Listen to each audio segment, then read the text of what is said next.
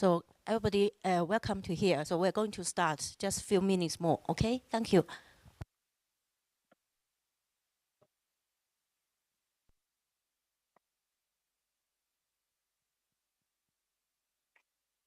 Can you hear me?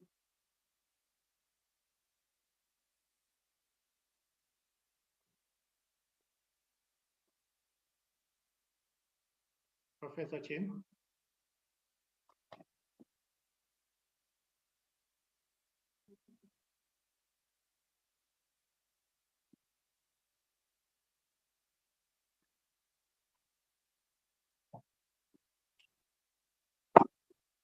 Okay.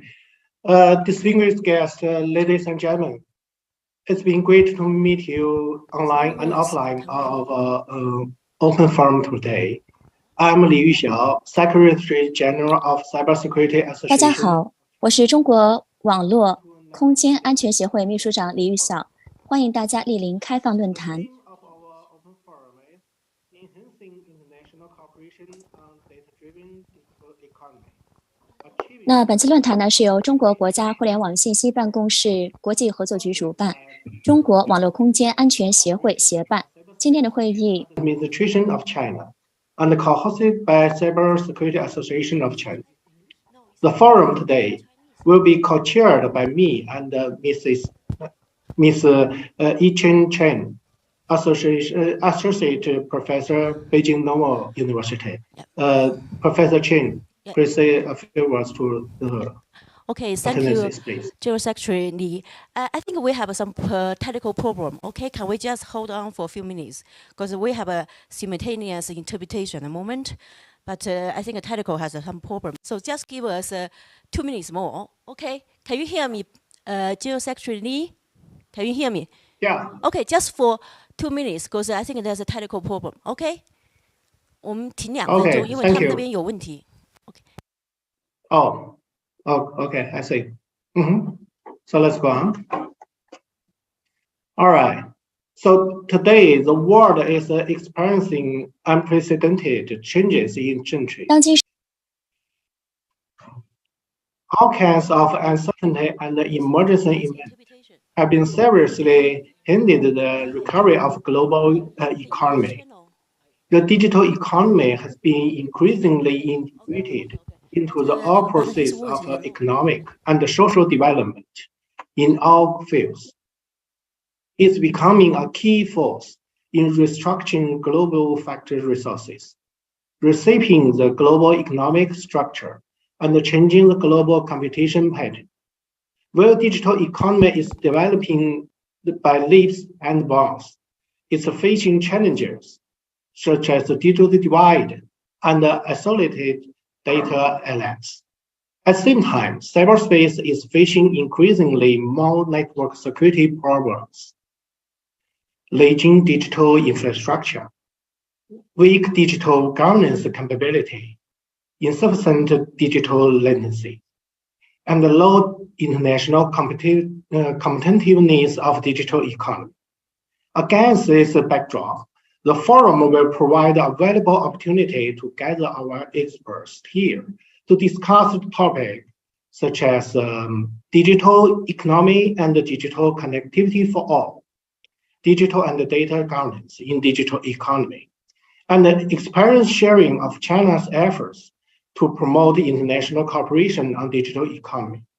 With the efforts to jointly promote international cooperation in digital economy and build a closer community with a shared future in cyberspace. So first of all, I suggest our guest speaker to turn on your camera and say hi, okay, to everybody. Please, I hope you can turn on your camera. And maybe also I hope that you can wave your hand to all.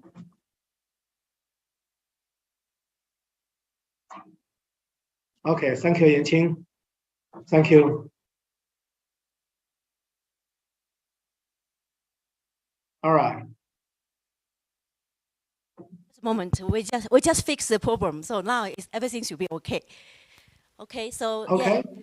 Can I just welcome everybody to come to our workshop, open forum on the international cooperations and enhancing international cooperation and data-driven digital economy, achieving the digital collectivity and the common prosperity. So I just want to say something, because we have simultaneous interpretation. So therefore, when some speaker were speaking in Chinese, but they were interpreted in English, okay, so no problem. Then we will pass the time to General Secretary Lee again. So please, General Secretary Lee, can you invite our first speaker?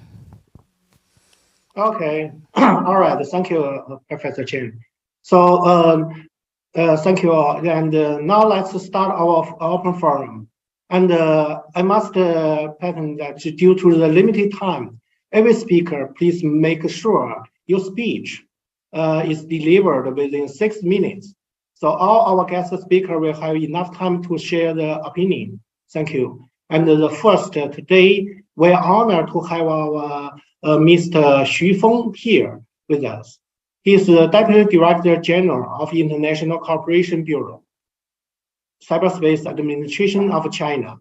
Let's applaud to welcome Mr. Xu to address. Feng, please.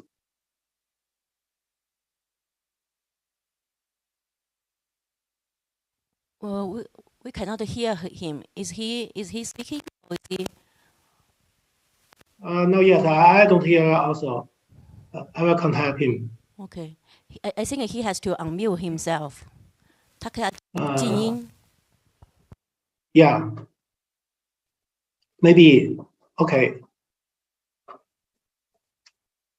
Can you hear me? Yes, Yes, great. please. Very great, very clear. Please also open your screen if we can let us see you. Okay. Actually, I cannot open my camera because of the restriction, I think, maybe. I don't know the problem. I think. Okay, so just you can give us you can your presentation. You can open your screen, audio, video. 您应该可以有权限可以开的，开你那个视频。Yeah, please go give him the co-host, please. Okay, now it should be okay. 请您开一下您的视频，应该现在可以了。Can you open it? 您可以吗 Okay, thank you. All right. Great. Good morning, good afternoon, ladies and gentlemen. It gives me great pleasure to join you at the 17th United Nations Internet Governance Forum, number 56, Open Forum, to exchange views on the topic of enhancing international cooperation on data-driven digital economy, achieving digital connectivity and common prosperity. On behalf of the Bureau of International Cooperation, Cyberspace Administration of China, I would like to extend warm welcome to all the guests and friends participating both in person and online. As Chinese President Xi Jinping pointed out, digital technology, as the forerunner of the world's scientific and technological revolution and the industrial transformation in this era, has been increasingly integrated into all aspects of economic and social development, profoundly changing people's way of life, production, and social governance. From digital infrastructure building, digital transformation in society, to application of new technologies such as 5G and the Internet of Things. From initiation and signing RCEP to working towards joining DIPA and the CPTPP, China is always committed to promoting balanced, coordinated, and inclusive global development, taking an active part in global governance of digital economy, advocating joint governance and shared benefits, and promoting mutual beneficial integration so as to share the development outcomes of digital economy. Recently, China has released the white paper on jointly building a community with a shared future in cyberspace, which introduces China's vision of internet development and governance in the new era, and its actions shares its achievements in promoting the building of a community with a shared future in cyberspace. and outlines the prospects for the international cooperation. China has always been committed to promoting the building a peaceful, secure, open, cooperative, and orderly cyberspace by carrying out extensive international cooperation in the digital field and sharing development opportunities of the times with the rest of the world. This open forum aims to build a bridge of communication and exchanges to explore digital connectivity for all and the development of digital economy, calling on stakeholders to work with the international community for more unity and cooperation. Another goal of this forum is to share China's experience in developing digital economy so as to promote a steady development of digital cooperation and foster an enabling international environment for the development of digital economy. Taking this opportunity, I would like to share with you some of my perspectives. First, we need to uphold connectivity and enhance digital connectivity for all.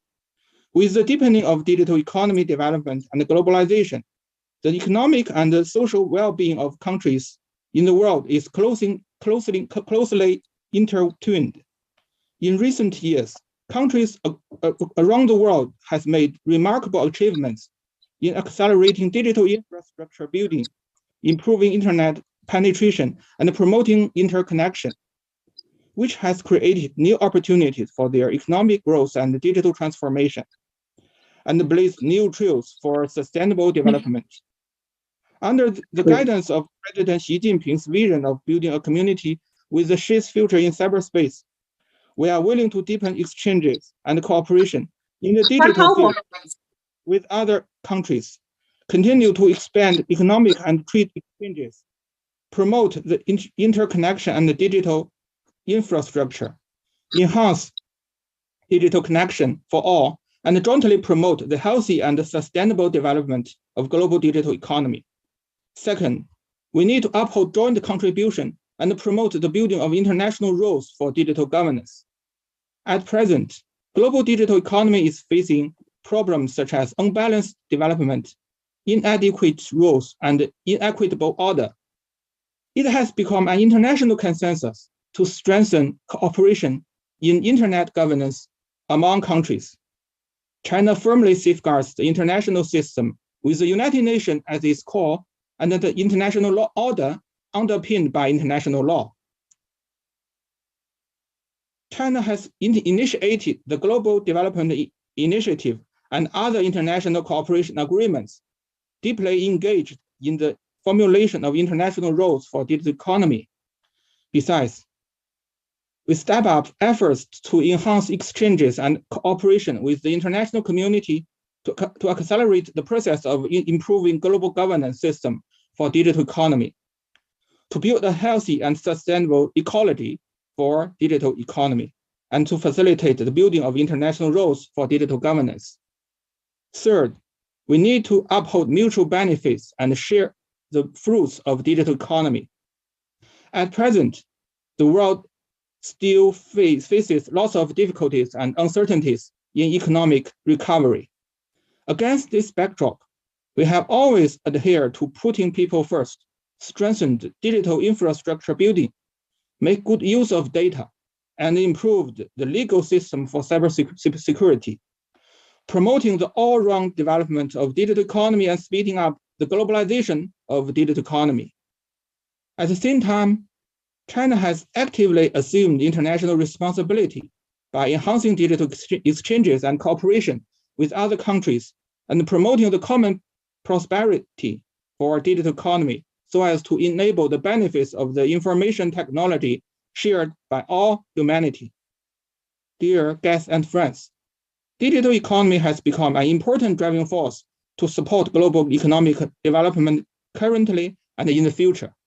China is willing to work with other countries to deepen international cooperation in digital economy for interconnection and common prosperity on the basis of common development, mutual benefits, and universal security.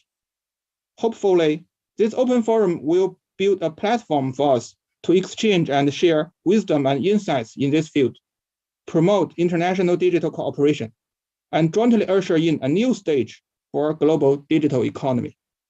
Last but not least, I wish this forum a big success. Thank you. Thank you for your inspiring address, Mr. Xu. Thanks. Now we will give the floor to Professor Ikin Chen, who is in the physical venue in Serbia. She will proceed over the session of keynote speech. So let's welcome Professor Ikin Chen. Okay, thank you, General Secretary Li Yuxiao. So for the second part, I will chair the second part of the guest speakers. We have 5 guest speakers who will deliver their different presentation and speech. Okay, so the first one, we will welcome Latif Latid, who is the president of the IPv6 Forum to give his presentation. Okay, let's welcome President Latit. Please play his, because he recorded his video presentation, so we have to play, the video presentation on behalf of presidents. Okay, please. Good morning to you from Luxembourg. I'm Latif Ladid, IPv6 Forum founder and president, as well as ETSI IPE ISG chair. I'd like to share with you a couple of thoughts primarily on IPv6, the international cooperation, and the projects that exist between China and the EU. So first of all, IPv6 is now practically booming. We have now crossed 50% worldwide IPv6 penetration. So some 2.5 billion people are using IPv6 and most probably not even knowing it. So the biggest deployer of IPv6 is obviously China, with more than 700 million IPv6 users using primarily 4G and also 5G. And 5G is deployed largely in China. More than 80% of it is deployed in China, as well as India with more than 350 million IPv6 users. So it shows that Asia is a leaping frog in becoming the first continent, if not, 2/3 of the IPv6 world will be running into the country. This is fundamental for the deployment of many new technologies, such as IoT, 5G, cloud computing, as well as data transparency, since the end-to-end model has been restored, and many new applications that are very important in the future, such as blockchain for all kind of the supply chains, such as food and logistics and medical and so on. So these areas are going to be handled primarily through the end-to-end model of IPv6, which is very important. Now, in terms of data sovereignty, I think the model of the European Commission, which is the Gaia X, is a very important step forward, and I would highly recommend that all the other nations use this platform, also take into account GDPR rules, which give certain privacy to the data of every single user. And this is really a fundamental way forward to move there. So the international cooperation between all nations is fundamental, as the internet is an open platform. So with IPv6, we'll be able to communicate end-to-end with each other. So the peering has happened so far at the ISP level. Now the peering should happen at the end user level. So end user peer-to-peer is really the next step for innovations in many applications in the future. And the data sovereignty is really fundamental, as each country now should really archive its data in its country and not leave it up to international companies to expose your data due to other policies of the other countries. So I will not sign any of them, but they should also comply to these rules. And the international cooperation especially between China and the EU is really fundamental. And one of the very good projects is the Macau and the Fraunhofer Institute sharing data between each other, run by the Beijing Internet Institute, led by our VP for the IPv6 Forum Worldwide, that's Mr. Liu Dong. And I really appreciate the work he's doing in order to get certain serious cooperation between the European Union and China. And I think that's the way forward for all of us. I know we have a hard time these days, to talk to each other, but these things are only temporary. So the future is to those that are promoting peace and prosperity, as well as business opportunities for all countries at the same level. So I would expect this kind of cooperation between these two countries are going to be a symbol of cooperation for the other countries to follow, so that everyone is on the same wagon. So I appreciate your invitation to be part of this session, and I wish you an excellent discussion among you. And I'll hope to read the minutes of your session very soon. Have a great conference. Thank you. Okay, thank you very much for President Nati's presentation and for his best wish to our workshops. So next, we would like to invite, because I think we have some issues about, we would like to invite Mr. Yahya Sanei. He is the member of board and the executive manager of the Palestinian Chinese Friendship Association to deliver his presentation. So his presentation, his topics is on the achieving common development in cyberspace, deepening international collaboration in the digital economy, and achieving communication and common prosperity. Okay. Please welcome Yahya Saleh, the Executive Manager of the Palestine Chinese Friendship Association. Thank you. Mr. Li Yuexiao, Secretary General of the Cybersecurity Association of China. Honorable attendees, ladies and gentlemen, first of all, let me tell you about a situation that happened to me during the corona pandemic, COVID-19 2020.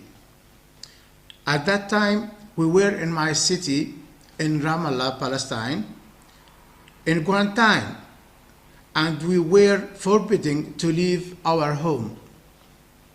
I had nothing but the internet and virtual world, and I started searching the internet, browsing social media, and soon I joined the groups on WeChat of foreigners with ties to China, and we began exchange personal experiences and information, and everyone provided data about some products, especially during that period, medical and health products were highly demanded in the global market, and we succeeded closing some commercial deals.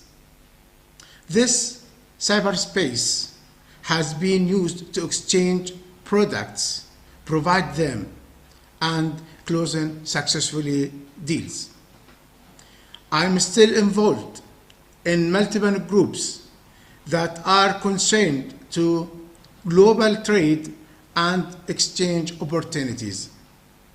Therefore, in order to develop and benefit globally from cyberspace, international cooperation must take place in cyberspace and benefits from the initiative on China-Africa jointly building community with a shared future in cyberspace to become a global initiative. Because of its comprehensiveness, clarity, transparency, and world mutual benefit. Thus, I would like to emphasize some of the following points. One, development and improving the level of access of the internet. Two, developing public service on information and communication technology. Integration of the digital image with industrial development. Ensure joint security and enhanced mutual strategies confident in cyberspace and protecting its critical information infrastructure. 5. Improving the management of personal information security and intensifying international cooperation in the field of combating cybercrime and cyber terrorism. 6.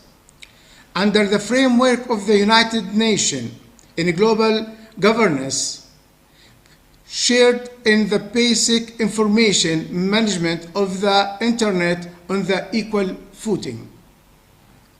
Concerning the mutual benefits of the cyberspace, especially e-commerce. It provides more opportunities for small businesses in the digital economy and world cooperation. 8. Guiding the world into a common market that displays its products, services in cyberspace. So, cyber would make networking and a fair communication for everyone to spread the benefits towards the world. 9. Privacy in dealing with digital content for each digital region. Each country has its own peculiarities and traditions that differ from country to country, region to region. 10. Preserving personal freedom in digital content that does not exceed the freedom of others. 11.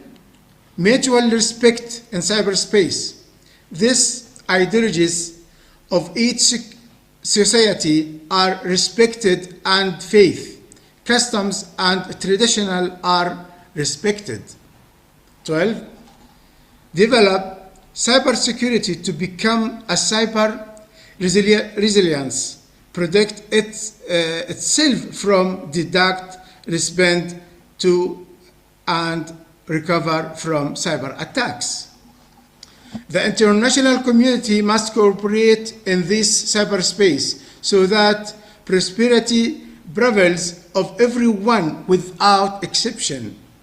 We must cooperate by everyone to overcome the dangers and difficulties facing the world and achieve justice and prosperity for all. Finally, I support and encourage Chinese President Mr. Xi of building a community with a shared future of humanity in cyberspace as well. Thank you and goodbye.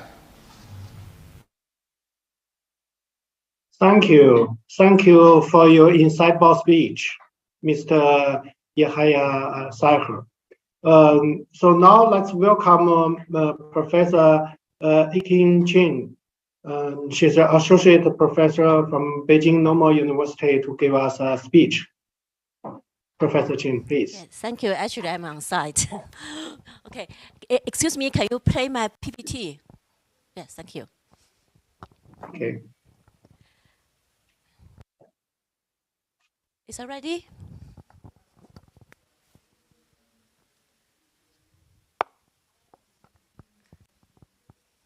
Can you play my PPT? The PowerPoint, please. Okay.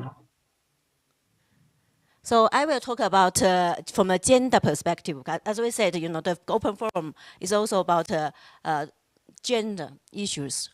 So my talk is about building gender inclusive digital ecosystems, and not about in China, but it's just generally, because gender issue is important in terms of digital ecosystem. So so as I said, gender is gender inclusive of the gender is a global challenge for all the countries, not only in China or in developing world as well. So if we look at the OECD's report, this is a recent report published by OECD. They said women are underrepresented in ICT jobs, top management, and academic career. So men are 4 times more likely than women to be the ICT specialist. Okay, this is a report from the OECD. So if you look at this is a statistic from the UK, United Kingdom. So we can see, even in terms of pay, the gender pay right, we can see that more women work part-time than men. But the men experience the most growth in part-time wages in 2019. So basically, in terms of labor market, women have more doing, they prefer part-time job than full-time because of different reasons, like a family, to have to look after their family, okay? So majority of mother also works in UK. So, but women usually, they pay less, even as a part-time job workers, they pay less than men. So, and if we look at different features, we found women constitute more than 40% of the workforce, but hold only less than 2% of the top management positions. So actually, if they want to do a promotion between men and women, usually women has to receive a higher performance rating than promoting men to get senior positions. And also minority women, particularly at risk, women from the ethnic minority groups. So therefore, they have a very small percentage of professional and managerial private sector positions. So the other things, main barriers for them to advancement is not having influential mentor. Mentor is also, that this is the kind of, you have somebody to guide you to climb the career ladders, and also the lack of the information, informal networking with the influential colleagues. Networking is also important in terms of senior management jobs, and lack of the company role models for members of the same racial and ethnic groups, lack of the high visibility assignments. So these are reasons which contribute to the gender bias, and unequal payments between men and women. So that's one of the other issues is glass ceilings. There's a subtle and non-subtle barriers to women's career progress. So I think we have many women presented here. Maybe you can have some own experience about the glass ceiling as well. So, and if you look at the barriers, what kind of barriers for women to progress in the IT industry and the digital economy industry? So those are the barriers, okay? So for example, perception about a woman's potential. So what is our role? We have a different society, different culture, and have a different perception about the woman's role and their potential in the society. And also there's a stereotypes. So for example, you have a male boss, or the board of director, if the majority of them are male, whether they are willing to recruit a female, members, because they have their perception about what are capable senior management. So this is also an issue about the stereotypes. And as I said, that's another reason, like absence of a role model and career information and guidance, and career breaks. For example, if you have children, you will get a maternity leave, which usually takes 1 year or 2 years. Will you manage to come back after 2 years or 1 year gap? I think it's very challenging for many women to achieve that. Okay, and the caring responsibility. So we have to care about our family, elderly people, elderlies, and the children's. So this is also our responsibility. And the other thing is full-time working being the norms.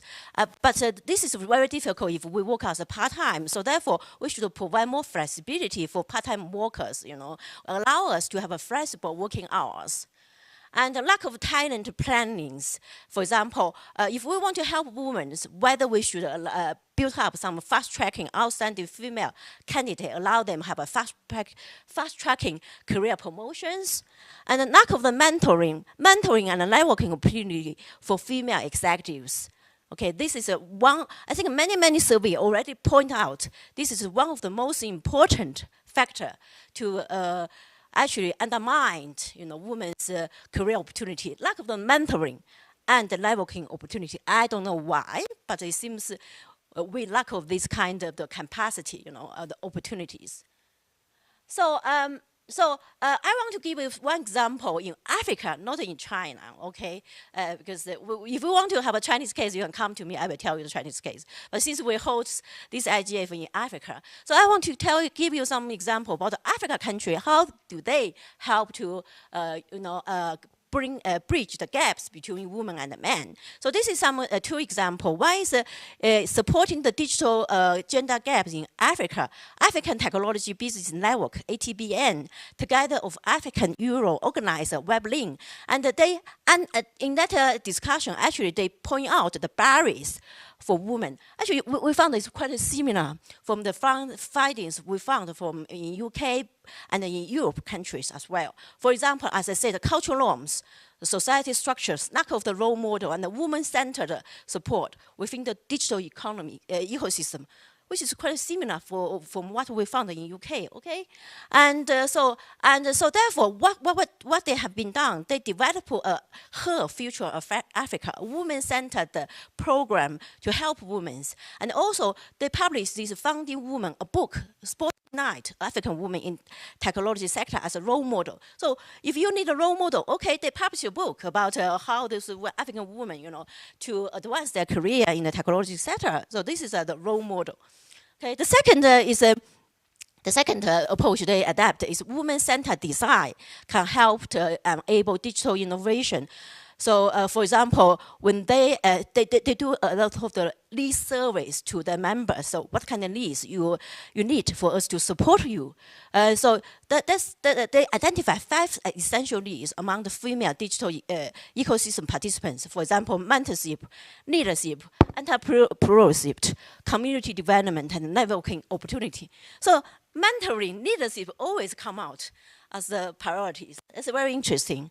And also they create an initiative which train and equip women with the technological skills and the female entrepreneurship tools, which development the women's leadership and give them support in terms of the financial fundings, okay? So it's a very interesting project. And the next one is about how do they mobilize the international network to help the African women to get more knowledge and skill, because they mobilize the people and administrative organization with diverse resources, for example, expertise and the capacity to coordinate the efforts to drive the systematical change. For example, they have this Coalition for Digital Equality. These coalitions, they have the connect African digital economies actors and the policymakers in UK, academias and the industry partners to help them to collaborate in addressing the digital gender divide in Africa. So international collaborations, assistance from the other society, from the other countries, is also very helpful in terms of address the digital gender gaps. So in the end, what are the challenge? The challenge is that we have to think why we need this kind of closing the gender gap. What are the benefits? Okay, why do we need to do it? So everybody and every company have to think this question hardly. And so we will not see the impact overnight, but this is around recognition, not only your pool of the talent, but the culture and the social norms that dictate and challenge the way you work, tackling the equality where we sit, and making sure we are walking that talks. So this will not happen overnight, and is also influenced by the cultural norms and social norms. So we will have a long way to go. Okay, that's all what I want to say. Thank you very much. So I give the time back to General Secretary Lee. Thank you, Professor Chen. You gave us a very important issue for the gender is for the digital ecosystem, how to build it. I also think that is very important for us to think about the digital equality. Thank you. And now let's welcome Professor Wang Yiwei, German Chair Professor in the European Union, Director of the Institute of International Affairs at the Renmin University of China, to give us a speech. Professor Wang, please. Thank you, Secretary General Li, and thank you for the organizer kind invitation. My presentation is on more digital Silk Road in the post-COVID-19 era. Even though the COVID is still going on, but we should think about the future. Globalization, people mentioned about the new liberalism, globalization is end.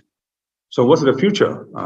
Some people say this is the globalization, global regionalization, even some global fractalization, also called decouple, the new Cold War. But at the same time, I think the globalization is transforming to digital and green globalization.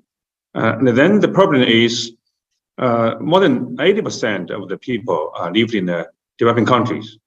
Those people suffered most earlier from the globalization, benefit late and less from the prosperity of globalization. Looks this map, people actually not vaccinate enough.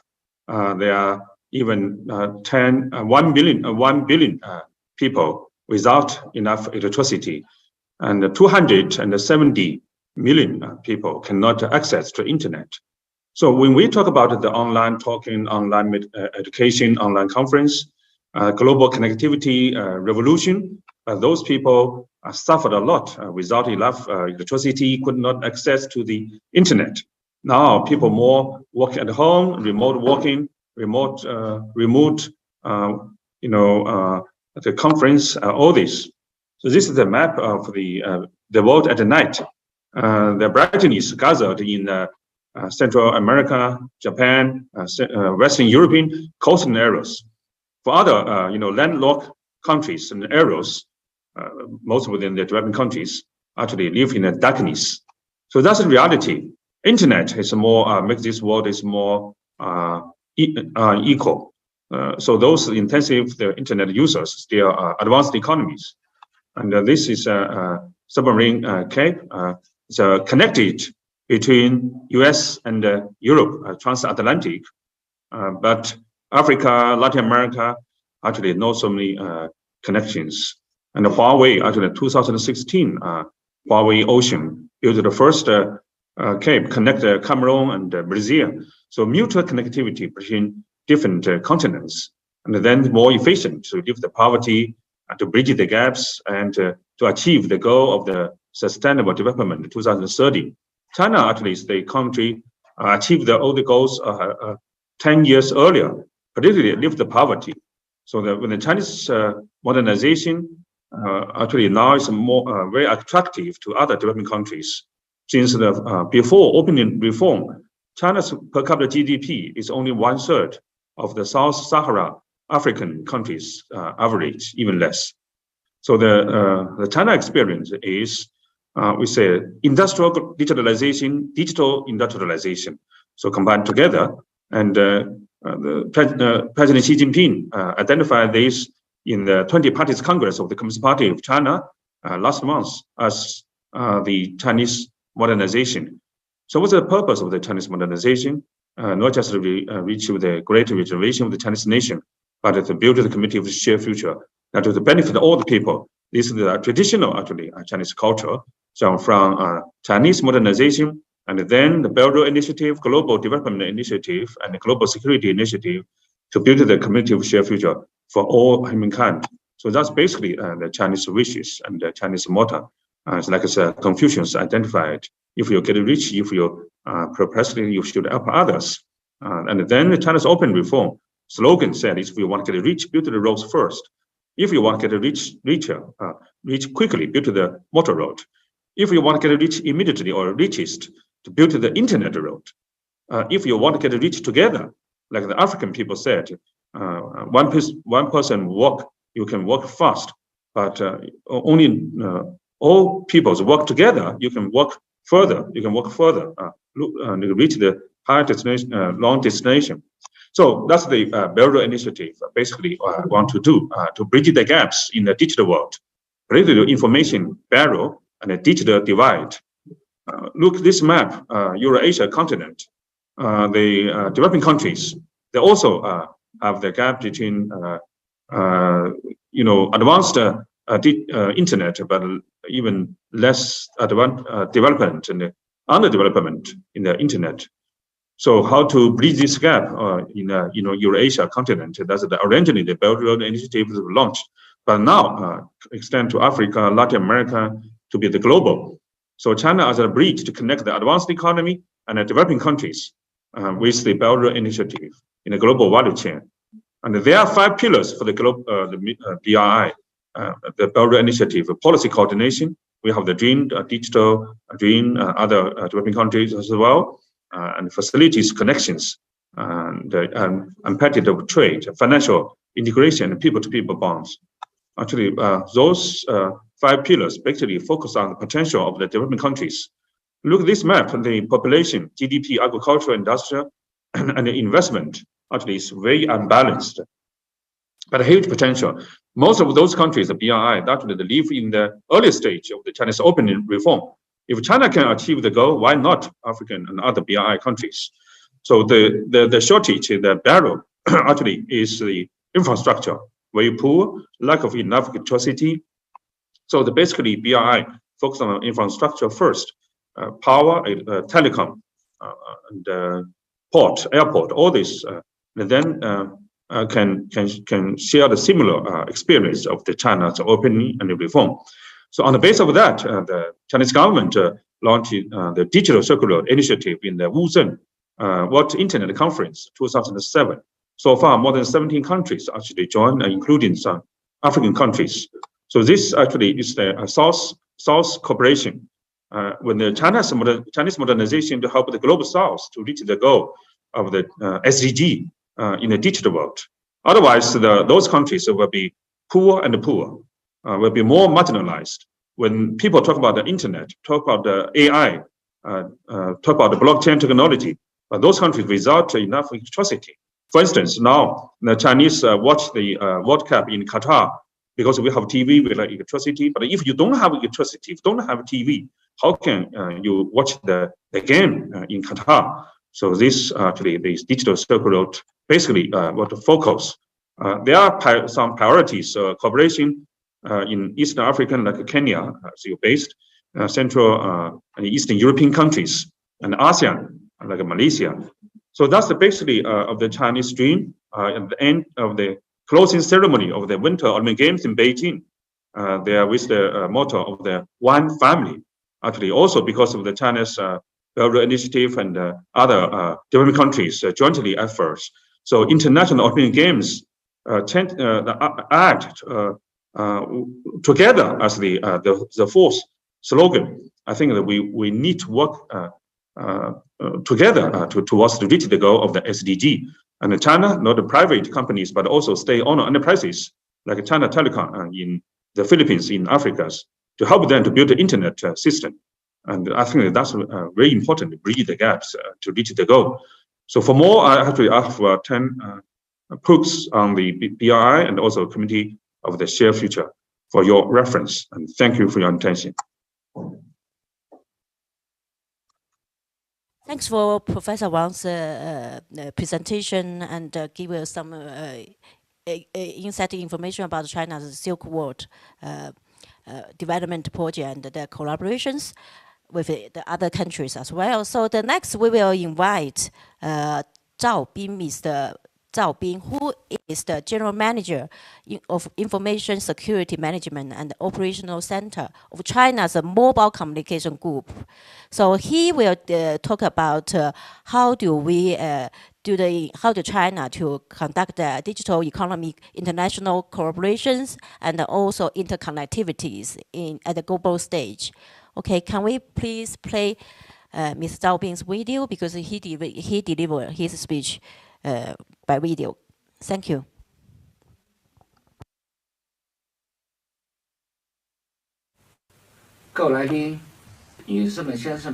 Distinguished guests, ladies and gentlemen, I'm so happy to attend the 17th UN IGF Forum. Mr. Fi Xiaotong once said, we need to appreciate the beauty of each civilization and achieve common harmony under the sky. I really love his words, so I have chosen a topic of my presentation: value, appreciate each other's beauty, and achieve common prosperity.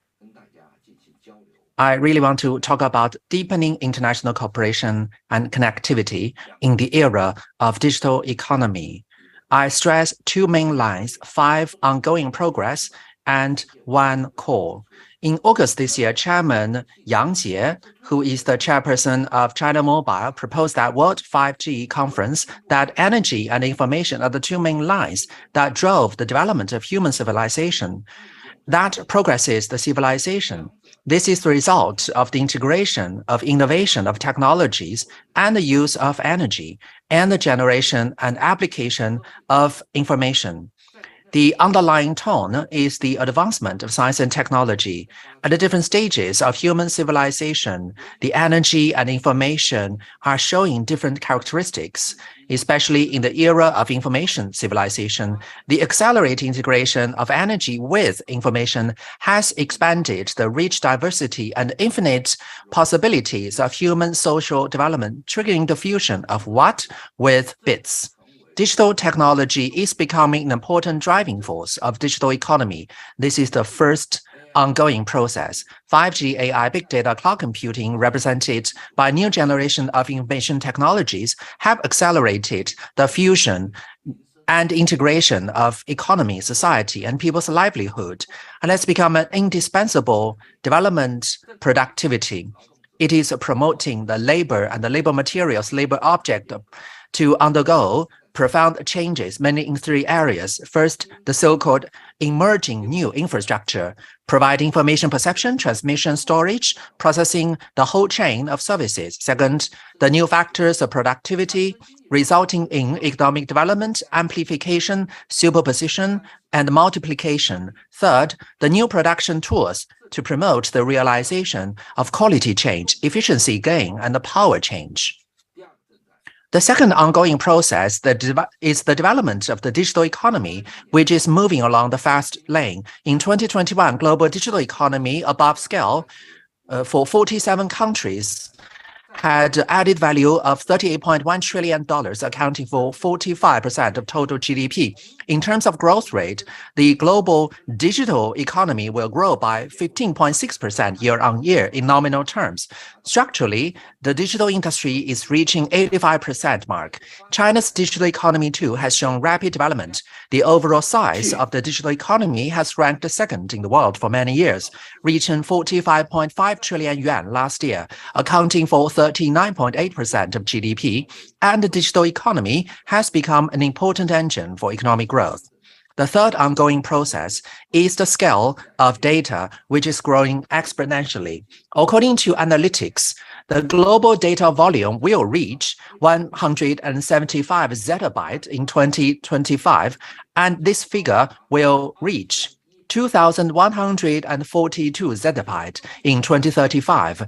China's data growth is the most rapid, higher than the global average annual growth of 3%, and expect to reach 48.6 zettabytes in 2025, accounting for 27.8% of the global data volume, expected to become the world's largest data circle. The fourth ongoing process is data security is facing huge challenges. On the one hand, data leaks are high and frequent, with 1,825 data leaks events reported worldwide last year, leaking up to 40 billion pieces of data. On the other hand, the means of attack continues to upgrade. Data pollution, supply chain poisoning, data erasure, ransom attacks, and other attacks have brought serious threats to data security. In this context, the fifth ongoing process is data governance has become the focus of the world's attention. The US, EU, UK, Japan, and other major economies around the world are developing, utilizing, and controlling data as a strategic resource by introducing national data strategies, improving domestic data legislation, and enhancing international data cooperation, and focusing on the cross-border flow of data.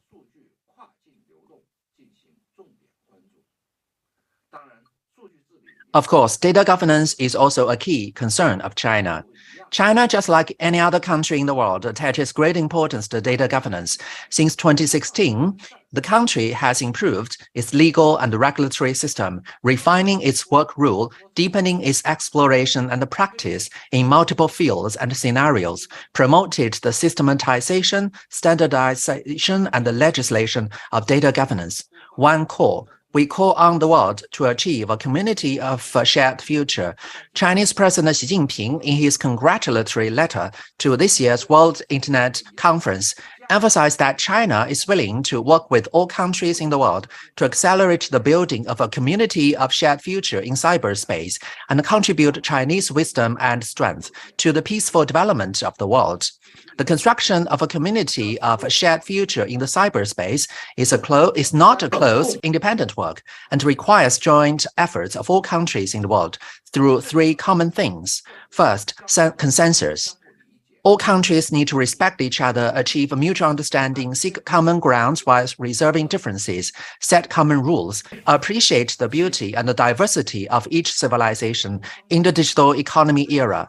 The second is a shared governance. We should seek participation of multiple parties, enhance mutual trust, expand, improve the circle of friends, continue to strengthen interconnection and international cooperation. The third is win-win. We share the results of governance, shared experience of governance, work together to promote the common prosperity of the civilization's digital economy. Finally, coming back to Mr. Fei Xiaotong's 16 words, the beauty of each other should be appreciated. When beauty is appreciated, the world will become a whole. I hope to work with you to deepen international cooperation and interconnectivity to achieve common prosperity under the sky.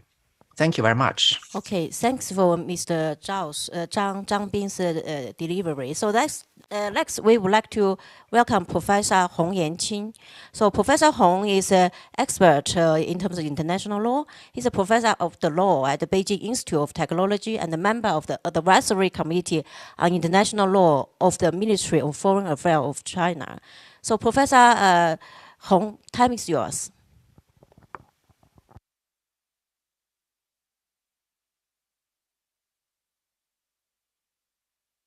You have to unmute yourself. You have to unmute yourself. 洪老师，你要不要静音？解除静音，你可以解除你的静音。Okay.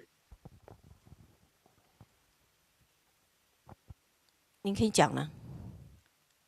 你能看到我的 PPT 吗？可以看到。然后您讲，我声音也听得见，可以了。Okay. Thank you for having me in this open forum. My topic of presentation today is about cross-border data flow. We all know that more and more trade in goods and service rely on ICT technology, which in turn produce massive data and require cross-border data flow in order to complete the trade. We also know that more and more countries start to regulate the location of data storage and the cross-border data flow to prevent security risk to data itself, to people, or to society in the countries. Therefore, we need to have an institution or mechanism to bridge the gap. Among all this legal instrument and the mechanism to sustain cross-border data flow, certification stand out as a special appealing to business. Essentially, certification give cross-border data flow a data processing activity a sign of trust, which holds for a period of time, mostly 2 years or more. Here we have the most mature certification mechanism in EU's GDPR, the binding corporate rules. The applicant body in EU submit its internal rules and of data protection to DPA for certification and implements the rules within the group. Once the DPA grants the certification, data can then flow freely to every entity within the group. Another certification mechanism is the Privacy Shield Agreement between the EU and the US. Essentially, EU sets the rule for processing of European data by the US company in the US, and the US company applies certification of compliance with this rule to the Commerce Department of the US. These two mechanisms all govern only one direction of data flow, that is flow of data from the EU to other countries.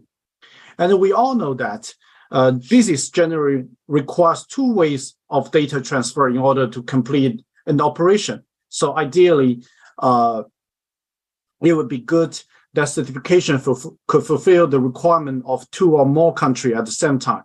This requires international cooperation. And currently, CBPR system stands for such an example. As you can see in this diagram, each participating economies grants certification to applicant companies within its own jurisdiction. And the rule of certification for all economies is the same, which is APEC privacy framework. But unfortunately, the APEC privacy framework, which CBPR relies on, seems a bit outdated and doesn't provide adequate, robust protection for data. So finally, I would like to offer my suggestion for the One Belt and One Road initiative, especially for digital cooperation. First, we could start from the modern legal instrument for data protection, such as GDPR or Convention 108, which offer better protection than the APEC's privacy framework to form the basis for rule of data protection. Second, amending such a rule according to the opinion of participating country to reach broadest consensus and adapt to each country's reality. Third, adapt from the enforcement mechanism of CBPR. In this way, I think we could have a modernized mechanism to sustain digital trades along the One Belt and the One Road initiative. And this concludes my presentation. And thank you again for this opportunity. Okay, thanks, Professor Hong. It's a very clear, explanation about the adequacy and the inadequacy of the global data flow. Okay, international framework. So next, we would like to invite Mr. Just a moment. We would like to invite Mr. Wang Junfeng. Wang Junfeng is his topic is on the confrontation, the challenge, and the continuity of digital economy and promoting the international consensus and digital governance. Mr. Wang Junfeng is the global chairman of Kings and Wood Manson's legal firm, and he's also president of the Belt and Road International Lawyer Association. Okay, please welcome Mr. Wang Junfeng. Distinguished leaders and guests, good afternoon. I'm privileged to have the opportunity to attend 2022 Internet Governance Forum to exchange views with all participants on the global development of the digital economy. It constitutes the shared commitment and the responsibility of the international community to develop, utilize, and manage the Internet to maximize its pluses to benefit mankind and promote the coordinated development of the global digital economy. Currently, the globalization of the digital economy is in the ascendant, and international digital cooperation is progressively intensified, whilst we are simultaneously aware that global development of the digital economy is facing multiple challenges, which demands our concerted endeavor to catalyze global digital governance forum. Firstly, trading in data is a new competitive resource, has triggered a host of new problems. For instance, regarding individuals, unauthorized illegal data transactions may lead to the infringement of individuals' rights and interest in their personal information. and the protection of personal privacy will be severely challenged. Regarding enterprises, the leakage of trade secrets probably ignored in data transactions coupled with the digital monopoly have eroded fair competition and innovation vitality. Regarding the nation, its data security is directly related to national security. Data trading, in the absence of effective management and regulation, may also jeopardize the national and social public interest. Secondly, the competition for data sovereignty among countries on the world arena has intensified, and the conflict of jurisdiction and law enforcement has become increasingly evident. Countries have successfully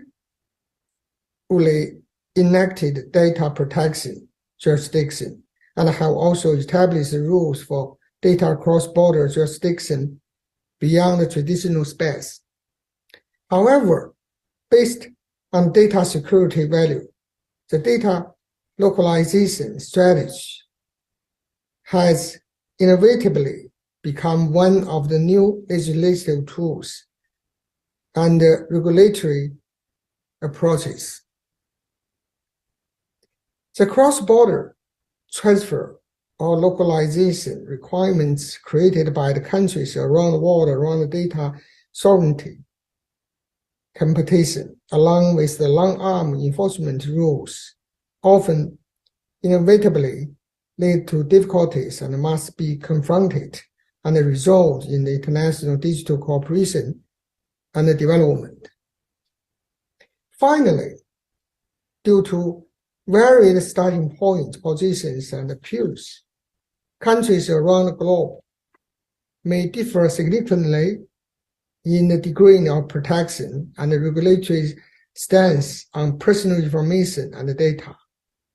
At the current data governance stage, it's an urgent issue to be tackled to equally and amicably trade differences caused by the varied economic development phases and cultural values in countries and regions. It's also an imperative to disagree and coordinate different data regulatory requirements.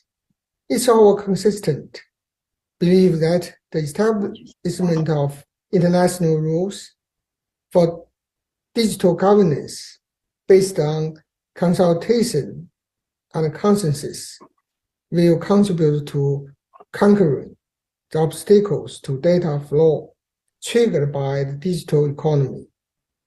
On the one hand, we should sufficiently pursue common benefits of international cooperation in the digital economy and promote dialogue to achieve consensus on the secure flow of data around the globe. On the other hand, we can maximize the cooperation strength of existing international multilateral rules and contribute wisdom and solutions to the rules for digital governance.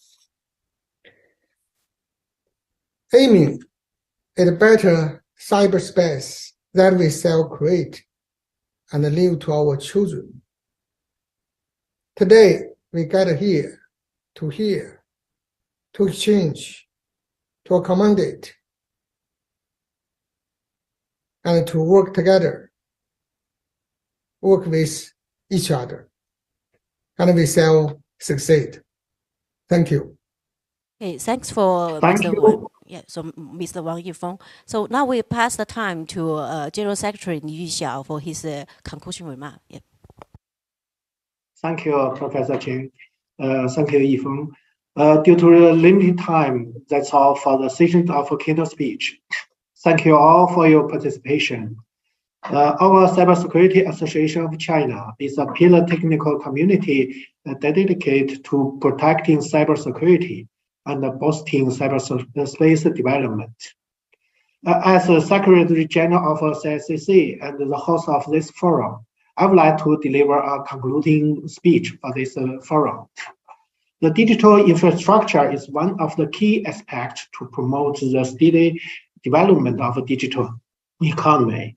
It can effectively transform and empower traditional infrastructure, providing key support and innovation momentum for the digital transformation of economy and society. China has actively participated in the international governance of digital economy by Indonesian and joining the G20 Digital Economic Development and Cooperation Initiative, the Global Development Initiative (GDI), and other international cooperation agreements. We have also deeply participated in the formulations of international rules for digital economy and the carrier of the intensive exchanges and cooperation with some countries in technology, standards, and applications ethics. To this end, we hereby call on all stakeholders to show their responsibility, further enhance exchanges and cooperation, and step up efforts on co-building and sharing digital economy. We encourage all stakeholders to formulate relevant policies and systems under the framework of the United Nations, taking concrete actions to break down digital trade barriers, bridge the digital divide, and enable all mankind to enjoy the dividends of the internet and the digital economy. It's hoped that the platform built by the UN IGF will play a more important role in this process, guide more stakeholders to participate in, make data exchange and cooperation the cornerstones of digital economy development, make technological innovation and cooperation the driving force of digital economy development, and make industrial development and cooperation the source of digital economy development. At the same time, we call on concerted efforts to strengthen cooperation on digital economy governance, promote the construction of a new global governance order, and jointly explore the establishment of the coordinated and collaborative international cooperation and the exchange mechanism for digital economy. In this way, we can guide development with norms and ensure the healthy and sustainable development of digital economy for all. That's all for my speech. And I want to say thank you all again for your active participation. Thank you for my co-host colleague, Professor Chen, and thanks for all our guest speakers. Also, I want to say thanks to our Captain Tracy. Thank you. I hope that we can look forward to meeting you again next year. That's all for today. Thank you. Thank you, General Secretary Yu Xiao. Sorry, because we are out of time. They already asked us to leave. So just a reminder, tomorrow morning we also have 9:30. We also have another workshop, which is 90 minutes workshop in terms of the digital assets and digital divide for the elderly people in China. So you're welcome to join us 9:30 tomorrow. We will have more time to discuss. Okay, thank you for coming. Thank you. We have to finish here. Thank you. Bye. Thank you. Bye.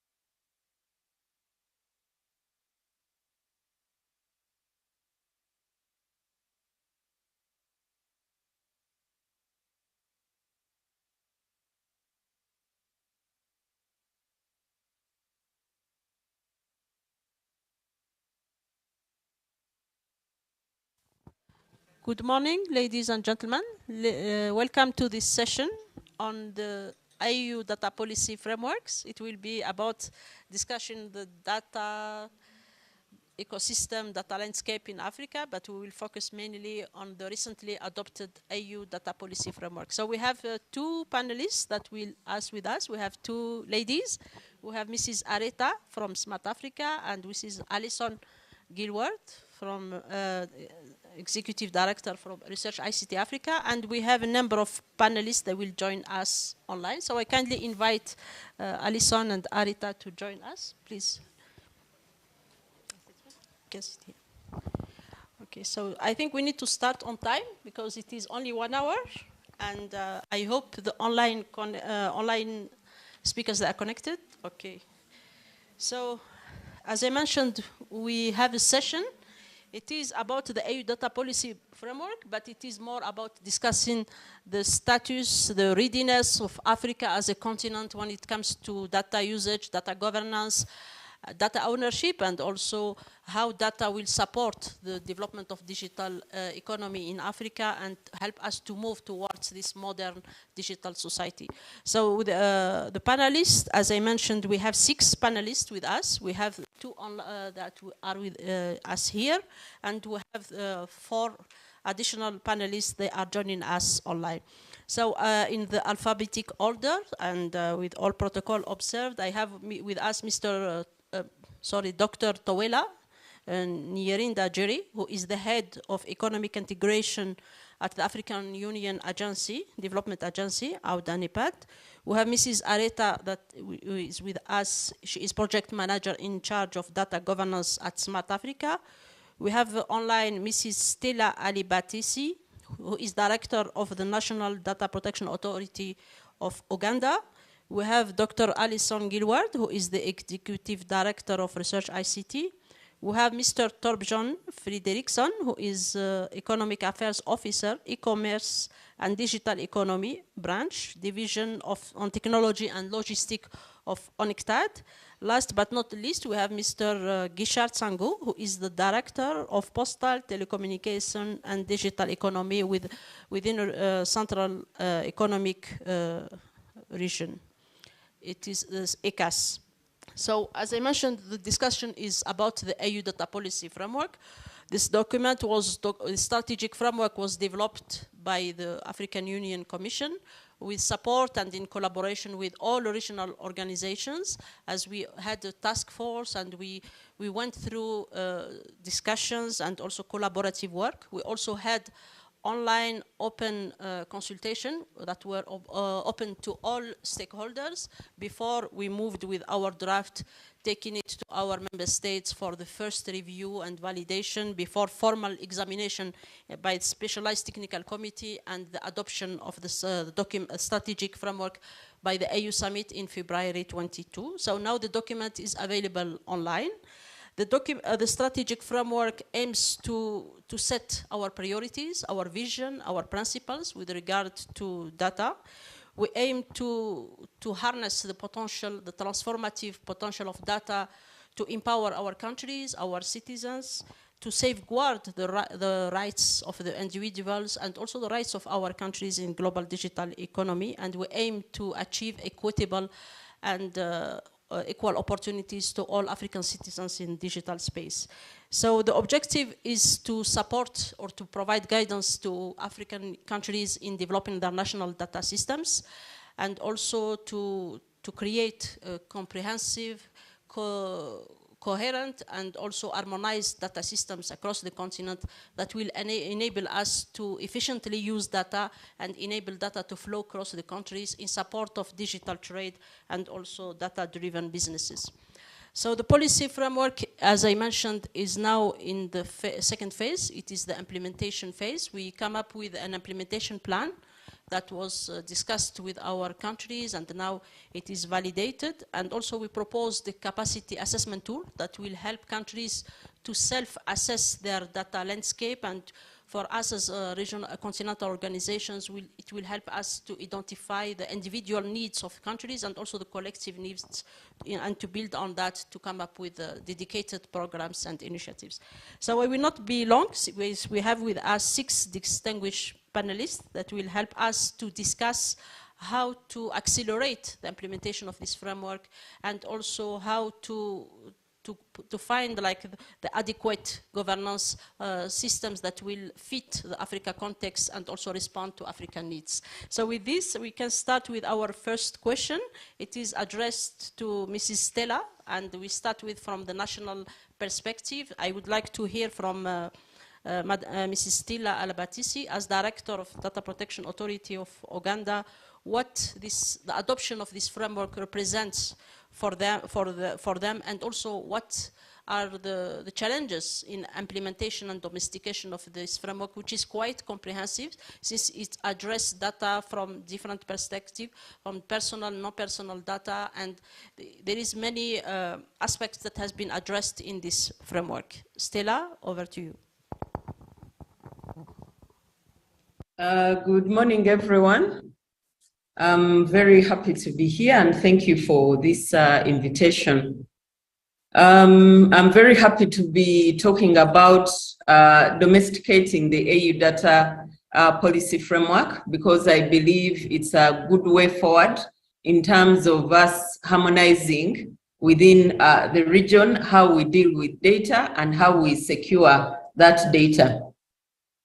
What this means to us as Uganda or even other countries in terms of domestication would need to make sure that we provide for these recommendations within our various policies. In many cases, we may need to review existing policies or even to prepare a standalone policy. For Uganda, I know we've already started on the national data strategy, and recently we had a workshop about maybe a month ago where we were considering who are the stakeholders to involve, what are the key issues, and I had the benefit of also presenting the AU data policy framework and what the lessons are for Uganda. So within that national data policy, it will be very critical for us as a country to provide for the recommendations that are provided within the policy framework. The beauty of the AU data policy framework is that the recommendations are very clear. The framework provides actions. AU has done an implementation plan and is also providing for M&E, which I believe will really support the different countries in domesticating this framework. Beyond the policy development, of course, once you're done with the policy development, within Uganda, when we develop policies at national level, they are required to be approved by the cabinet. The cabinet is the highest decision-making body for government. Once cabinet approves that policy, then it makes it much easier for the implementing ministry to cascade it to the other ministries, knowing that this policy framework requires a lot of collaboration across different sectors. Would also expect that once the policy is approved, then would also review our standards. What kind of standards do we have that supports the framework? If they need amendment, this would be the time to do those amendments. And of course, ensuring that we involve as many stakeholders as possible. Lastly, because we're given a very limited time, there are certain aspects of the framework that require implementation beyond policy development. Things like the data infrastructure, things like the resource mobilization, all these require funding. And for us in Uganda, for you to get funding for those initiatives, you must make sure that these recommendations are embedded within the National Development Plan.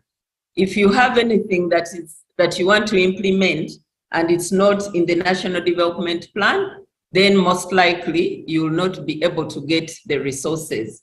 So in a nutshell, for us to really implement this framework, we need to update our policies or develop a new policy.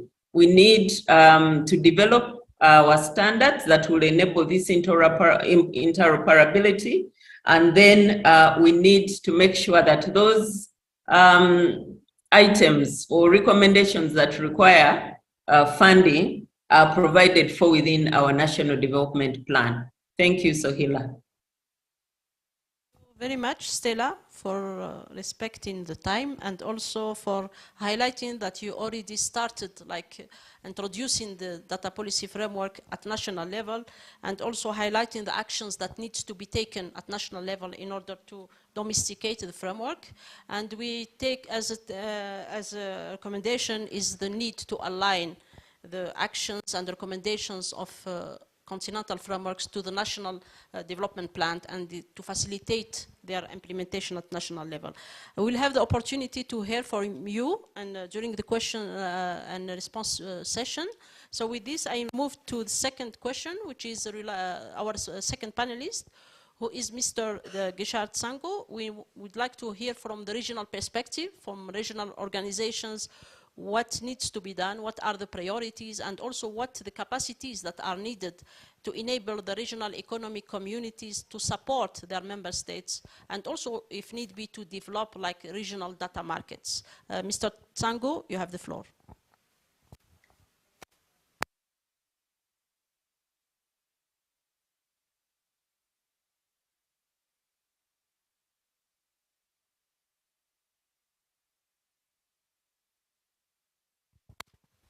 I don't know if Mr. Tsango is connected. Or maybe we can come back to Mr. Tsango later. Oui, allô? Oui, oui, bonjour. Just to, oui, bonjour. Yeah, just to let you know that Mr. Tsango will speak in French, but I will summarize his intervention for those of you who don't understand French. Thank you. Oui, bonjour. Vous pouvez... Bonjour. Bonjour, bienvenue à ce panel et merci d'avoir accepté notre invitation. Je ne sais pas si vous avez entendu la question. J'ai entendu la question sans problème. OK. Donc, je voudrais d'abord remercier la Commission de l'Union africaine et le GIZ pour avoir invité la Commission de la CEAC à prendre part à cet important panel qui porte sur l'implémentation du cadre politique des données de l'Union africaine. Je ne sais pas si je dois terminer mon intervention ou la traduction va se faire au fur et à mesure. Quelle est l'approche que tu proposes? Je propose que vous finissez votre intervention, après je vais résumer. Je pense que ce serait plus pratique. Merci. D'accord. Donc, pour revenir sur la question posée, les priorités au niveau de la CEAC dans l'accompagnement des États membres, parce que comme vous le savez, la CEAC est un des piliers de l'Union africaine, donc toute politique, tout cadre juridique adopté au niveau de l'Union africaine, nous en approprions pour que nous puissions assurer les implémentations au niveau des États membres. Pour insister sur le fait que, je voudrais insister sur le fait que nous, comme nous le savons tous, les données sont de plus en plus considérées comme une ressource stratégique. Du fait qu'elle offre de nouvelles opportunités dans l'entrepreneuriat pour les entreprises et les particuliers. Donc, les États membres de la CEAC n'échappent pas à cette révolution que les données sont en train d'apporter dans l'écosystème numérique. Donc, la CEAC a apporté une réponse globale dans sa stratégie de transformation numérique qui se repose sur plusieurs piliers. Je vais essayer d'aborder rapidement. Donc, le premier pilier sur lequel nous avons travaillé, c'est améliorer l'accès aux infrastructures. Parce que avant d'arriver à manipuler les données, il faudrait que nous puissions disposer des infrastructures qui permettent, que ce soit le stockage, le traitement ou le stockage et le traitement de ces données-là. Donc, face à cela, Les chefs d'État et de gouvernement de la communauté ont adopté en juillet 2020 un plan d'action consensuel de déploiement des infrastructures de communication électronique pour l'Afrique centrale. Donc, ce plan d'action regorge ou contient l'ensemble des projets d'infrastructures dont nous avons besoin pour bénéficier de ce qu'on appelle de l'économie numérique. Et parmi ces projets, nous avons les interconnexions entre les capitales des États membres, l'ensemble des 11 pays membres.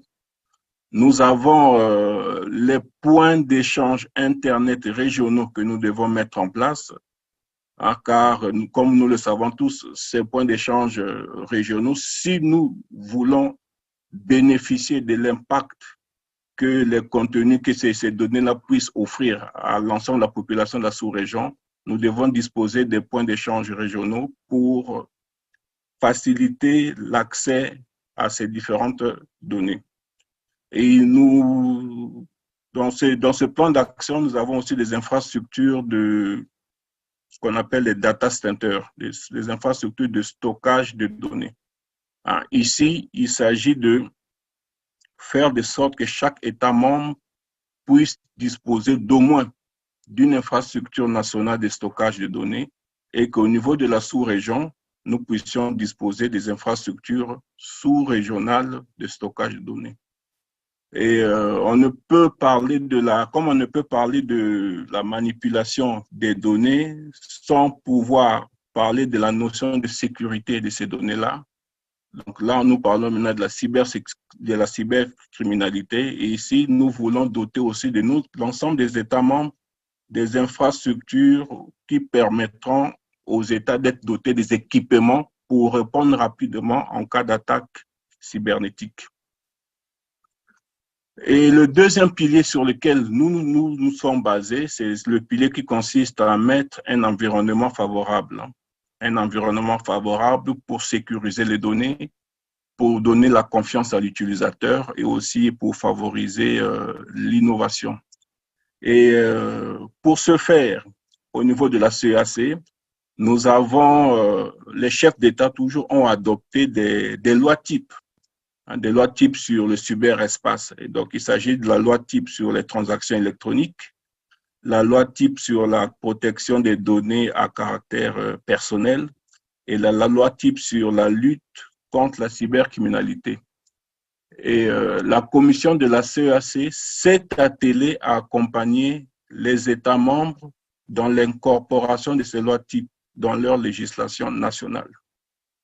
Donc, aujourd'hui, cet environnement est très indispensable, n'est-ce pas, pour pouvoir assurer, comme cela nous a été recommandé dans ce cadre qui nous réunit aujourd'hui, hein, de mettre en place cet environnement favorable pour la gestion de ces données-là.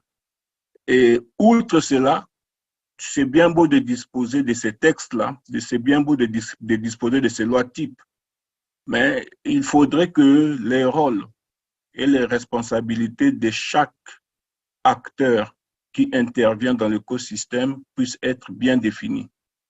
Et c'est en cela que la CEAC s'est proposée de pouvoir élaborer au niveau sous-régional une stratégie régionale sur la cybersécurité et la lutte contre la cybercriminalité. Ce sont des actions que la CEAC s'est proposée de faire, de développer aussi une stratégie régionale sur le commerce électronique. Donc, c'est en cela que je fais un clin d'œil aux partenaires, que ce soit techniques ou financiers, qui peuvent nous accompagner dans ces défis-là que nous nous sommes proposés en réponse, n'est-ce pas, à l'implémentation du cadre de politique des données de l'Union africaine. Le temps qui nous est donné est très court. Je ne sais pas si Souila, je suis dans le délai où je peux continuer.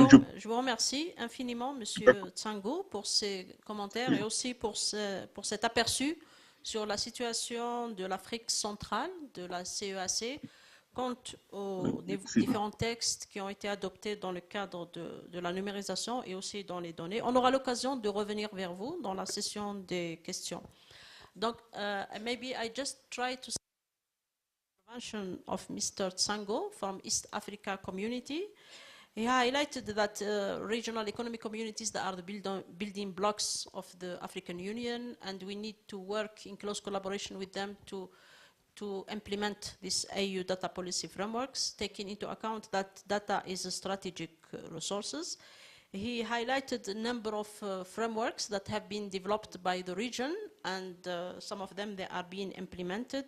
Namely, he talked about the digital transformation strategy for Central Africa region, master plan for development of infrastructure, broadband infrastructure, and to interconnect the different countries of this region, and also the need to have regional and operationalize a regional internet exchange point, need to have a regional data center, and also he mentioned a number of model laws, like model law on personal data protection, on cyber criminality, and also the perspective of developing a regional strategy for the... I think we do understand that the regions within the continent, they have their specificities.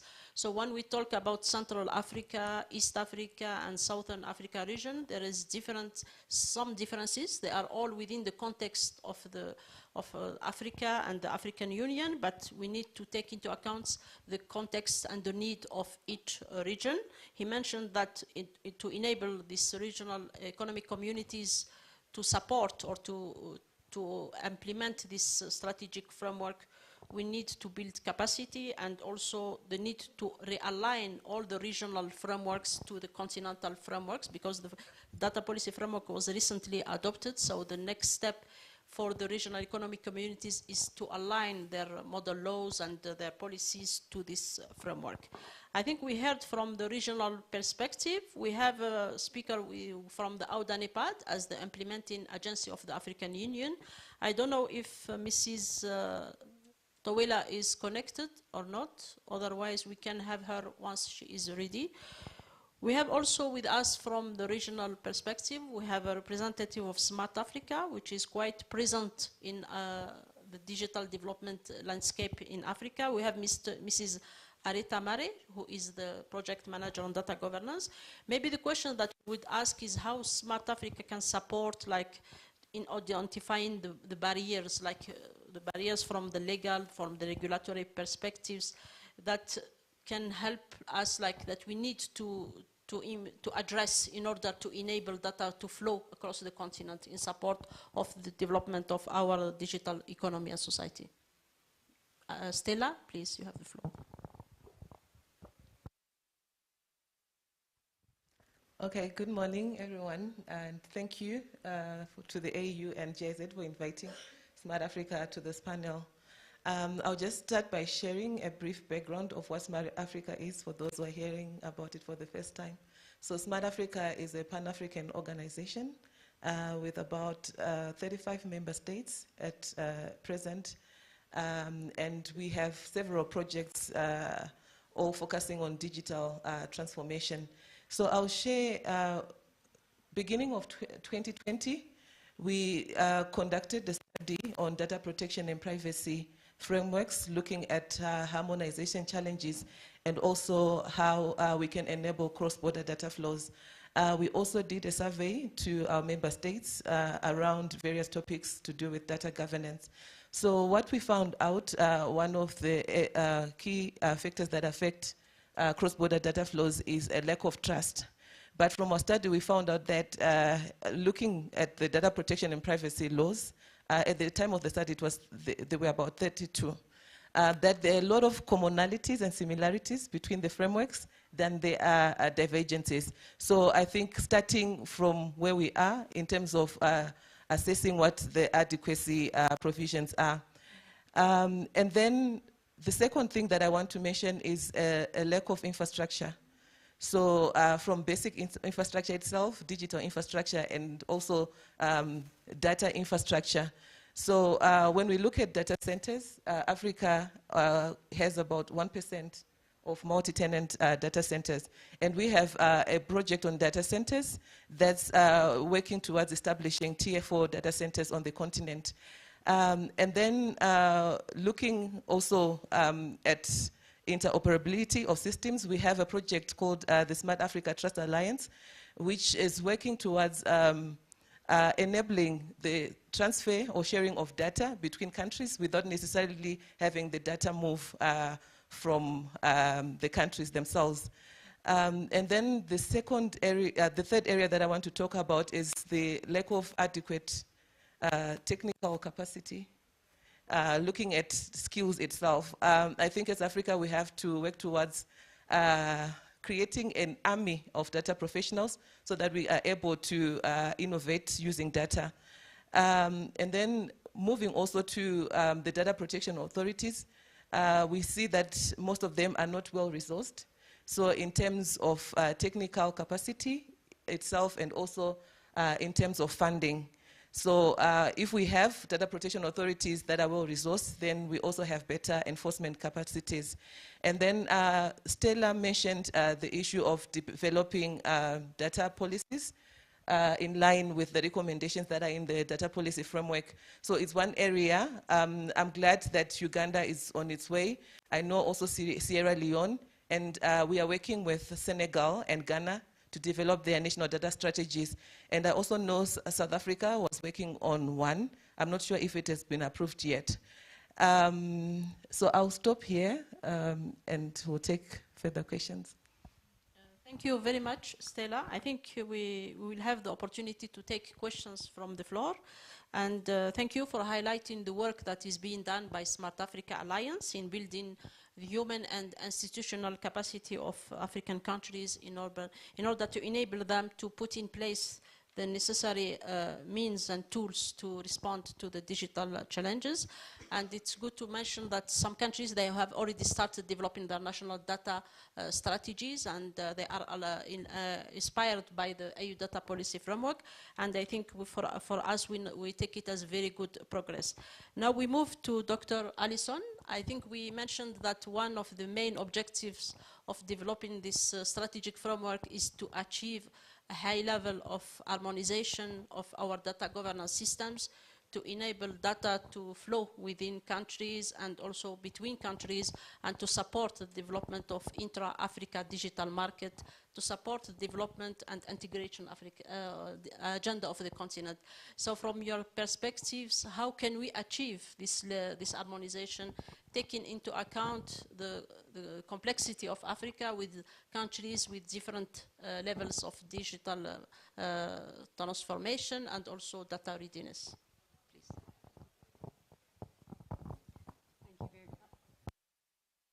Thank you very much, Suhila. Thank you.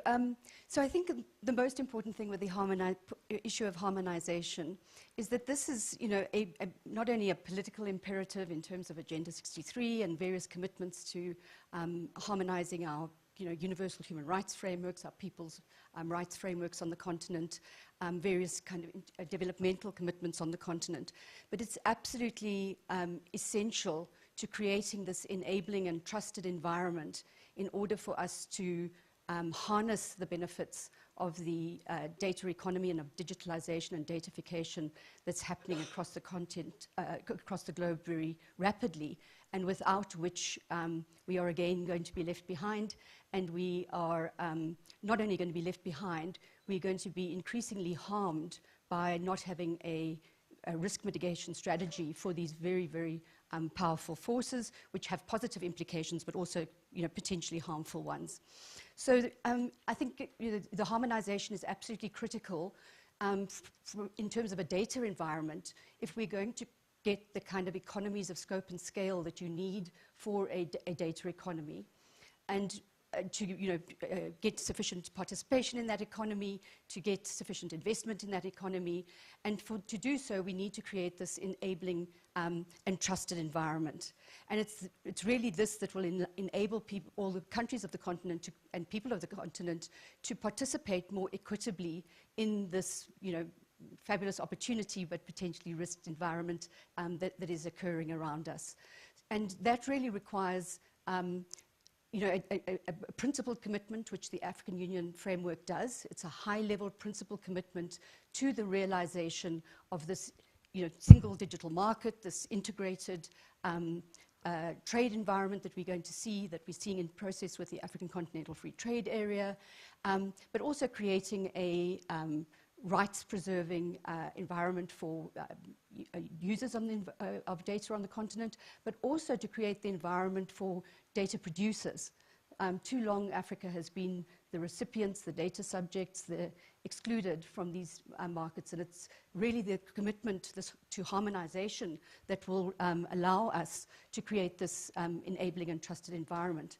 However, the document is also, it's a high-level document, it's aligned with other initiatives across the continent. It's also a very pragmatic document. And I just want to say for people who aren't aware or familiar with it, it's much broader than a data protection document. This is a full data data policy framework for Africa. So there's a lot of commitments to creating, as I said, this economic market on the continent, the single economic market that would have more equitable benefits. Although there's been some work on data protection across the continent, of course we have our Malabo Convention, which unfortunately many years on is still not ratified. This document acknowledges that the uneven development that we have across the continent, and in that way is quite pragmatic in adopting a progressive realization of these high-level principles, acknowledging that we will all need different environments, as our colleagues have been saying before us. And I think that's a really critical aspect of this, because it allows us, while committing ourselves to these important harmonization principles, to in the meantime adopt certain things that we can do without all having to commit to those very high-level principles that we are simply institutionally, economically, whatever, unable to right now. There's a lot of low-hanging fruit that can allow us already to create interoperable markets, integrated data systems. So one of the things is that we do commit ourselves to developing regional standards that would be adopted at the national level, that would allow for integrated national data systems, which in many countries we don't have. We've got the private sector doing its own thing and others doing their own thing. So it would allow us to get these nationally integrated data systems that would also be able to be interoperable at the continental level. So there's many of these steps that we can do. It's absolutely critical for achieving the objectives of not only deploying data as a strategic asset for private data value creation, which has been the emphasis or is the dominant model of value creation globally, but to unlock enormous potential in Africa, public value in the system, and ensuring in our government systems that we leave space and enable and nurture public value spaces, data commons, these kinds of things in the environment, but also making available public data for use by governments, but also by entrepreneurs and startups and those sort of things that could really get this data going. And of course, getting the critical part of the harmonization is to get these essential data flows that we need across the continent in order to generate this, kickstart this data economy on the continent, and for us all to benefit from this. Data has no value in and of itself. If we just hold that data and it's not processed and it's not used productively, it has no value for you. So as Africans, we need to ensure that we are integrating where we're doing this. If we don't have a data center, we probably can't all afford data centers. We need to identify how these can be aggregated, where's the best place to aggregate these, who's got the power, who's got the risk, and then they become available to all of us through data sharing mechanisms and those types of things. So perhaps just to say, I think the harmonization, of course, is our high-level principle, but there are so many steps that we can do right now, and the very exciting part and pragmatic part of this framework is that it is now in its second phase. It's got an implementation phase. That's been a critique of our policy up to now, is that great policy never gets implemented. Well, here it is in the implementation phase. Our colleagues have spoken about the challenges of implementing at the local level, but having a framework to do this in which we can peer, in which we can collaborate, in which we can coordinate our efforts will mean that we'll be able to move so much more quickly to that. I thank you for highlighting that harmonization is an objective and it needs collective efforts to achieve it, and this data policy frameworks lay the foundation with the high-level principles and key actions that we need to take both at national level and continental level in order to develop this consolidated data ecosystem in Africa that will enable data-driven economy to develop in our continent. But what we want to say that this data policy framework takes also into account the international discussions and also what is happening now in the world, like there is discussion about the development of the need to have a global approach, and also there is discussion within the World Trade Organizations on how to manage cross-border data flows. And with this, we have our last panelist, who is Mr. Torbjørn Frederiksson. He may give us an overview on what the work is of UNCTAD on the cross-border data flows and the relation with economic development. And also maybe he can advise how Africa can be part of this global discussion, and for us as a regional and continental organization, how we can prepare our countries to be part of this debate. Mr. Frederiksson, you have the floor. Thank you very much, Suhila, and good morning to everyone. Greetings from Geneva, where I'm heading UNCTAD's e-commerce and digital economy work. Let me start by congratulating the AUC for the development of the data policy framework, which can serve as a basis from which to strengthen data policies throughout Africa. If well handled, data can really help to address many of the world's and Africa's major development challenges, such as green transitions, food insecurity, pandemic preparedness, as well as more transparent, accountable, efficient, responsive, and effective governance. Data can transform research and development. They can lower the cost, reduce waste, enhance trust in economic transactions, and improve the quality of decision-making at all levels. But development gains from data, as has been stressed, cannot be taken for granted. If not well handled and if not refined, the growing reliance on data may well result in greater divides and greater inequalities.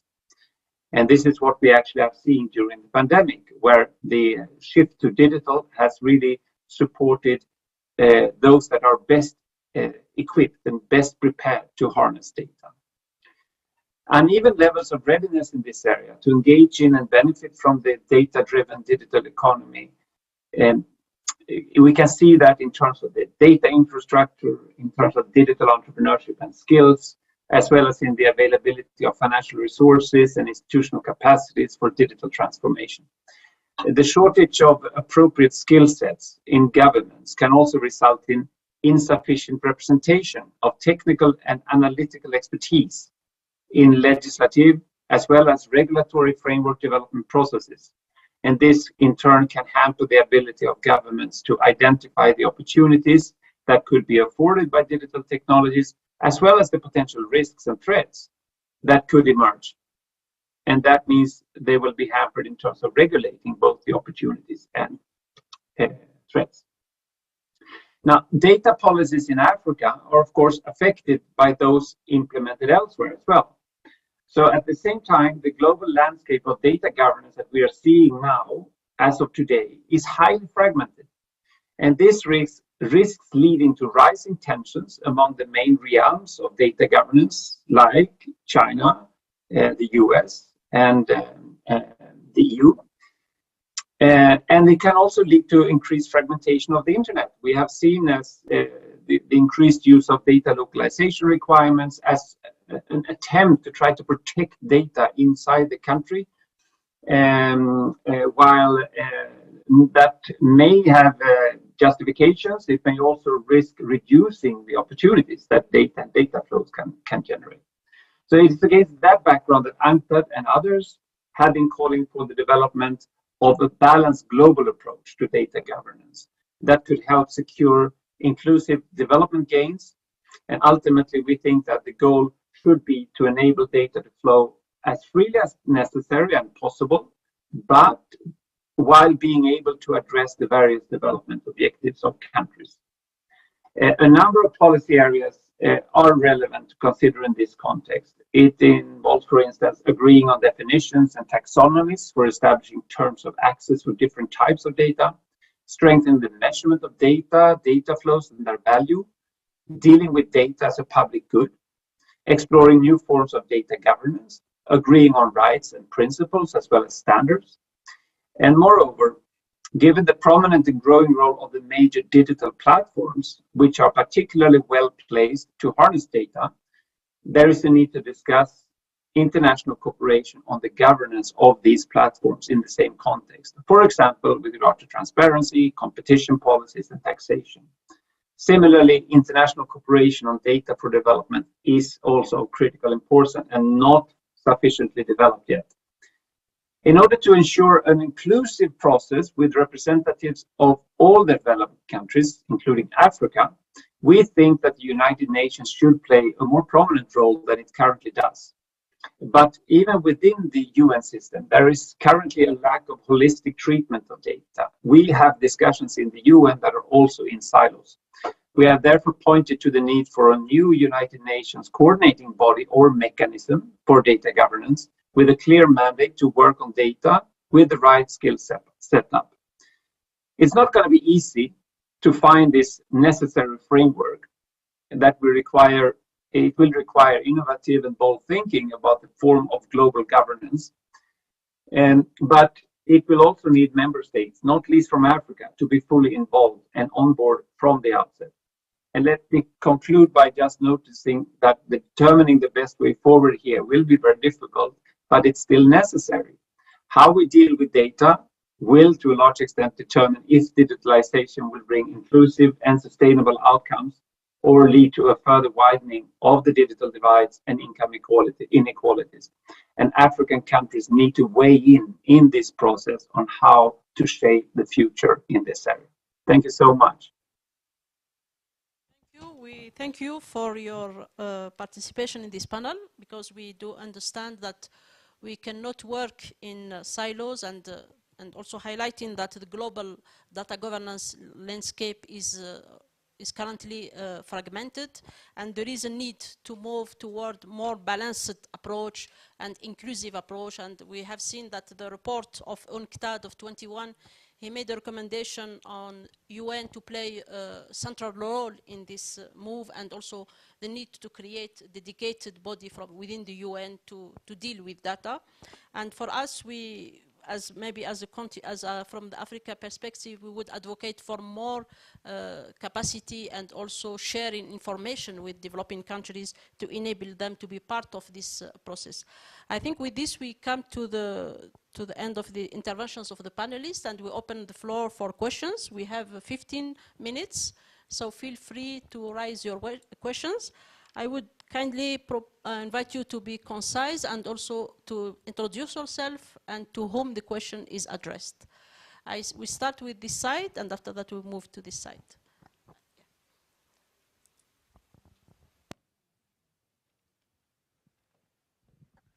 Hi, thank you very much. I'm Kevin Zanderman from the Tony Blair Institute. My first question is for Stella. When you were mentioning like the work that Africa's been doing on cross-border data flows, you mentioned a particular form of data governance where the algorithm travels and it's not the data that travels. I imagine that you're referring to federated learning models techniques. So I wanted to ask you, like, if you could sort of expand on this state of the implementation of this technology and also data trustees in Africa. That would be really great. And my second question is, I've seen that the data policy framework doesn't mention extraterritorial jurisdiction on data, such as the Cloud Act or the National Intelligence Law. And I was wondering whether, was this part of the conversation, and whether also the African Union is sort of thinking about, for example, following the EU model with Gaia X and sort of trying to build an alternative cloud that, let's say, it's sovereign, or whether that wasn't part of the conversation. Thank you very much. Thank you. I'll propose we take three questions, we respond to them, and after that we move to this side. I don't know, from this side, yes.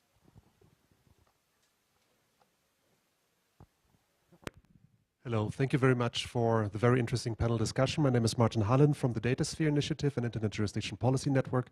And we just on Monday released a cross-border digital policy report about this state in Africa. The question that I'm having is also what the vision is for next year concerning the more experimental interplay of the implementation mechanisms that will be necessary to be agile, to dock onto what Thjobern was referring to, and also a contribution that we would like to give. We will announce a cross-border sandboxes for data forum for Africa that will start next year, where we'll try to bring experts from around the globe, including the Global South, also onto the continent to experiment with responsible data sharing frameworks. And also here, a big proposition to experiment together and investigate the questions that also the colleague from the Tony Blair Institute was raising. Thank you. Third question from this side, or maybe we move to the other side. Yeah. So another question. Thank you. Good afternoon. My name is Sabina Dewan. I'm the executive director of a think tank called Just Jobs Network. Thank you for a very stimulating discussion. I think this panel talked a lot about how to overcome fragmented data systems to create more interoperability and harmonization across data governance. But I'm wondering if you could also shed some light on how we obtain data from tech companies, from platforms, for example, if there's any efforts underway to broker data sharing agreements to obtain this data, if we're coming from a spirit of using data as a public good for all of the things that Mr. Fredrickson had laid out. I was wondering if the panel could shed any more light on that. Thank you. Thank you. I think maybe we can take all the fourth question and we respond, because I think we can have the floor, please.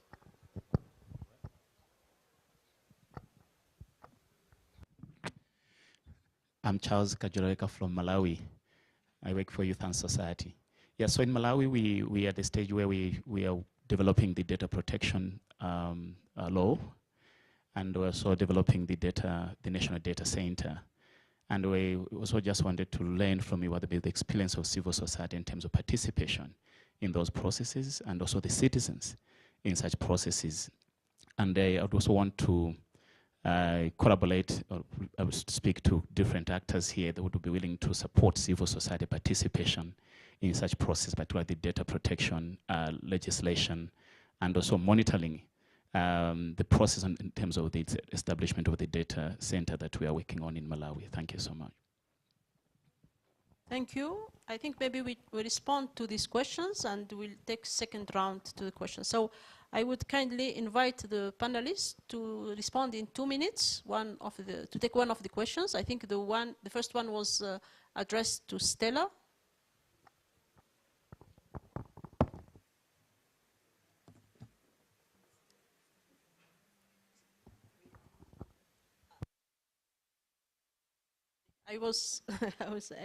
Yeah. Stella, are you online? Yes, I'm online, but the question was for Aretha, because it was related to the system they are developing that enables data sharing without the data moving.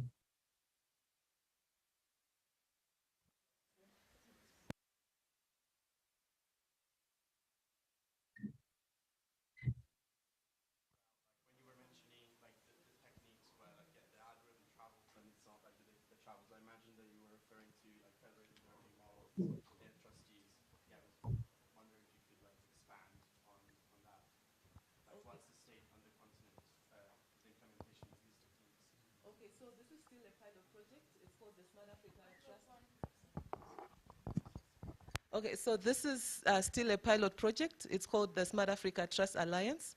And the first focus is around digital identity use cases.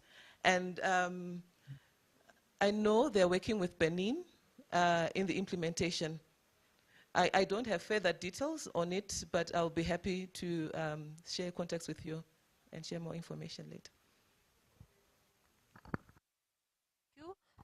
Alison, I don't know if you can take some of the questions, maybe in 2 minutes, try to address some of the questions that has been asked, namely the data sharing, the need to have data sharing agreements, and also the cooperation with data sphere initiatives on the sandbox.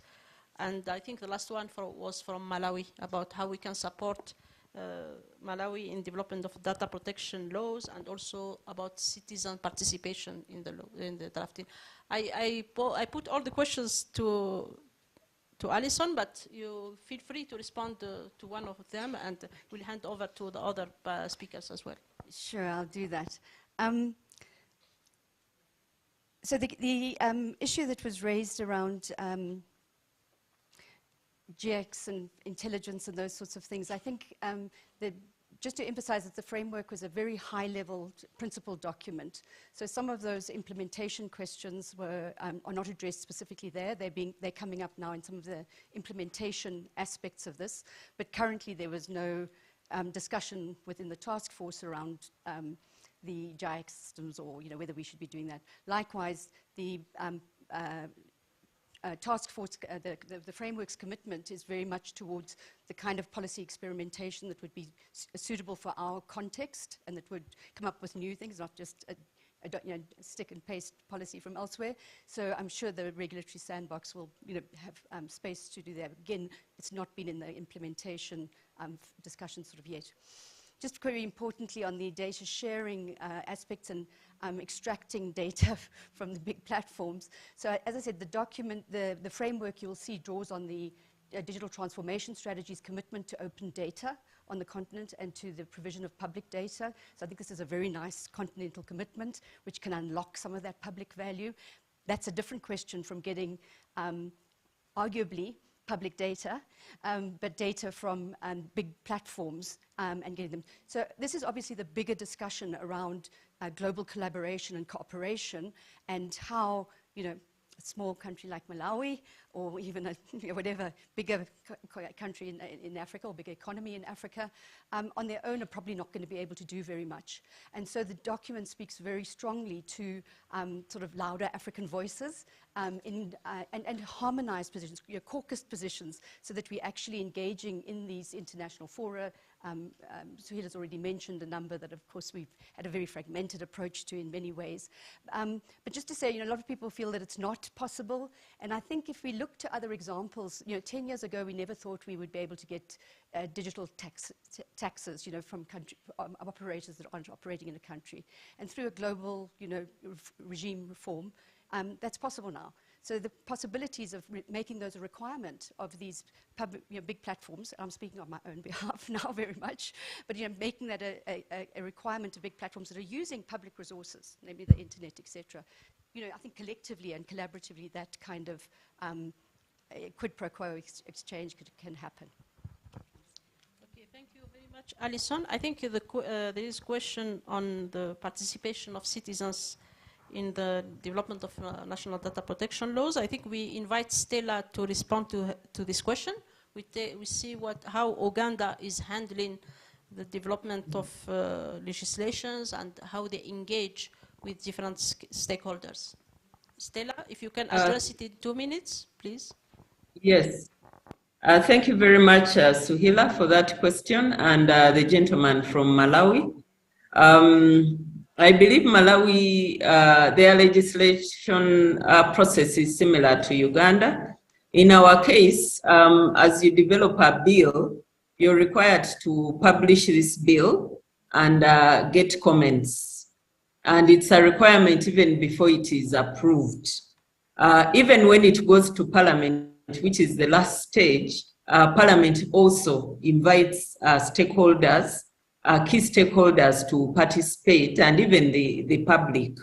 So my proposal to the gentleman, first of all, is to engage the Ministry of Justice or the Solicitor General, whoever is in charge of developing that law, and of course the ministry in charge, or even the regulators, because I think it's the Malawi Communications Commission is also heavily involved in this process.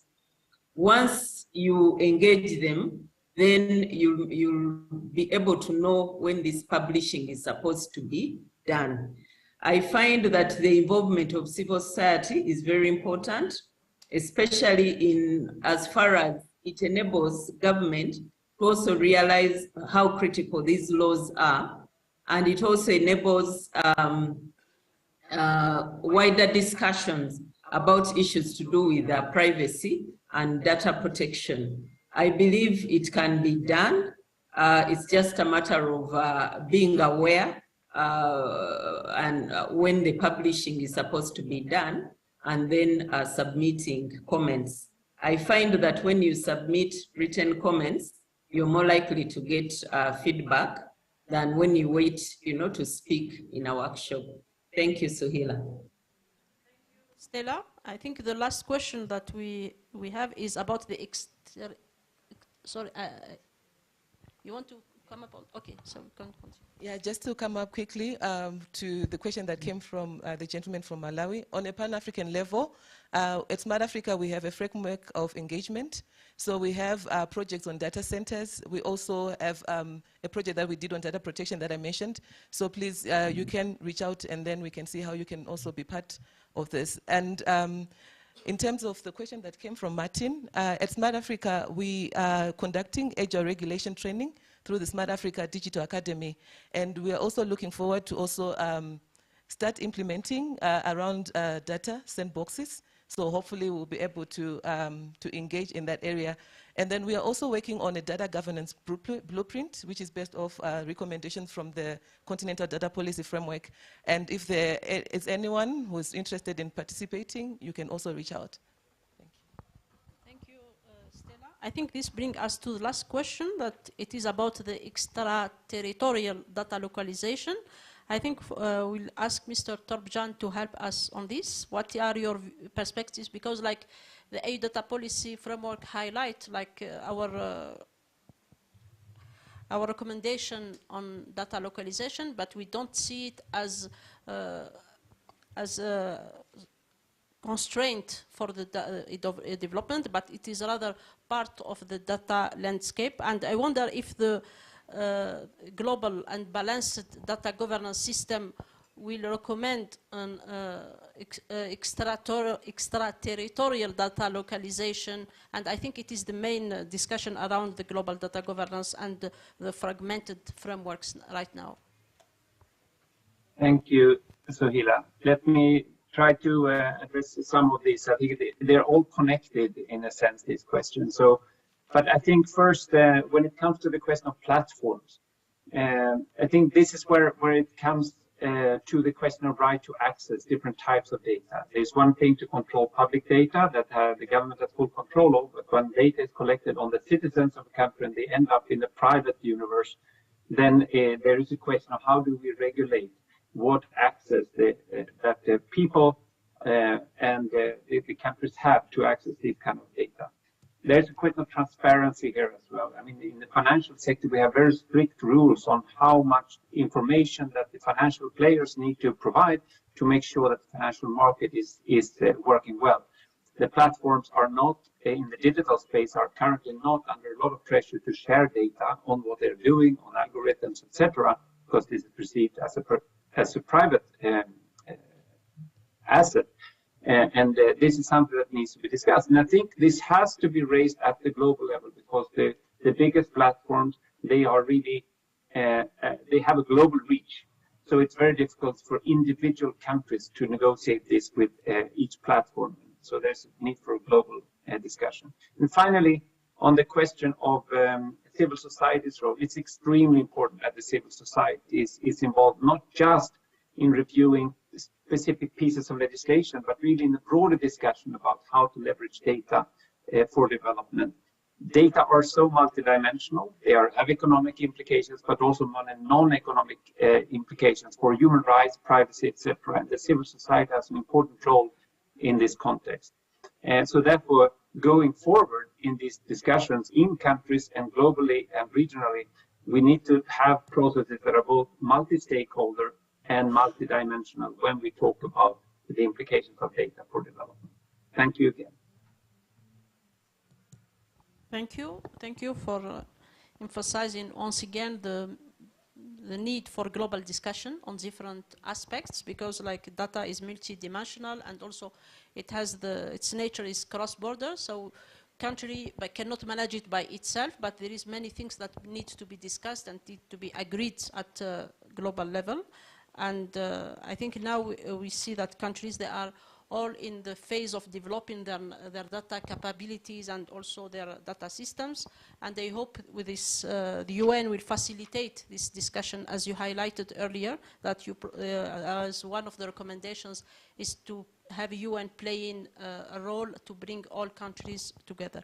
I think we can take second round of questions, if there is any questions. Yes, I have one there.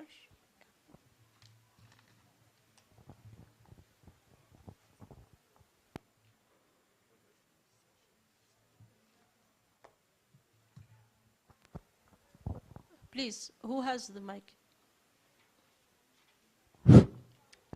Thank you. I'm an Ethiopian and a government delegate from the Information Networks Security Administration. And personally, I'm a data science researcher. And the problem we have in here in Ethiopia is far from the framework that we are talking in here. What I mean by that is like the people in here knows land, water resources very much than the data resources, okay? Data is far from us. The community in here like takes the internet as the social medias, like social media is equivalent like the internet, okay? We are talking in here something different. My fellow Malawian there asked a genuine question, okay? How we are going to participate the people, the society? And there another fellow asked like how to make public property, okay? Data as public property, okay? Land as public property is our real question, okay, in here. But data as property is very far from us, okay? So how do we reconcile these things, okay? That's my question. Thank you so much. Thank you.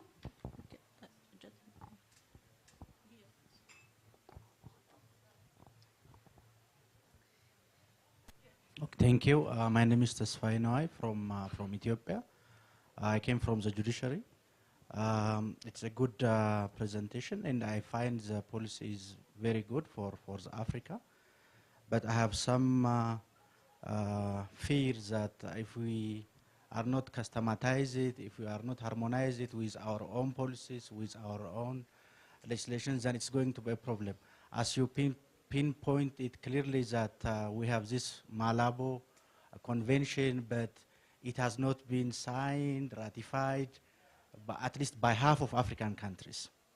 Therefore, this sensitization workers and also follow-up is very critical. Having a good policy is good by itself, but if that policy is not going to be implemented, if that policy is not going to be customized by these African countries, then having policy by itself does not create any value. Therefore, is there a mechanism that you have put in this policy for the sake of sanitization and for the sake of follow-up? I think that's very critical. I think a missing link in this digital,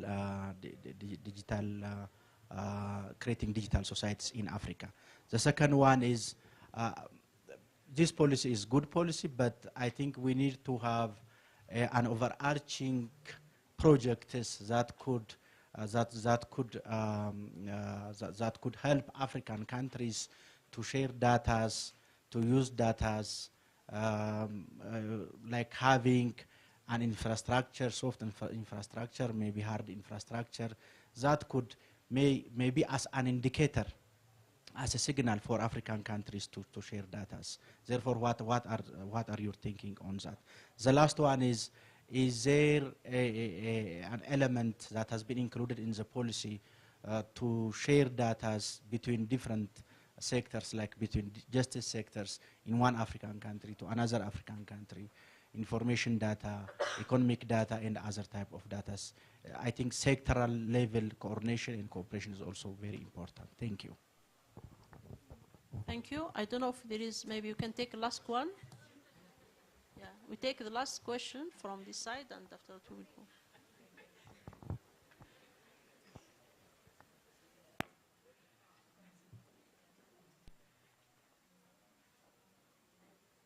Thank you. Hi, everyone. My name is Jose Fisaja. I coordinate the chat with IGF.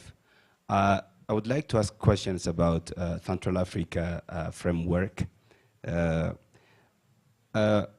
Comment est-ce que vous comptez inclure en fait les réalités linguistiques locales pour faire en fait des utilisateurs finaux les propres en fait les acteurs en fait de leur propre sécurité en ligne? Et comment est-ce que vous comptez créer aussi des contenus qui prennent en compte les réalités linguistiques sous-régionales? Merci. Merci. Donc, I think with this we conclude the questions. I think I will briefly give the floor to our panelists to respond.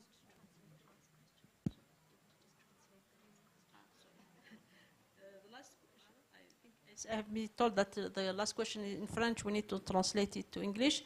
It's about how to include the local languages in the reality of in digital content and to reflect the realities of the Central Africa region. We have 4 questions. I think myself I will respond to one related to how to customize and how to ensure the implementation of this framework, because you mentioned the Malabo Convention, which it took time to enter into force, and I would say that this time we moved quickly. Like this framework was adopted in February this year, and we moved with the development of an implementation plan and also self-capacity assessment tool that will be put at the disposal of countries, that they can self-evaluate their data readiness and identify their needs in terms of capacity. And for us, it will help us to identify the individual needs of countries, and from there we'll see what are the collective needs, and from there we will move towards developing continental projects and initiatives that will help to support countries. And as it was mentioned by Areta, there are already some initiatives going on in line with the implementation of this framework. And also I received a message from Auda Nepad, Mrs. Towela. She was not able to participate, but she reiterated the commitment of Auda Nepad to work with the countries to support them in the implementation of this framework, because Auda Nepad is the implementation agency and they are already working in close collaboration with the countries. And also, to conclude on this, I would say that we are working with our partnership to include data and digital in the agenda of our overall partnerships with our partners. And we have GIZ who supported us for the organization of this session. And we are mobilizing our resources in order really to implement this framework. And the difference between the Malabo Convention and this framework, this Malabo Convention is a legal framework, is an instrument that needs to be ratified, and there is procedures within each country. That's why it took a long time. But this one is a strategic framework, is policy framework. So countries will go to implement, and it is high-level recommendations, but it will not prevent countries from implementing their national priorities and also to align to their national needs. And also, but the difference is that we have a policy framework. It's a high-level recommendations. It is kind of roadmap. But the Malabo Convention is a legal instrument, and also we are close to getting these 15 ratifications and the intro force of the Malabo Convention, which sets the principles for the personal data protection. And many countries, they are already aligning themselves to this Malabo Convention. I think I responded to one question. I think maybe I will give the floor to one of the speakers. It's about how to engage citizens to let them know what is happening about data, the use of data. I think maybe Alison, you can address this.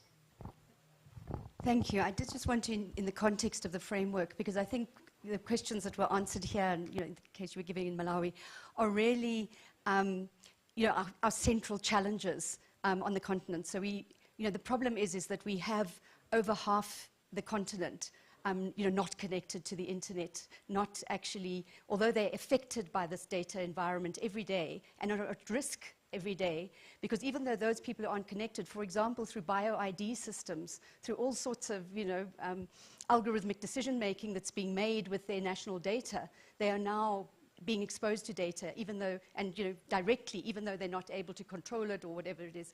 So I think the importance of this document is that I think it looks very different from any other data policy framework in any other region. It's an African contextualized document.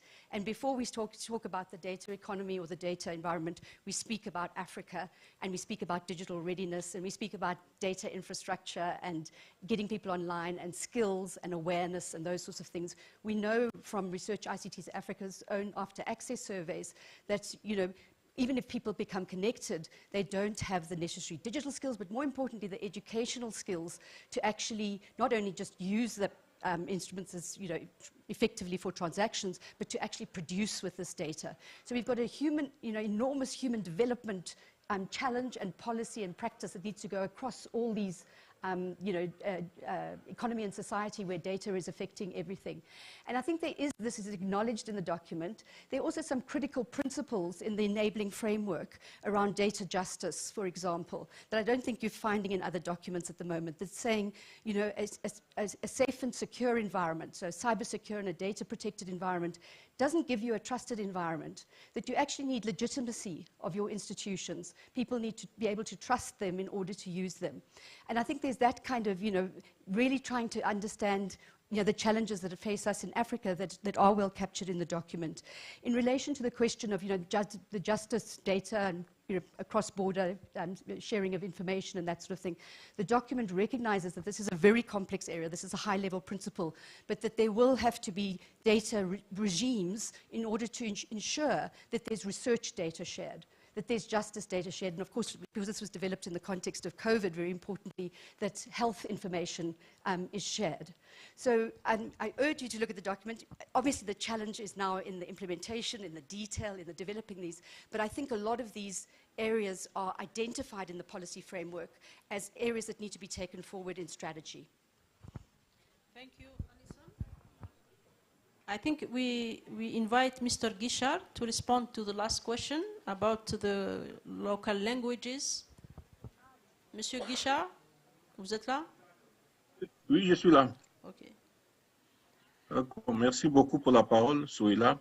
Donc, pour répondre à la question qui a été posée sur des questions sur le contenu local en matière de langue, et que le rôle que nous avons en tant que ce soit État ou communauté économique régionale, c'est de pouvoir mettre en place un environnement favorable qui va encourager le développement de ces contenus.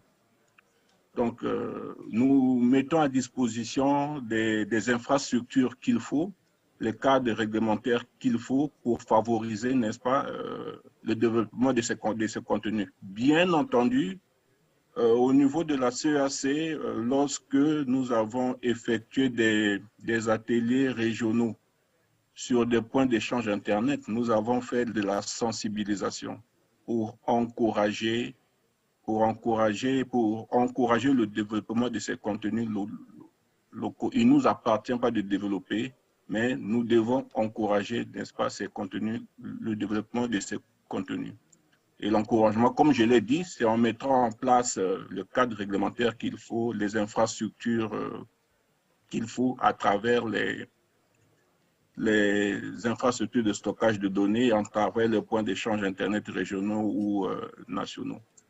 Je voudrais aussi, avec la permission Souila, revenir sur une question qui a été posée sur l'implication de la société civile.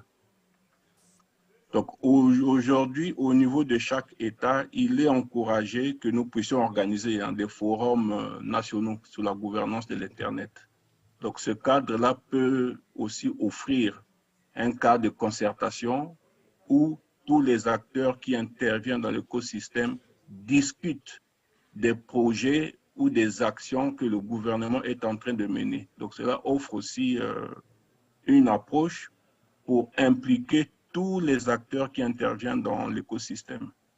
Et dans le processus d'adoption de nos textes communautaires, lorsque nous organisons des réunions des experts des États membres pour valider ces cadres juridiques ou ces politiques, nous impliquons toujours la société civile, nous impliquons toujours les universitaires et ils apportent, leurs préoccupations sont prises en compte dans les textes que nous élaborons et puis les textes poursuivent leur processus normal d'adoption.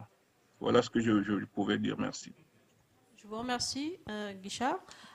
Guichard mentioned that the role of regional economic communities is to facilitate, to create the enabling environment, but they don't develop the content, but they support countries and they provide guidance to countries in order to include and to work with the civil society to take into account all their comments and also in shaping the local policies and legislations.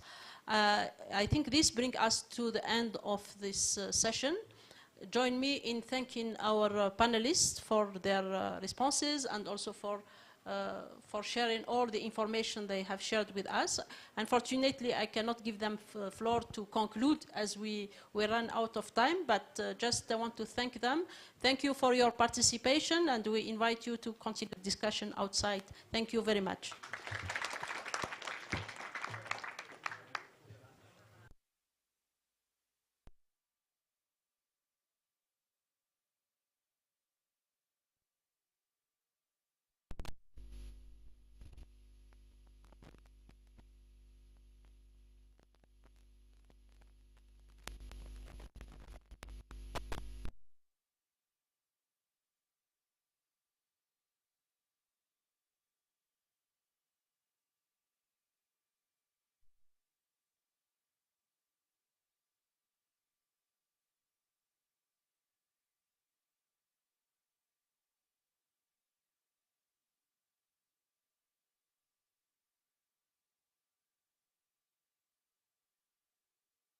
Recording in progress.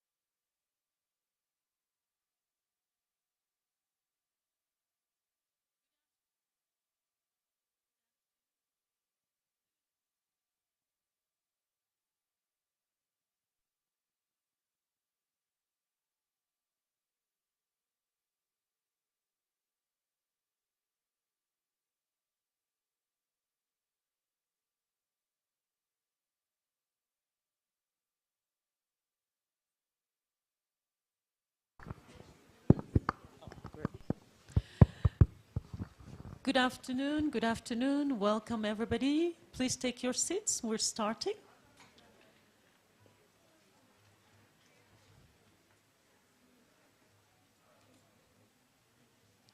Thank you very much for being with us today, and welcome to IGF 2022 into Addis Ababa. Welcome to also Town Hall 98 launch of the Coalition for Digital Africa with ICANN, the Internet Corporation for Assigned Names and Numbers. My name is Anne Rochelle Ine, and I'm the Regional Director for ITU in Africa, based here in Addis Ababa, and I'm going to be moderating this panel that is going to tell us about the superb things that ICANN and partners are doing on this continent for the sake of real, impactful, meaningful infrastructure. So welcome again, and the session is going to be 60 minutes. We've already eaten up 15 minutes, so hopefully you'll bear with us, because I think the next one is lunchtime for all of you. I have here as panelists Mr. Yoran Marby, Mr. Pierre Danginu, Prof. Olusola, Mr. John Omo, and they will quickly introduce themselves when they start, and then Barak, is Barak around? Yes, Barak Otieno. Thank you all for being here. So the point of this session is really to allow, partners of ICANN and also the project to be introduced to you, to tell you what is going to happen next, and hope for all of your not only cooperation, but active cooperation and truly meaningful, again, impact for the continent. So without further ado, since we are probably going to be looking for time, I'm going to pass the floor to Yoran so he can introduce himself very briefly for the sake of all of the non-converts that are here, because I see a lot of familiar faces, and give us his introductory remarks. Thank you. These are going to be short. You always start with that, but you're going to talk at length. My name is Yoram Marby. I have the honor to be the ICANN President and CEO, and I'm really happy to be here.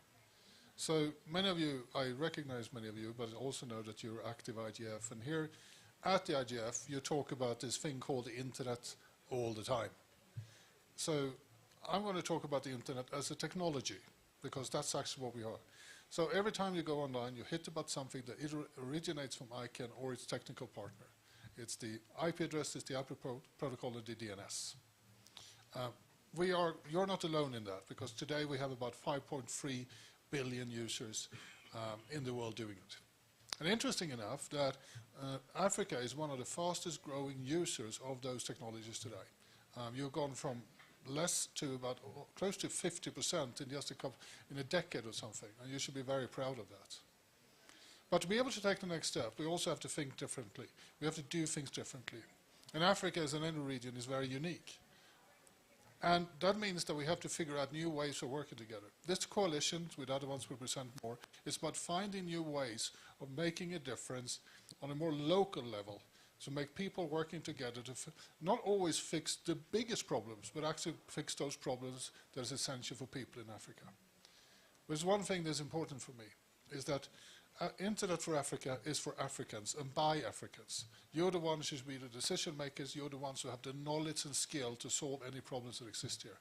I'm very happy to set up this organization to support that, and that's why I'm going to leave over to my friends over here. Thank you very much, Yoran. You heard him.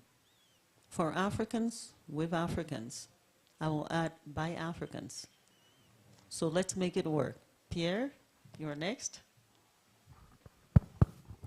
Thank you very much, Rachel, and very good morning to everyone.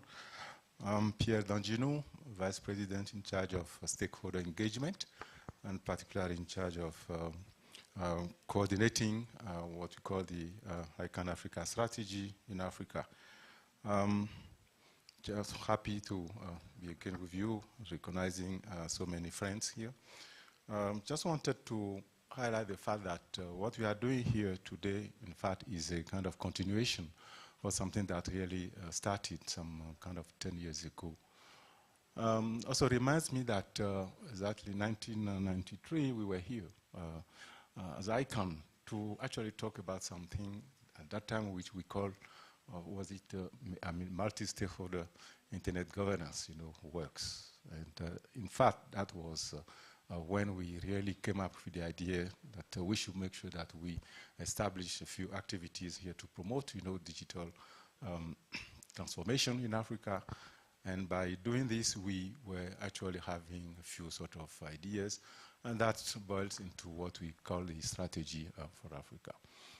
Strategy that the community, actually, the internet community here from Africa actually designed. And what we've been doing so far was to kind of implement those projects. I'm not going to go through those projects because that's not what we are here to do. But suffice to say that some of the things we were able to do that time was, for instance, the study we did on the DNS, DNS market in Africa 5-6 years ago, and the community wanted us to update this document, for instance, which has been done. I mean, it's ongoing now, and you are going to have a new version of this study, which is crucial for you to have any idea or picture of what is happening on the DNS front, because ICANN is about DNS, actually. So we did a few things, basically, of course, in terms of capacity development in so many areas.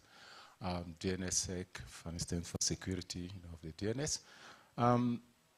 So the coalition we are going to launch here is a continuation, in fact, but also is a landmark in terms of what I might call promoting digital transformation in Africa. The coalition has kind of three, I would say, pillars here. One of the pillars, the first one is about, it's about accessibility. In fact, where you do have those infrastructure. So the first one is going to be how you beef up the infrastructure in such a way that all of those who are still needing to be connected, could make it quite easily. We found out that with the DNS infrastructure, of course, within this environment, we can make a difference. And this is already, we are already seeing this in one of the projects that we launched 15 days ago in Namibia, which is about the internet managed road server cluster, which is quite important, that's keeping African traffic and data within Africa.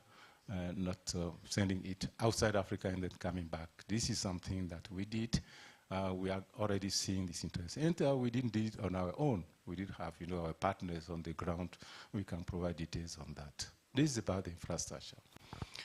The second one is about meaningful sort of usage, or I would say accessibility to the internet. It's about your multilingualism. It's about how you eventually develop your own script so that your own language could be online. We do have projects on that one as well.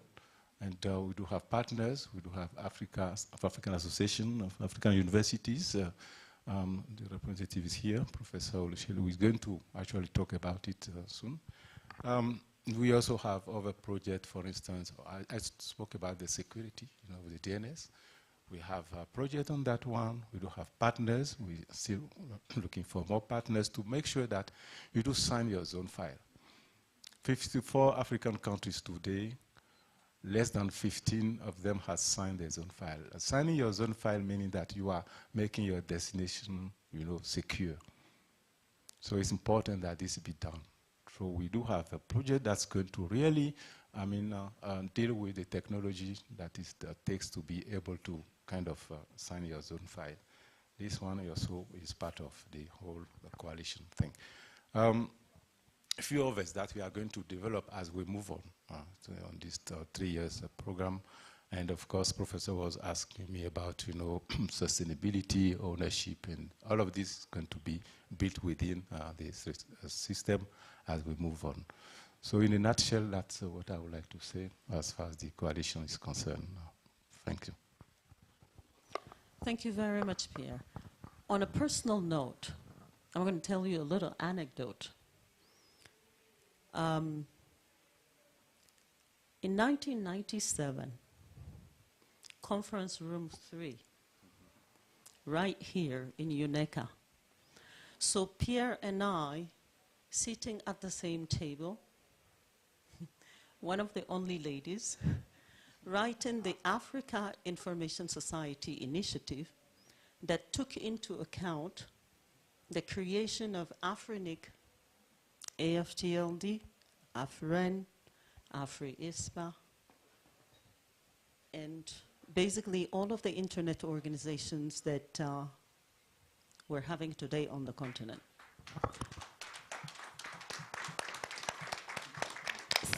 Thank you very much.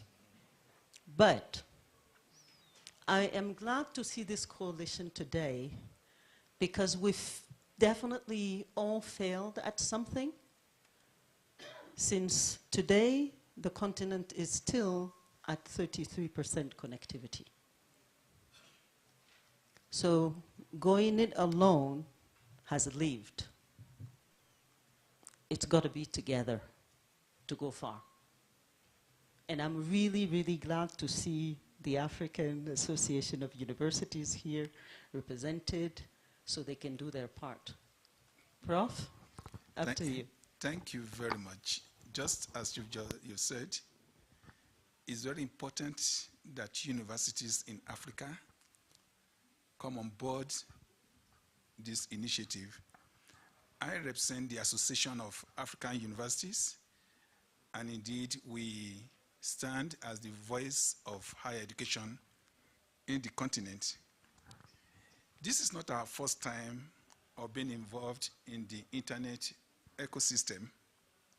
For a long time, the Association of African Universities has been promoting the need to build infrastructures in Africa, the need to develop policies, and the need to harness the capacity of ICT to improve access to quality education in the continent. I remember in 2007, we started an initiative at AU for the establishment of national research education networks. And many of us today, we've seen the impact of the inroads in different cities in Africa. Beyond this, the Association of African Universities is committed to capacity building and education on internet-related activities. All of us, we agree that capacity for internet-related issues in Africa is still relatively low, and this needs to be enhanced. I've heard many people say today that Africa has the youngest and growing educated workforce needing higher education consumption of online services. You cannot deny the fact that our youths are hungry to be connected. Our youths are looking forward to development of the internet capabilities within the African continent. In the last session that we had, I enumerated some challenges facing the internet ecosystem in Africa. I indicated that the lack of access to reliable and affordable electricity is major in this continent. We still today have poor internet accessibility in different places. We are having low internet infrastructures. This is one area that we need to work on. Our capacity to afford bandwidth needed to run our internet system is still questionable. And then we have the need to build the capacity. As I mentioned earlier on, the Association of African Universities is bringing the academia to get involved in internet activities within the continent. We are happy to join this coalition. For our own members, the universities in Africa, including the research networks in Africa, to have their platforms to be in compliance to the Universal acceptance of domain names in the continent. When we were going to join this coalition, I asked myself, what are the benefits that will come out of this coalition? What are the things we should expect from this coalition? One, we expect that this coalition will help us to enhance internet infrastructure. We also expect that this coalition that we are entering today will increase the rate of internet access within the continent and also enhance internet security in Africa. We hope that it's going to improve the participation and contributions from Africa in the multi-stakeholder policy-making processes at the global level. Situations where we do not have African voice at this global level is not okay, and therefore we need to get involved. Capacity building for entrepreneurship. Our people are yearning to enhance the benefit of the internet to promote, to be innovative and to promote digital trade and economy. Is very high right now. I hope that this coalition will help us to strengthen and improve the domain name system in Africa. I hope that a day will come when my language will be used and the domain name for some institutions in Africa. We hope that this collaboration will generally promote digital inclusivity for Africa, which will create opportunities for Africa to build local contents and build real internet-based businesses within the continent. As mentioned earlier on by Mr. Perry, we in AAU, we have a particular project that we've started already, and we hope that we'll be able to launch this project in the next few months. I really look, with the launch we are having today, we told ourselves that we are just doing the launch today, but as we are launching, we are going to action. In the next few months and years, we hope to work together and to see how we can impact our continent. All we are doing is to build Africa, and all we are doing is to build the future of Africa. And I hope that this coalition will not fail. Thank you.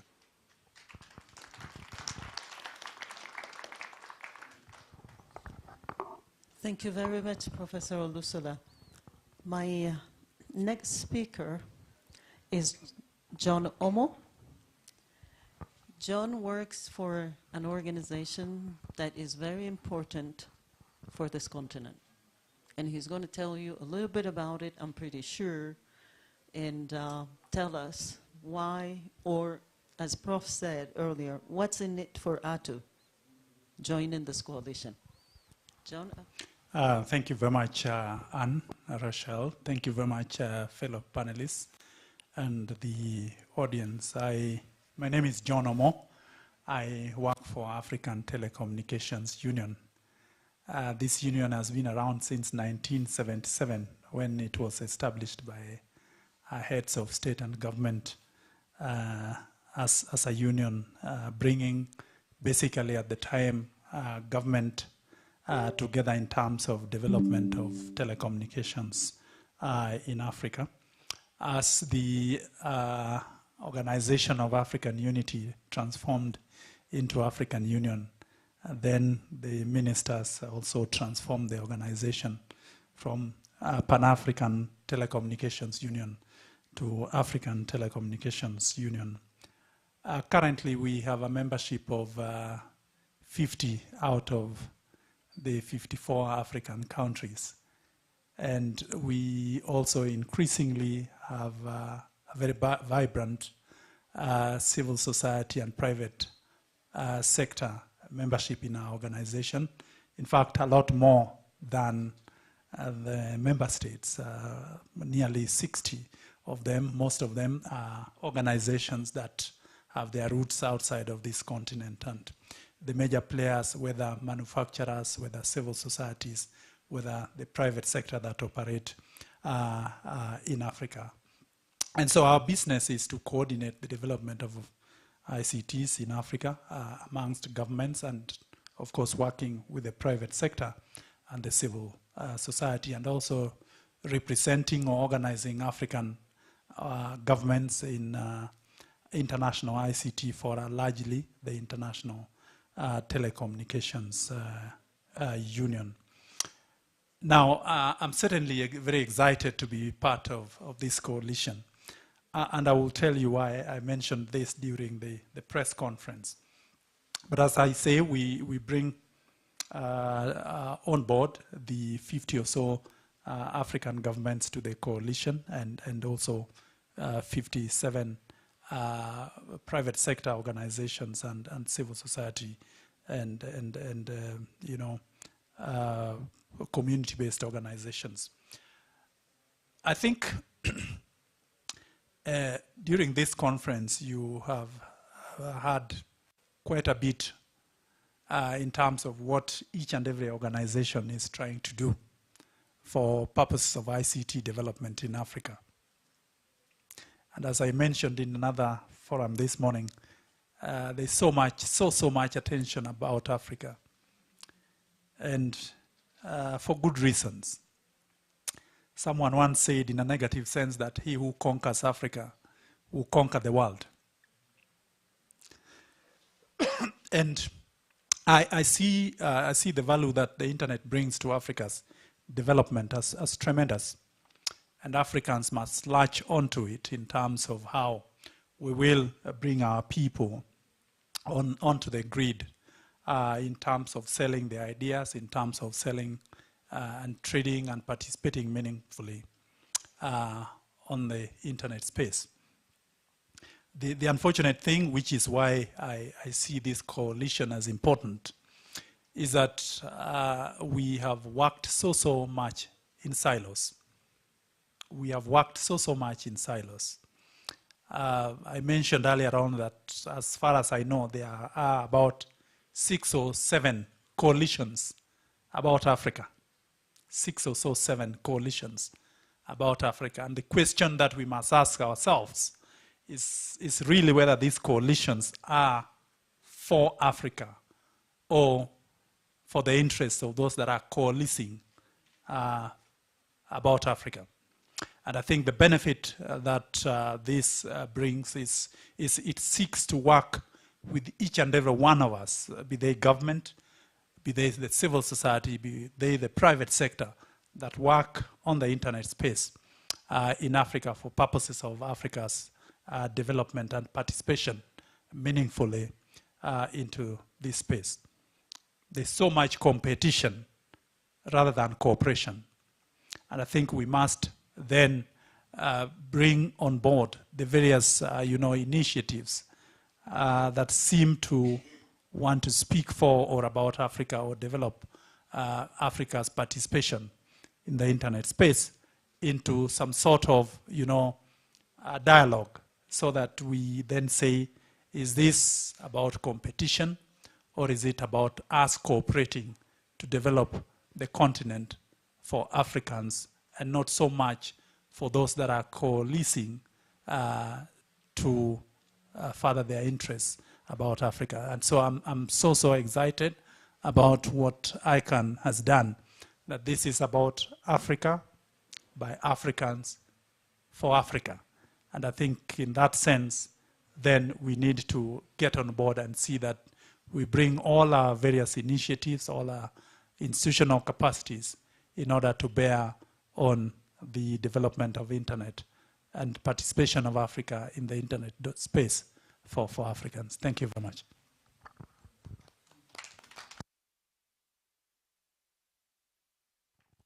Thank you very much, John. John is talking to us about an aspect that is absolutely crucial on this continent. There isn't much that we can do without decision makers and governments. And I seem to think that traditionally it's one of the things that, in the technical community, we've always been kind of afraid of really bringing on board. So I'm happy to see that, the institutional part is here. Another institutional, actually, piece that supports the institutional part is top-level domains. And my next speaker is Barak Otieno. Barak, if you can introduce yourself and tell us what's in it for AFTLD. Thank you. Thank you very much, Anne Rachel, and good afternoon, everyone. My name is Barak Otieno. I represent the Africa Top-Level Domains Organization, the home of African country code top-level domain registries. And I want to highlight a few things. First is to commend ICANN for leading the creation of this coalition. As the Honorable SG has said, yes, there have been many coalitions, but I think there have been attempts to move us forward. And just picking up on another comment that you made, Anne Rachel, even if we have failed, we must keep failing forward. That's what I would wish to submit. So failure is an important part of life. Allow me to mention some statistics as I make my submission, because it's important that we deal with facts as we move ahead. Insofar as country code top-level domain registries are concerned, which is a subset of the domain name ecosystem globally, firstly, there are approximately 360 million domains registered across all top-level domains globally. Of this, over 80% of the registrations are actually within the European region. The African continent accounts for a paltry 1% of total registration globally. So this is a challenge to us who are seated in this room, that our work is really cut out. In the statistics, and CCTLDs account for 134.1 million. You can see the bulk of the registrations is actually in .coms and .nets, which are at 174 million. If you look at the statistics further, Internet World Stats, approximately 500 million citizens on the African continent are said to be accessing the internet. Maybe this is the 40% that Anne Rachel alluded to. And of this, most of them are on social media apps. I don't think it's meaningful access, or it's what we would say is meaningful access, because if you look at it vis-a-vis the number of domain names registered, then the numbers don't really add up. And I was just looking at recent statistics from the ITU, the 2022 report, that only 40% individuals use the internet in Africa. And as we move forward, what is key is strengthening institutions that are working within the internet space in Africa. I'm glad, Anne Rachel, you've mentioned about the Africa Information Society initiative, which paved way for creation of the AFSTAs, or African Internet Organizations. Most of us are familiar of AFRINIC, because without numbers we can't do much on the internet. But there is Africa Top-Level Domains Organization, there is Africa SAT, among many other internet organizations that have been created to address different issues or different aspects of the internet. And I'll dwell on AFTLD as I try to conclude my remarks. When I joined AFTLD in 2010, I got a strategic plan from my predecessor, and I got a research report that had been done in 2008, which at that time showed that more than 50% of country code top-level domain registries in Africa were being managed from outside the African continent.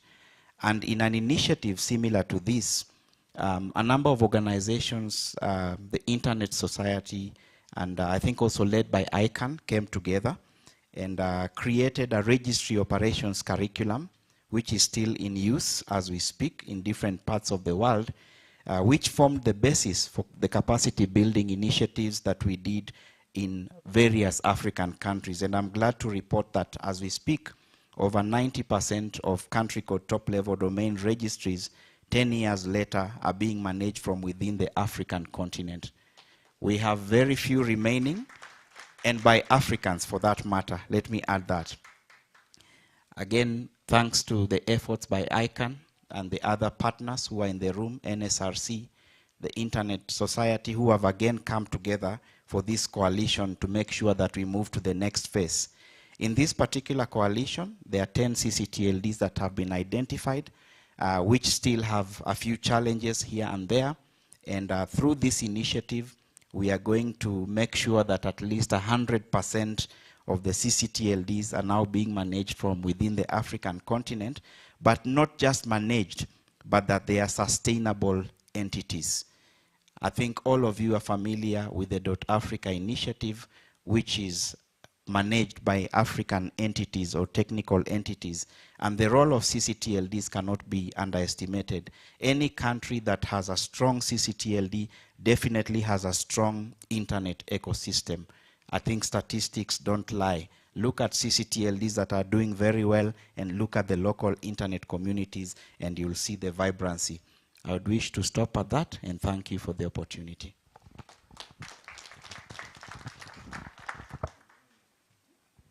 Thank you very much, Barak. Barak gave us numbers that are very, very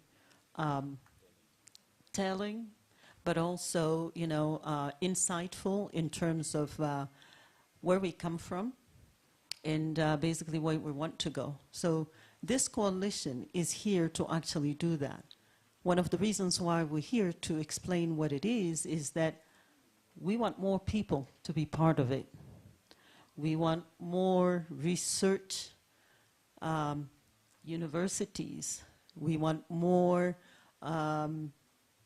top-level domains in Africa to be resilient infrastructures that can truly support what we're looking at in terms of making sure that Africa has its own, can use its data, that it stays home, that it empowers its people. So this is really the foundation of this coalition, to make sure that there is infrastructure that is meaningful, that can be more than anything, I think, affordable. ITU just released its facts and figures of the internet. You can find the report online, and it's very telling when it comes to the African region. As Barak said, we have our work cut out.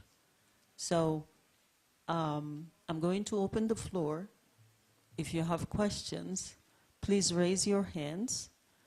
If it is about the coalition, one of our partners, in passing, I'm really hoping that, you know, ITU, for example, will be part of this coalition also. So, you know, it might, as you know, that we just finished our plenipotentiary conference and we're changing guards inside ITU. So we're hoping that, you know, this is something that definitely we can join because it's absolutely important. It's part of our job of also connecting the world and connecting Africa as one of the continents that has the least connectivity. So any questions around?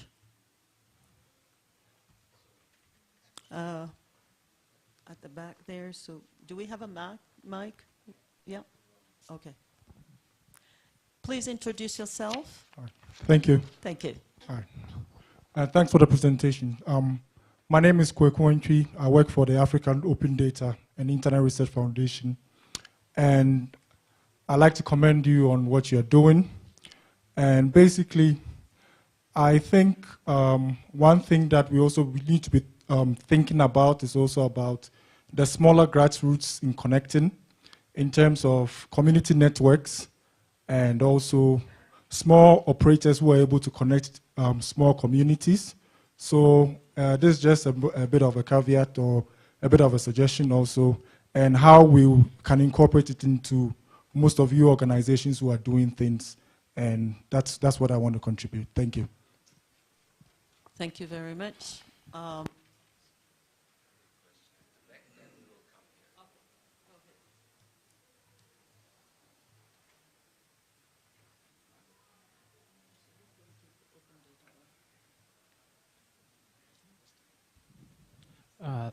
Thank you very much. Emmanuel Yada is my name. I'm from Uganda, but I work at the African Union Commission. My question is about the CCTLD. I think the last presenter who was talking about it. In Africa, I think most of the problem we have is the price, like the price of those domains. And I think it is why most of us use .com. Is there a way you are trying to harmonize the prices of the CCTLD domain names? Another thing, I'm a software engineer, so I'm a developer. I always interact with those domains. Thank you. Thank you very much. This one will be for Barak later on.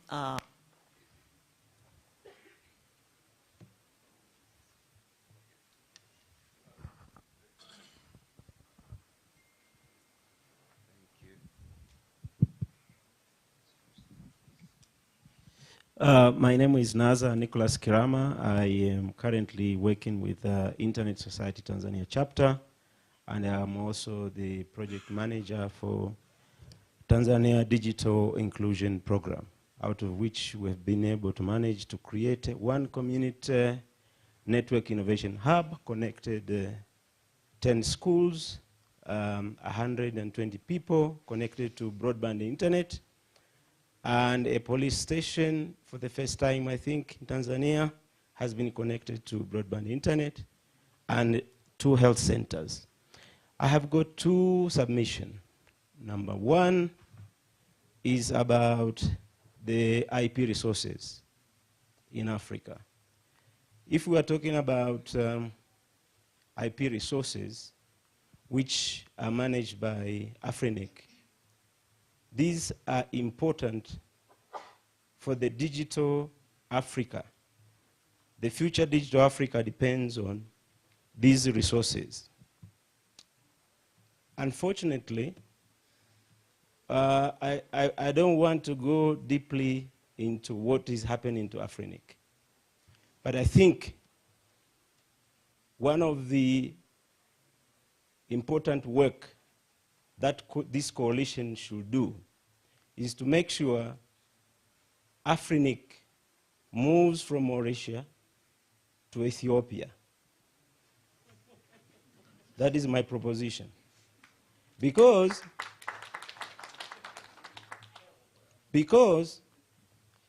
Afrinic has been an orphan child, and being an entity that secures our future digital Africa, it has been left as an orphan to be on its own. Why? Because it was supposed to be protected. It was supposed to be given a diplomatic status. So I cannot just wake up, in the morning and start suing the very important entity that is critical for, IP number resources for Africa. So that is my first submission. Number 2, yesterday when I was, I spoke during the leadership panel, I suggested the world to have a global fund on connectivity. If we are saying we need to connect all people and all schools, how are we going to do this if we will not bring all my stakeholders together, have money to make sure that we connect all these villages? People in the villages, they need internet so that we can discover all these Bill Gates and the Bezos that are there in the African villages. So that is critical. So my proposition to the Coalition for Digital Africa, we need to connect all of them. And there is a lot of money which is sitting somewhere. I don't know which location, but I'm sure if we are about to connect, the schools, because in the end, the access to digital opportunities are going to be able to eliminate, family poverty and give all these young people of Africa an opportunity to be able to create prosperity through internet. That will be my submission. Thank you.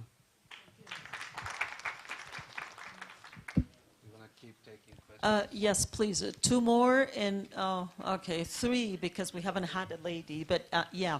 And, okay. Oh, yes, Okay, we so have online questions. my question Keep is it very short, short. please. Thank My you. name is Caleb Ogundele, and I'm affiliated more with African Academic Network on Internet Policy and ISOC Nigerian chapter. So, two questions. I see that on the coalition, we don't have civil society. And if we want to say it's a multi-stakeholder approach to doing things on the coalition, we need to have those who do not have that equal finger to be on the table, which usually is the civil society, those who we basically be talking about the human rights, digital inclusion stuff. So it's just a proposition to make sure that we have the civil society, not just the academia, on the table as well, right? The second question also is, I know ICANN has a grant which they just proposed, and I think the webinar is probably tomorrow or maybe later today. Is there a way they are implementing some, or maybe allocating some of those grants to the coalition to make sure that it gets funding and all the organizations that are coming together make sure that this coalition does not die because of funding? Thank you very much. We'll get online question then. Thank you very much. So I have the first question.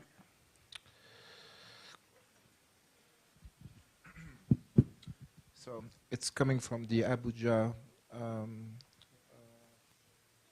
note. Any intervention to help develop the DNS marketplace in Africa is very important and welcome. Does the program provide a pathway for majority of domain names resellers who are locally termed registrars in our local communities, but are not ICANN accredited?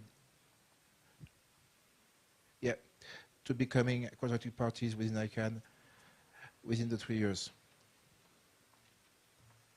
I think it's a more global. It's not a global. It's not a digital coalition question, but yeah. And I have another one.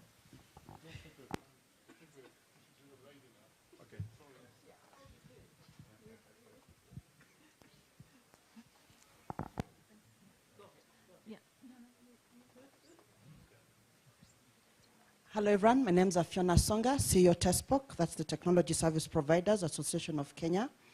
I would just like to put an ask to the coalition to work closely with particularly the ITU and the ATU, because I think within there lies a solution to our being able to connect our African communities.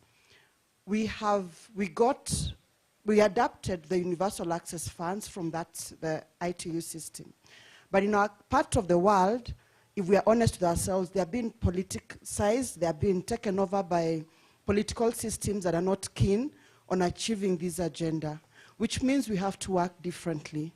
And that means that we need to consider how these funds, as opposed to being put into the regulators where political interests come in and control and manage and put them operations that are standstill for 3 years, nothing is working, they are collecting money. So when you look at the kitty, it has so much money, but nobody is getting connected.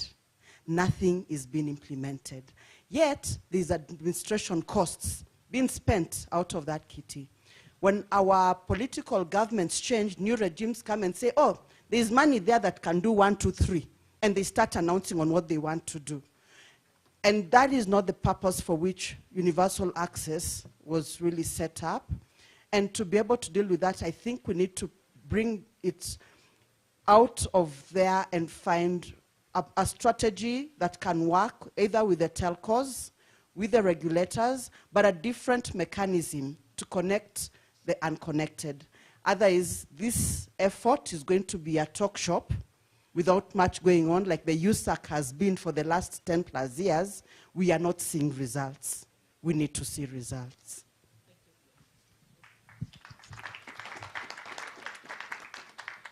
I'll be really quick. My name is Hadi Al-Minyawi. I'm from Egypt. And first, I would like to congratulate us all for this coalition. I was very happy with the comment of the gentleman of saying that let's also have civil society on the table.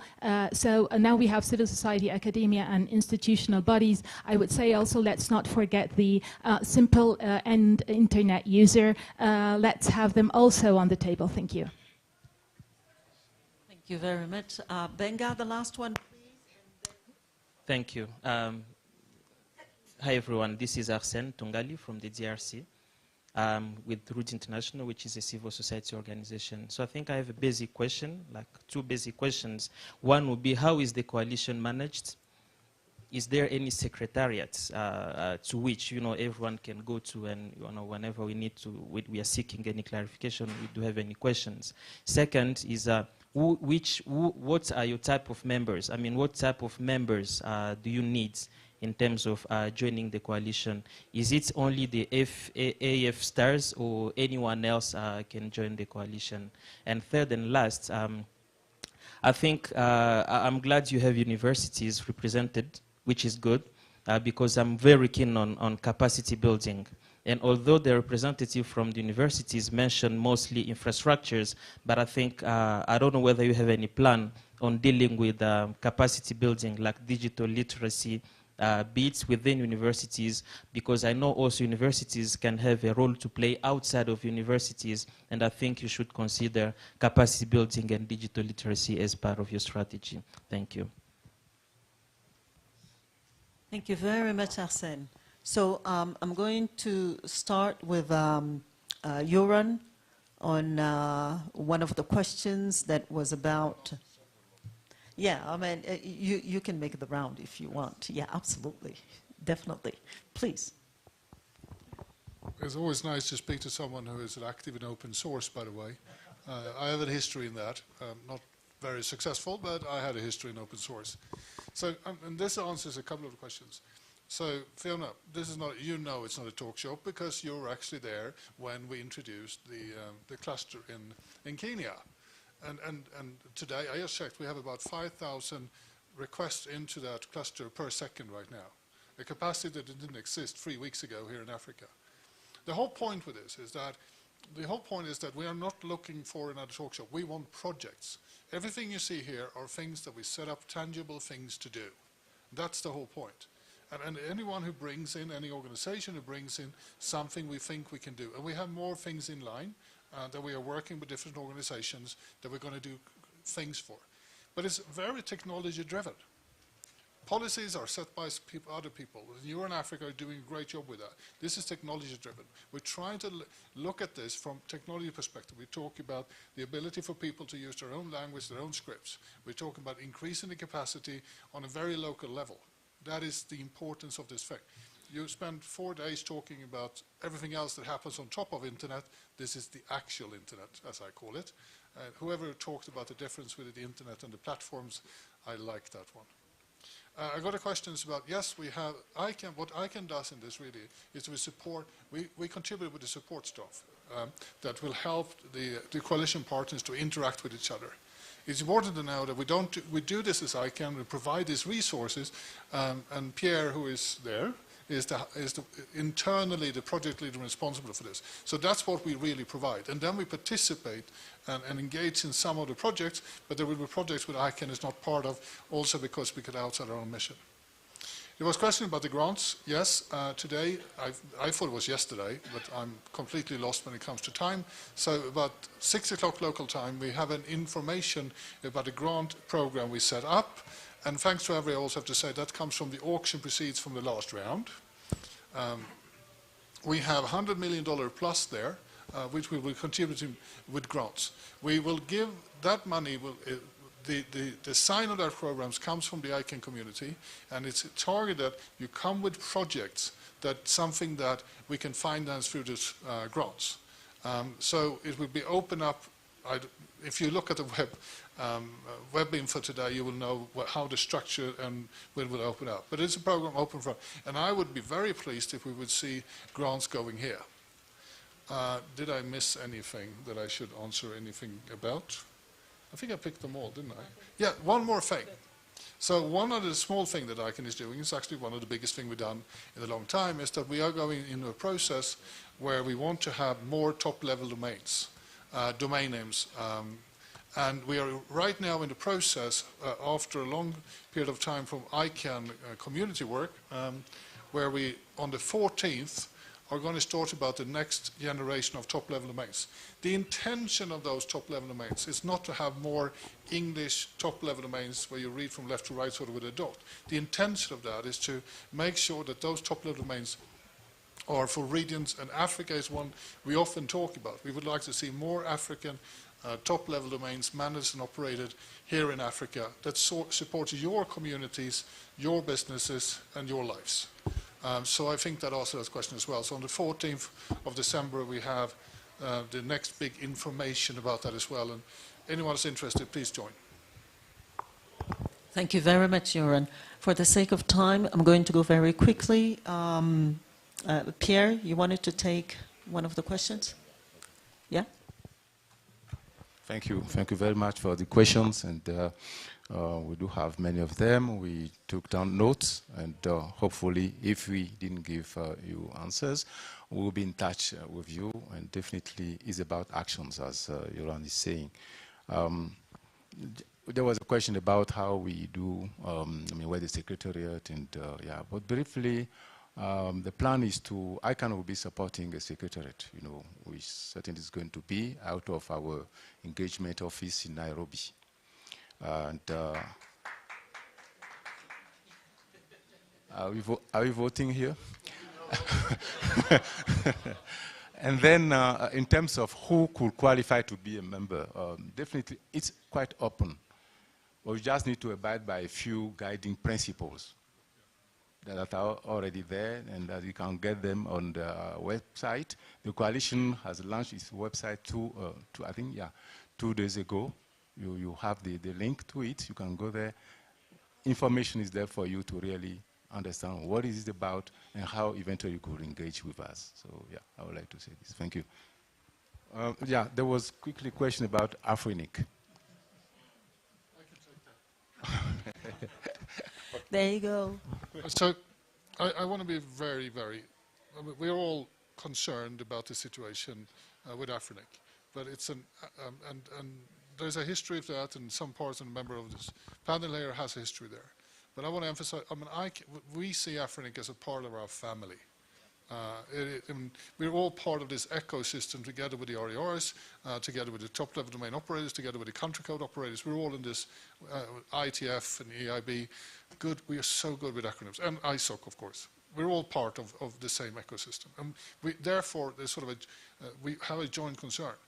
The important is that this is an African problem, and it's just solved by Africans. And it's your communities that should be active in Afrinic to make sure it continues to work. The discussion about if it's going to be in which country, where it is very much something. I pledge to everybody to be active in the Afrinic community. That's where you can make a real difference. They need their help and support. They need you to be active there. Thank you. Thank you very much, Joran. And as an African in the space, taking off my ITU hat, I would like to tell everybody that it is absolutely crucial, because what we're talking about here basically won't be if those numbers are not around. So we need to shape up. We need to be there. All right? Thank you. Prof? One of the reasons why the universities are part of this coalition is for us to be able to focus on improving the technical capacity of higher education institutions. We hope that through our involvement in this coalition, we'll be able to focus on capacity building. I mentioned earlier on of our interest in the INRENs. We hope that this coalition will help us to enhance the effectiveness of the INRENs. You will notice that our youths, the youth population in Africa is the highest in the continent, and therefore we need to enhance the capacity of our youths to make use of the internet to create prosperity within the continent. So the university is central, and we'll be focusing on that, which you mentioned. Thank you.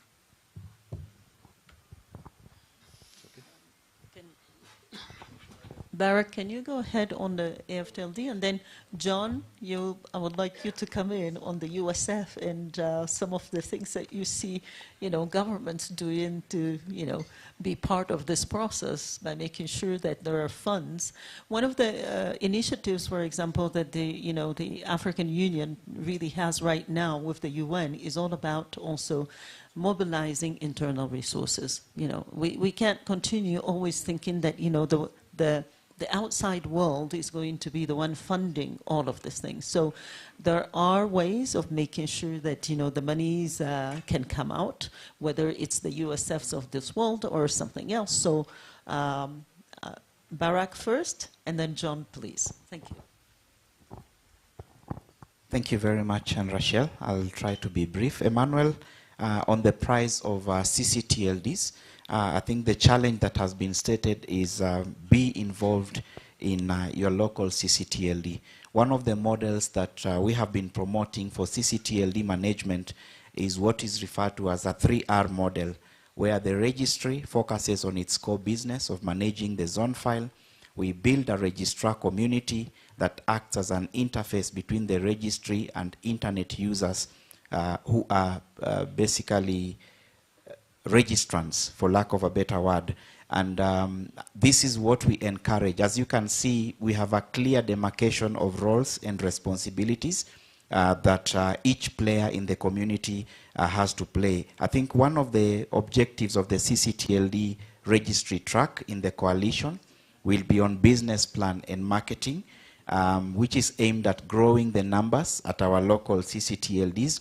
Our focus in the past 10 years, between 2010 and 2020, was building technical competence, which we have achieved, and now we want to build business and also make sure that the registries are actually sustainable. And the resellers and the registrars are in this room, and this includes community network operators, who are the ones dealing with registrants at community level.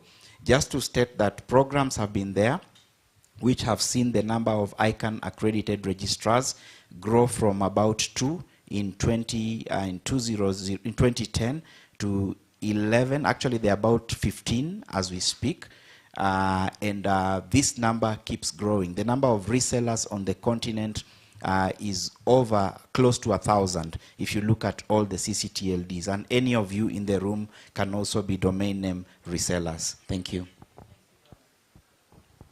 Thank you very much, Anne Rachel. On the issue of universal access funds, I think the history is varied. There are quite a good number of success stories. There are also certainly areas where there's been quite some challenges, especially from the governmental side. And I think as the ICT community, we are the contributors of these funds, either to the regulators directly or to institutions that are established for the management of these funds. And it behooves us to speak a bit more. I think that has been the missing link. Some, at least where I've been involved, some of these institutions are purely governmental, whereas operators and network organizations are contributing. They don't sit in those boards for perhaps reasons of conflict of interest. But I think the model that seems to work best for me is where those who are contributing to the funds also sit and determine how the funds are allocated. And so I think there needs to be a robust engagement between the community members themselves and organizations that manage these funds, and to see more transparency. I think the point you're making, Madam, essentially is that there's quite a bit of resources that are internal in Africa for management and development of internet and ICTs in Africa. Certainly, there seems to me to be a notion, sometimes or oftentimes wrongly, that it will come from elsewhere. I don't think it will. Nobody gives you free lunch. In fact, if you get it twice, that may be heralding the end of you. there's sufficient resources in terms of how we manage them is the issue. And I think the community needs to be a lot more involved with the sort of access funds that have been instituted in Africa for purposes of internet and indeed ICT development. I think I want to end there. The issue of AfriNIC is, in my view, going to take a lot more sanity than just a physical location of offices from one place to the other. I think, as Goran says, it is our organization, and we know the challenges that exist there. I think it is not the challenge of a physical location, but the challenge of a lot more involvement and transparency amongst ourselves in terms of the institution itself. So, as Goran says, let's sort it out ourselves. The physical location, I think, is less and a bit of an apologist way of looking at the core root of the problem.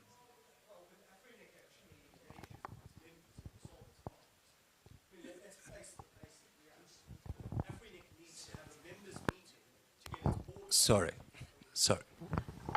I'm sorry, the proposal to remove it, to remove AfriNIC from Mauritius, is the height of contempt for that jurisdiction. I'm Paul Huell. I happen to be the CEO and director of CrystalWeb, which happens to be one of the companies which has an injunction preventing AfriNIC from turning itself into an absolute disaster zone. And the reality is that AfriNIC's problem is a history of corruption and a refusal to engage with its members. The reality is that instead of holding an election to get a constituent board going, the organization tried to exclude competent and proper people from that election. That resulted in court action. And yes, court action is unpleasant and it's not nice and so on and so forth. But when there is a court order that requires you to act in a particular way, you don't act contemptuously of that court and then try to leave the jurisdiction of that country because you're not getting your way. The correct way to solve things is a meeting. True. I hear you. And I think I hear the pain of everybody who's in this room on that subject. So, but as Pierre said, or John, it's going to need a lot more sanity, and not throwing words and not going to courts and all of that to make things work. So let's face it, we have a work to do. We have a lot of work to do, and we need to sit down and talk about this, okay? As a community, absolutely. So thank you very much. And look, this is not the court, okay? We're here, we are actually here to try and make digital infrastructure a reality in this region. It is absolutely crucial and important. Those numbers are part of it.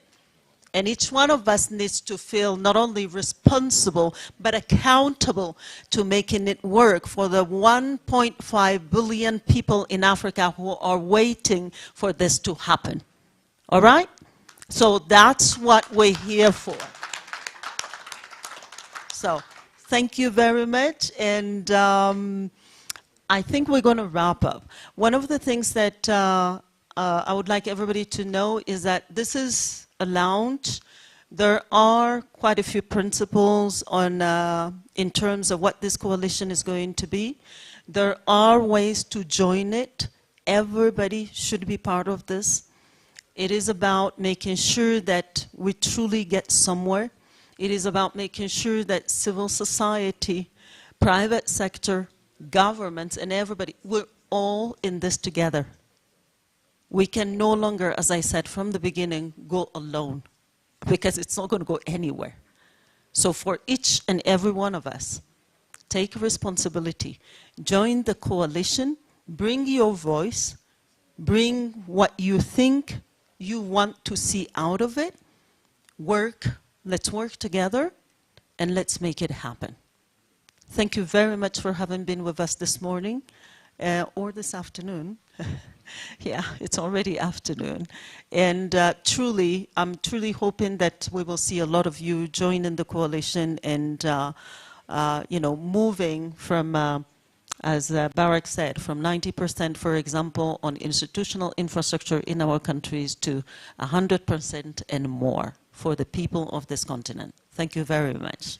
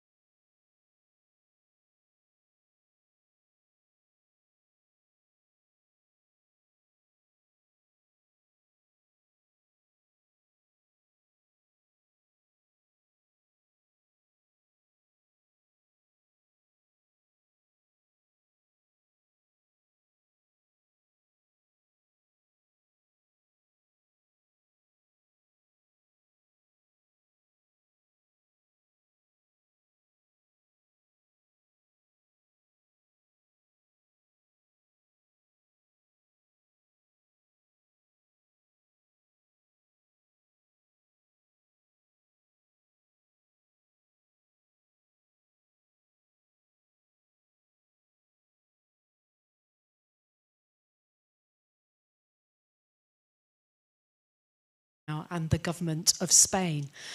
So welcome to everybody joining online. Please put any questions in the chat for later, and my colleague Nikki will be monitoring the online conversation. So advances in digital technology have revolutionized the way that we live, work and connect, with the boundaries between our physical and digital worlds becoming increasingly blurred. Despite the transformational potential of these advances, digital spaces are still largely unregulated, and there are no universal rules for those who design, operate or profit from digital networks and services, and there aren't any effective ways of ensuring that common standards that keep us safe and protect our human rights are universally upheld. So we have a fantastic panel here today to help us to explore this very issue, to explain what some of the problems are, as well as the potential solutions. So just to introduce our panel, we have Rafael Perez Galindo, who's Deputy Director General for Digital Society for the Government of Spain. We have Aleid van den Brink, who's a member of Gravio, the group of experts on action against violence against women and domestic violence, and Katia Vera Morales, who's a gender consultant for the Organization of American States cybersecurity program, and Titsi Matatiere, who's the global lead End Sex Trafficking for Equality Now. So welcome, thank you very much everybody. So I'm going to start off by asking Titsi to speak first. Titsi, every day there are new and gravely alarming examples of how unregulated digital technologies and networks are threatening people's rights and freedoms. Why is it important to look at digital rights with an intersectional feminist lens? And what would a feminist approach look like? And how might it inform how digital rights are framed and understood? Thank you, Emma. Indeed, we are living in a time of a global crisis of online harms, and the rights and freedoms of many people are being threatened in the digital space. And just as we see with so many crises, it is really the people with the least power and privilege that are most affected. So we are talking about women, girls, children, and people in other groups that are facing discrimination.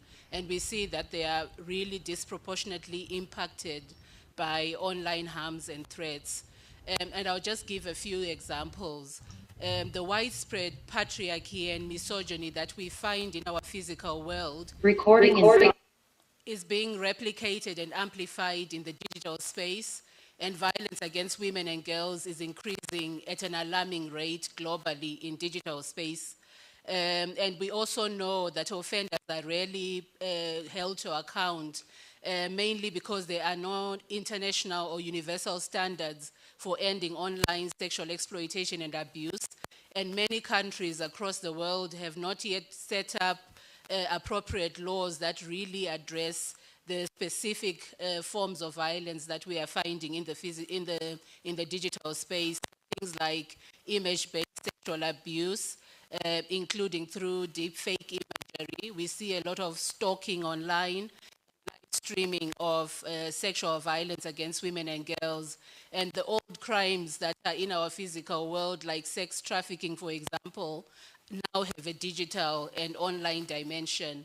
So for instance, UNODC reports that 50% of all the trafficking cases where women are trafficked for sexual exploitation have an element of online or digital technology used.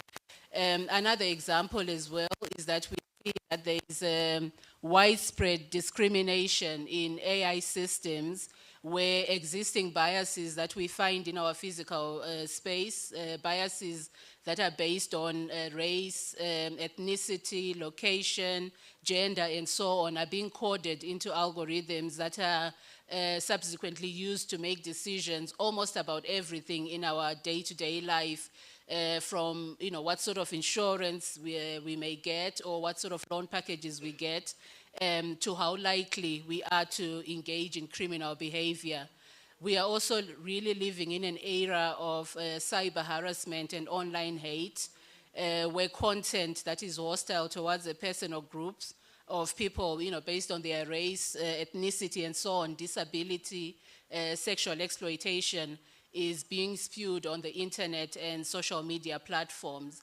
And I think one of the things that that has really come out of the IG sessions in the last few days is how there is still a gender digital divide in accessing and using the internet and digital technology, where women and girls often have less access compared to men and boys, and particularly in developing countries where they often struggle to afford the technology and internet access. And in addition, we are aware that there are stereotypes that say technologies for men and boys, and the fear of being discriminated against just means fewer women and girls may be using the internet. And as a result of all these problems, from AI, from discrimination in AI systems, online hate, online sexual exploitation, issues around access and affordability, we see that women and girls then often end up withdrawing from digital spaces, silencing themselves and isolating themselves, and eventually then losing opportunities to build their education, their professional careers, and support networks. So having laid out, the problem at a global scale, I think, this situation then gives the basis for why we need an intersectional, feminist, and anti-discrimination approach to digital rights. We cannot ignore the fact that the impact of the misuse and abuse of technology and the internet is gendered, and that it is also intersectional, and that violations of rights in the digital space are also rooted in the inequalities and discrimination that we find in our physical space, and then these are then replicated and amplified in the digital ecosystem.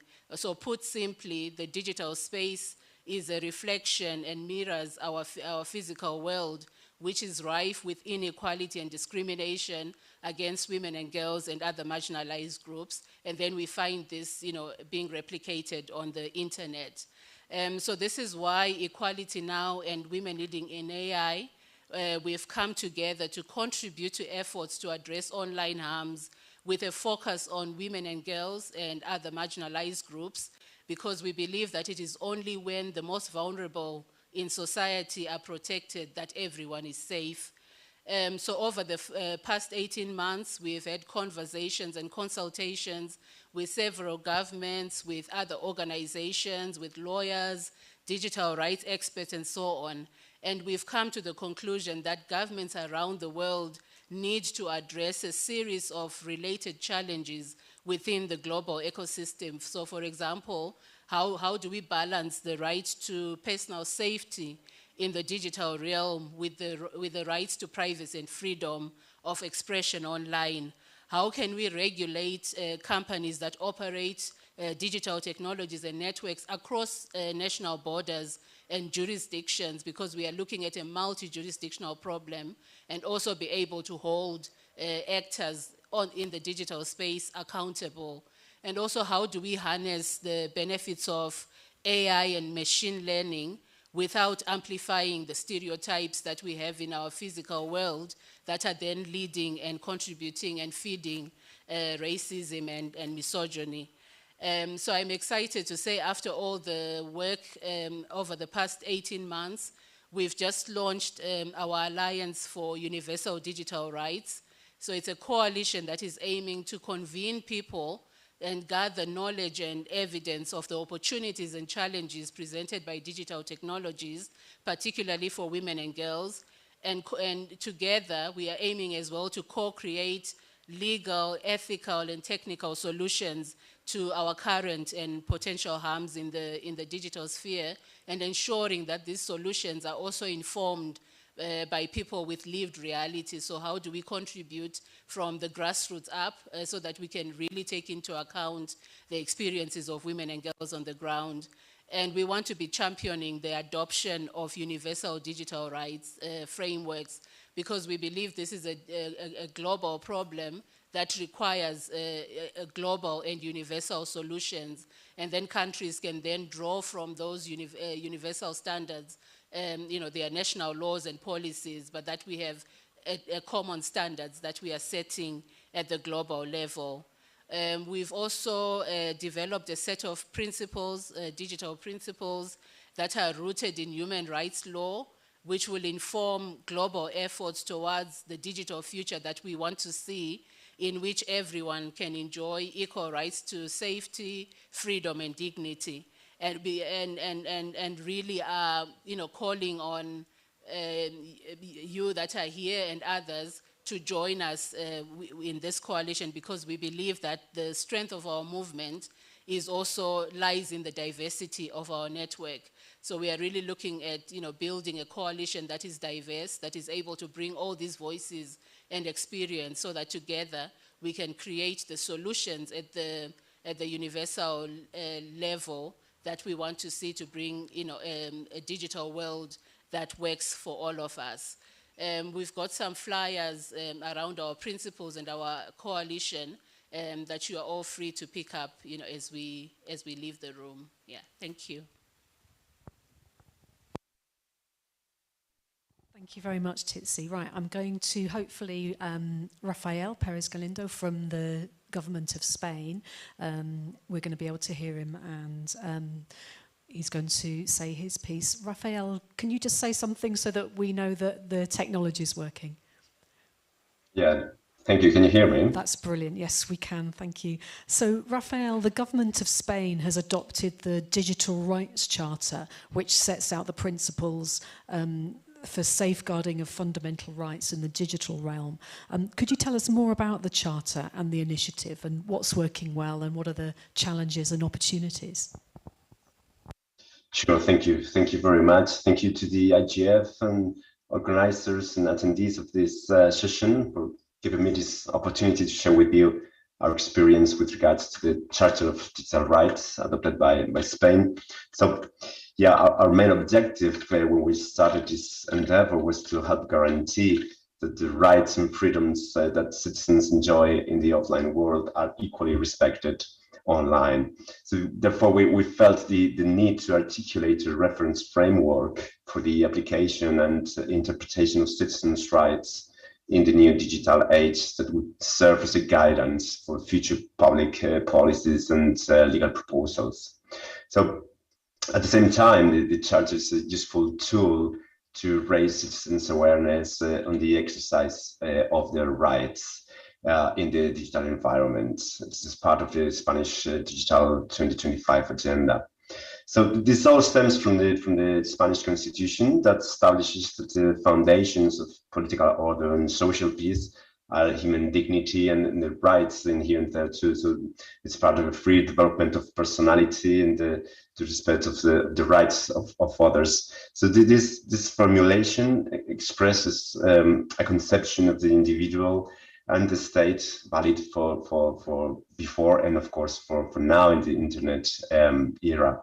So the intense progress of scientific research and the digital development raises truly the need to ensure that the regulatory framework guarantees the protection of the individual and collective rights and the constitutional values.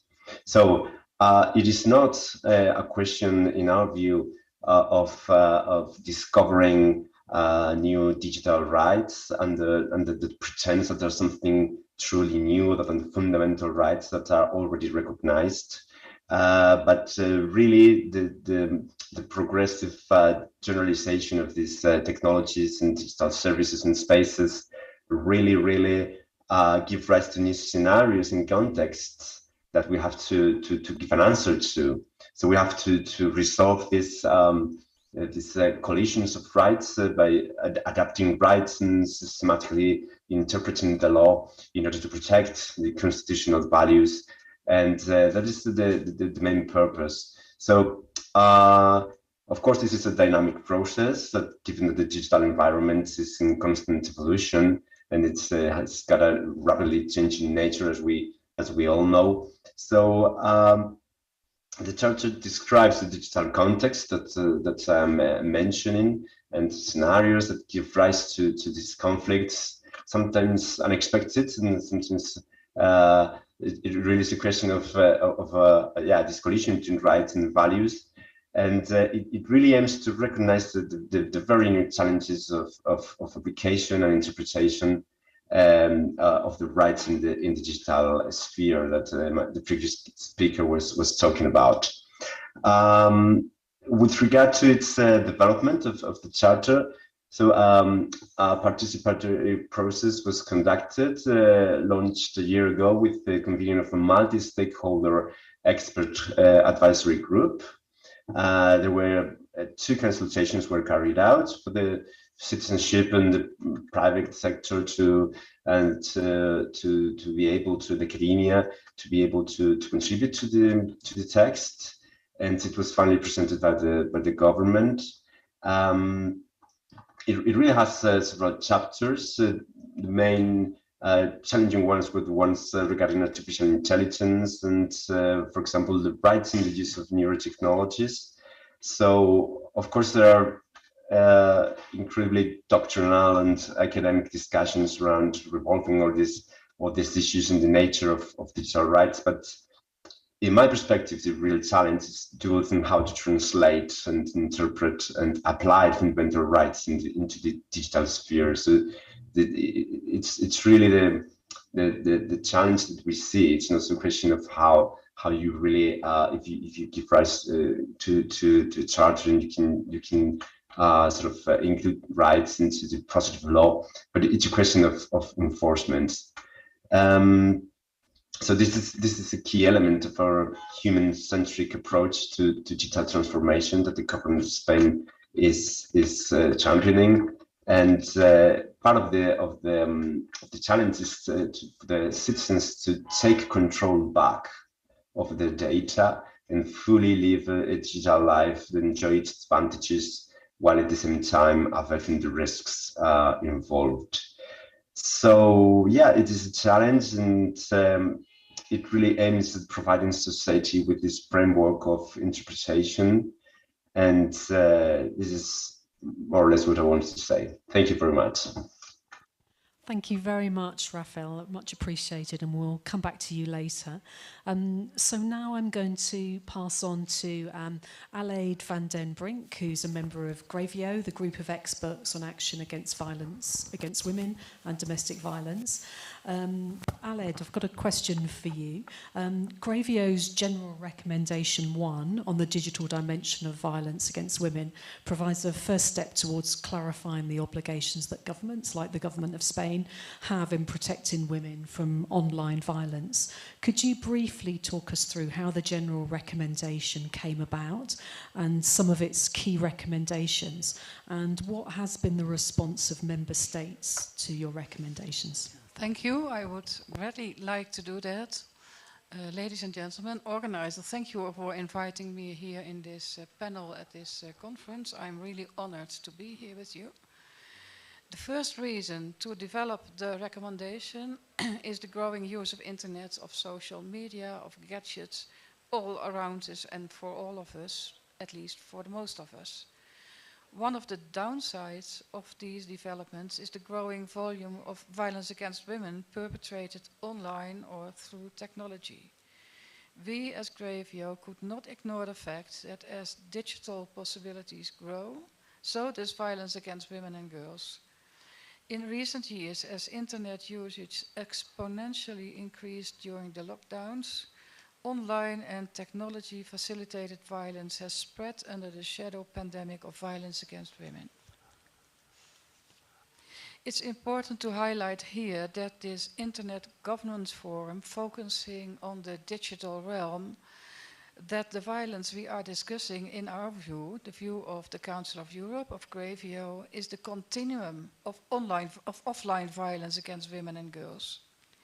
The physical, sexual and psychological violence against women that takes place offline every day on the streets, at work, etc. is widely amplified, spread and worsened in the online world and by the new technologies and gadgets. The root causes are the same: gender inequality, harmful gender stereotypes, stereotypes around male and female sexuality, etc. The nature and extent of the problem reveals that much more needs to be done to address it, by preventing it, protecting and supporting women and girls, and by holding perpetrators accountable. And that is where the Istanbul Convention offers huge potential. In case you're not very familiar with the Istanbul Convention of the Council of Europe as an instrument for the more than 35 European countries that ratified this treaty already, I will very briefly summarize. The Istanbul Convention is since more than 10 years the most far-reaching, legally binding instrument in the world for Europe developed to prevent and combat all forms of violence against women. Gravio, the expert group, is the monitoring body. It monitors on a country-to-country basis the implementation of the convention. Our first round of baseline evaluations will be ready somewhere next year. There is a growing connection with the worldwide network of expert groups. So Gravio is not operating on its own, but has joined the other international instruments on the same topic as well. On the basis of our evaluations, we noted that in many countries, expertise among law enforcement agencies around the digital manifestations is only slowly building up, and that protective and prosecution measures are still fragmental and doesn't adequate enough preventive measures are not adequate enough, and preventive measures are too often ad hoc. For all these reasons, Gravio did set out its journey to provide guidance to state parties of the convention to respond to the digital dimension. Well, some of its key recommendations. Your next question, Emma. The convention itself did not contain specific provisions on the digital perpetration of violence against women, but its very definition of violence against women covers all acts of violence, wherever and however they are perpetrated. The convention specifically requires criminalization of psychological violence, stalking, and sexual harassment. Our general recommendation, therefore, looks very closely at the behavior to be criminalized or sanctioned under these 3 types of offenses. It offers detailed examples of online and tech-facilitated behavior that comes into their remit. Our convention exists of 4 pillars: prevention, protection, prosecution, and coordinated policies. It is a coherent and holistic approach. Therefore, we formulated under those 4 pillars more than 30 concrete recommendations that, if implemented together, will offer better support, protection, and prosecution. I can name you some. In the area of prevention, you have to think about capacity building of all relevant professionals. And also media, for example, has an undeniable role in shaping public perceptions on gender roles in society. That counts for offline violence, but that counts for online violence even more. In the area of protection, specialist support services for victims and telephone helplines should be equipped with financial and human resources to offer holistic services, including psychological counseling, as well as legal and technical advice on the removal of harmful online content. The recommendation also addresses the roles of one of the main known state actors, the internet intermediaries. These actors should provide robust and easy accessible moderation of harmful contents. In the area of prosecution, also capacity building is needed, and we pay attention to the international character of these crimes. We promote enhanced international cooperation and mutual legal assistance to ensure simplified access to evidence held by service providers. Last but not least, the necessity of coordinated policies. The general recommendation promotes cooperation with private sector, media, and civil society, a multi-stakeholder cooperation, just as I heard in every workshop I attended at this conference. We show states, parties, ways how to include tech companies, designers, etc., to be an integral part of the solution. The ICT sector should also be encouraged to adopt the human rights perspectives in all their stages of their work and development. But first and foremost, the inclusion of the digital dimension should be a part of all national strategies, programs and action plans on violence against women, as well as nationwide surveys and research initiatives. What is the response on our recommendation? We launched it about 1 year ago. I must say we immediately received a lot of positive responses. We are seeing more and more increased awareness in the state parties. Now, Spain is, of course, one of the state parties, and you heard what Spain has developed. More resources are allocated to tackle violence against women through digital means. More and more states are criminalizing digital manifestations of violence. We see some good examples of education and preventive activities. Well, there are more examples to mention, but for now I think this is enough. Thank you so much. Thank you very much, Elaine, much appreciated. So our next speaker is Katia Vera Morales, who is the consultant for the Organization of American States, OAS, cybersecurity program. Please go ahead, Katia. Hang on, my question to you, sorry. Digital security is important for people to realise their rights and interests in the digital space. Could you tell us how gender perspectives within digital and cybersecurity are being protected in the Americas? Sure, thank you very much. First of all, to Equality Now and Women Leading in AI for the invitation to this amazing panel. Are to my fellow speakers and to those that join us today, because I know that there are so many events going on at the same time. So I have to say thank you for choosing to be part of this dialogue. And as Emma kindly introduced me, I'm Katia Vera. I am the gender specialist of the cybersecurity program of the Organization of American States. And just to give you some context about the work of the cybersecurity program, its main mandate is to strengthen the capacity of the OAS member states in terms of cybersecurity, and it promotes, for example, access to knowledge on cyber attacks, cooperation within states, and well, enhancing technical and policy capacities.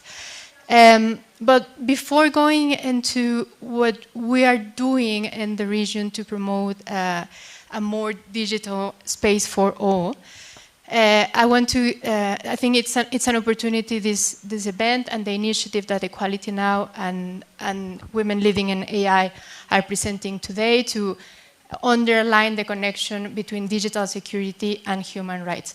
Because there are so many myths around saying that, for example, we need to pick between security and, for example, privacy, and that they are somehow disconnected. But the truth is that we have to work under the basis that if we are not secure online, we cannot exercise fully our human rights. So the framing that these are two concepts somehow disconnected is misguided and is counterproductive. And locally, there's been progress, advances at the international level, at the local level, to think about a human-centered digital security, a human-based approach to cybersecurity. Especially because for people that are part of groups subjected to intersecting discrimination and marginalization, the internet is crucial to exercise their human rights. And for example, for human rights defenders, for journalists. So we need to underline that these two concepts are interdependent and are mutually reinforcing. But then another step forward, we also need to consider the gender aspects of digital security and human rights. And like that, we can see that there are bricks that together create a bigger and a bigger building that we're constructing in this digitalization area. So, for example, what does that mean for women this connection between digital security and human rights. It means that we need to recognize their particular experiences and guarantee their right to be safe and to be protected online against online gender violence, the misuse of their data, and attacks to the digital integrity. Because if they are insecure, the insecurity that they are living online has knock-on effects.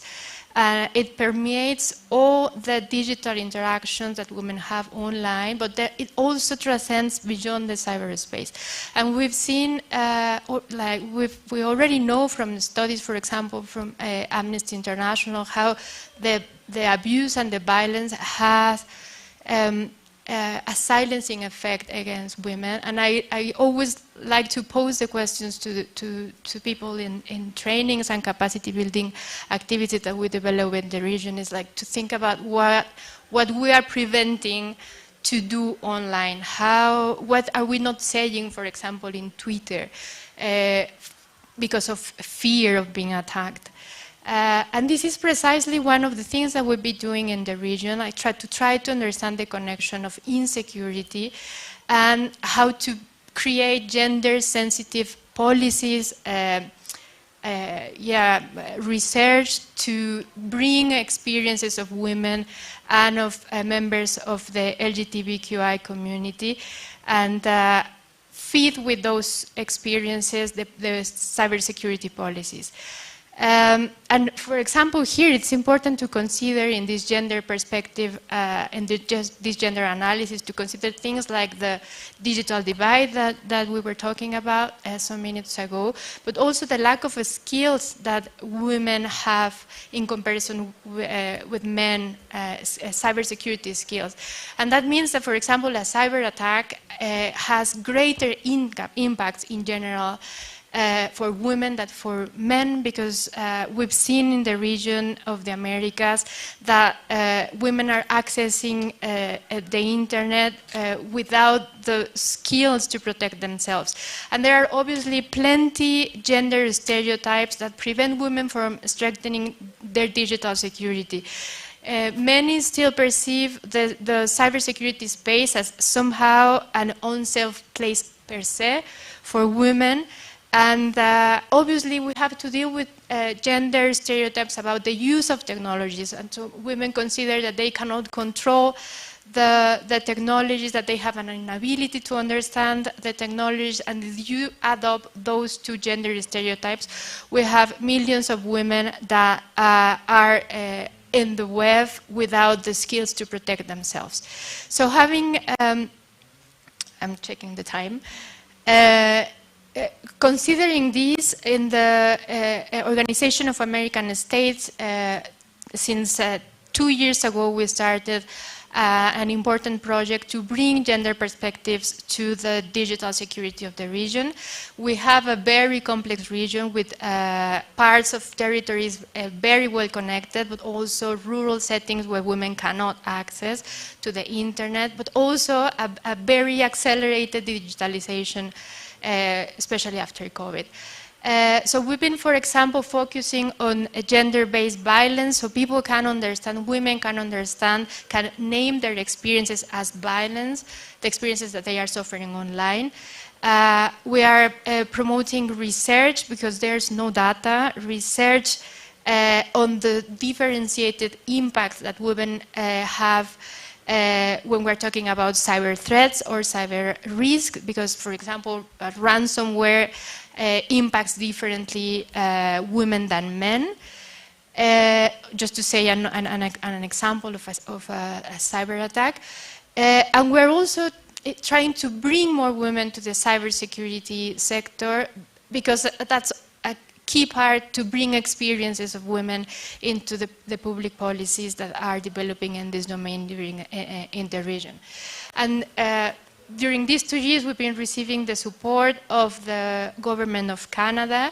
And then finally, 1 month ago, we launched a benchmarking initiative that will seek to counter the root causes of gender inequality in the cybersecurity sector, and this will involve, for example, a regional dissemination of the importance of the cybersecurity for the life of women, but also for their digital rights.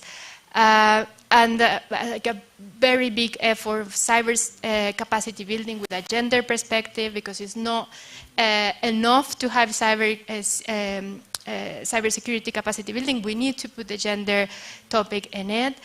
And we're finally trying to reach as much stakeholders, allies as possible, because, as I said, this is a new, innovative, new project, the first one that is launched, at least globally, linking cybersecurity and gender. So obviously, be here with you and connecting with organizations like Equality Now and with Grevio and with you is crucial to receive your ideas, because this is in process. And I will leave it over here because I already used my 9 minutes, and probably after, happy to share with you some of our key learnings in this project. Thank you. Thank you very much, Katia. That was brilliant. I'm just going to come back briefly to Raphael and then maybe to Titsi, just to talk about the Global Digital Compact, which we've been hearing a lot about at this year's IGF. And like, how can you make sure that the great efforts in your region or in Spain, Raphael, are replicated globally? And are you planning to feed into the Global Digital Compact process? Yeah, thank you very much. Yeah, our aim is to contribute to, as I was explaining before, to the reflection processes taking place at the global level. So we really commend this opportunity to contribute, because we want to lead this essential process to guaranteeing the humanist digitalization that puts people at its heart. So, in addition to the Spanish Charter of Digital Rights I was talking about before, I want to mention as well the European Union.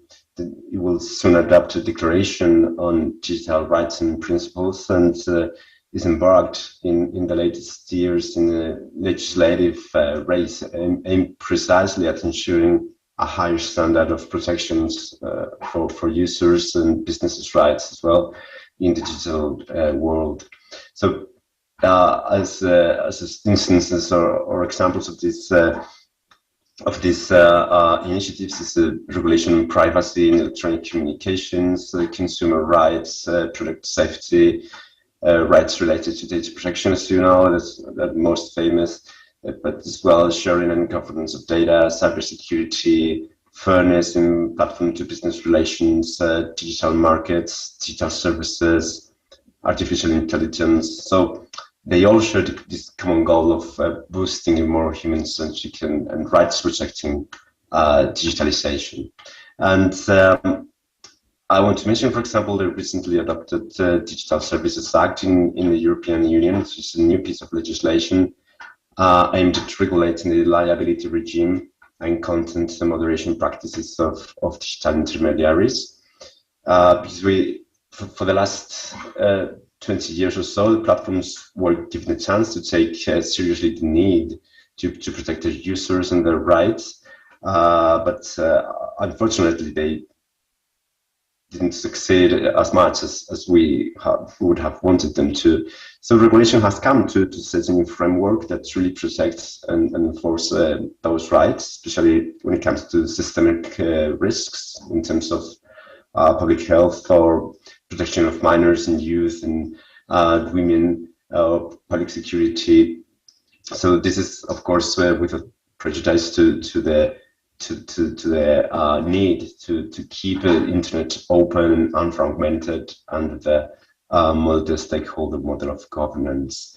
So yeah, there's a growing international consensus on this need, and there's a need for this international reflection on effective approaches to the enforcement of these rights across national boundaries. So we, as I said, we welcome this multi-stakeholder dialogue with a focus on how to stand the ground and stick to to democratic principles and citizens' rights at the center of digitalization. And yeah, all these initiatives I mentioned before would be hopefully would be helpful in contributing to the global digital compact process led by the UN Tech Envoy, and that would be it. Thank you. Thank you very much. Because we started a little bit late, I want to make sure we can get on to kind of questions in the room and online as well. Are there any questions in the room first that people would like to pose to any members of the panel? Yes, please go ahead. Do you want to...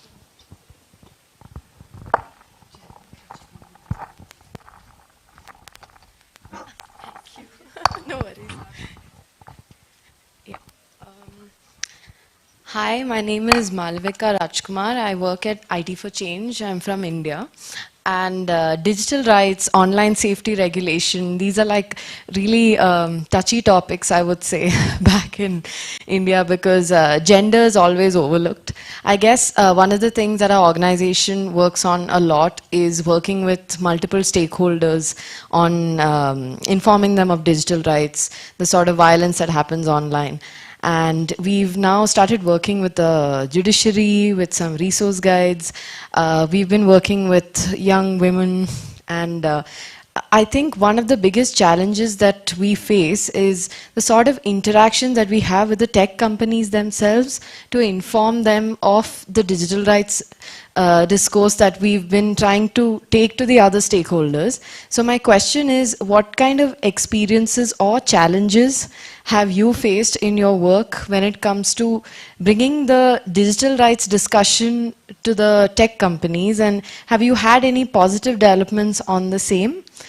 Thank you.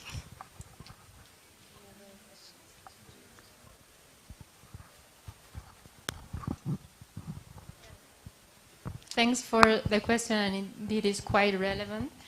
I have to say that the OAS is kind of in a privileged position because it's an organization that calls stakeholders and tries to put them together to dialogue. And in that sense, we've been receiving good responses from the tech sector. That obviously is different at the local level, but I think what has been working for us is promoting transparent participation and substantive participation. So giving them the mic to everyone and then put things on the agenda. And also I think trying to agree a minimum advocacy agenda that can be replicated through the states. Let's say act locally but think globally, and then like if we can have this minimum agenda on the tables, then then the same people, or more or less the same organizations participating in the conversation, then the tech sector has to take those topics and continue and agree and make agreements and compromises. So let's say from our perspective and in our practice, we've been having a good answer from them. Thank you. One more question in the room, and then I'm going to address a question online. Thanks.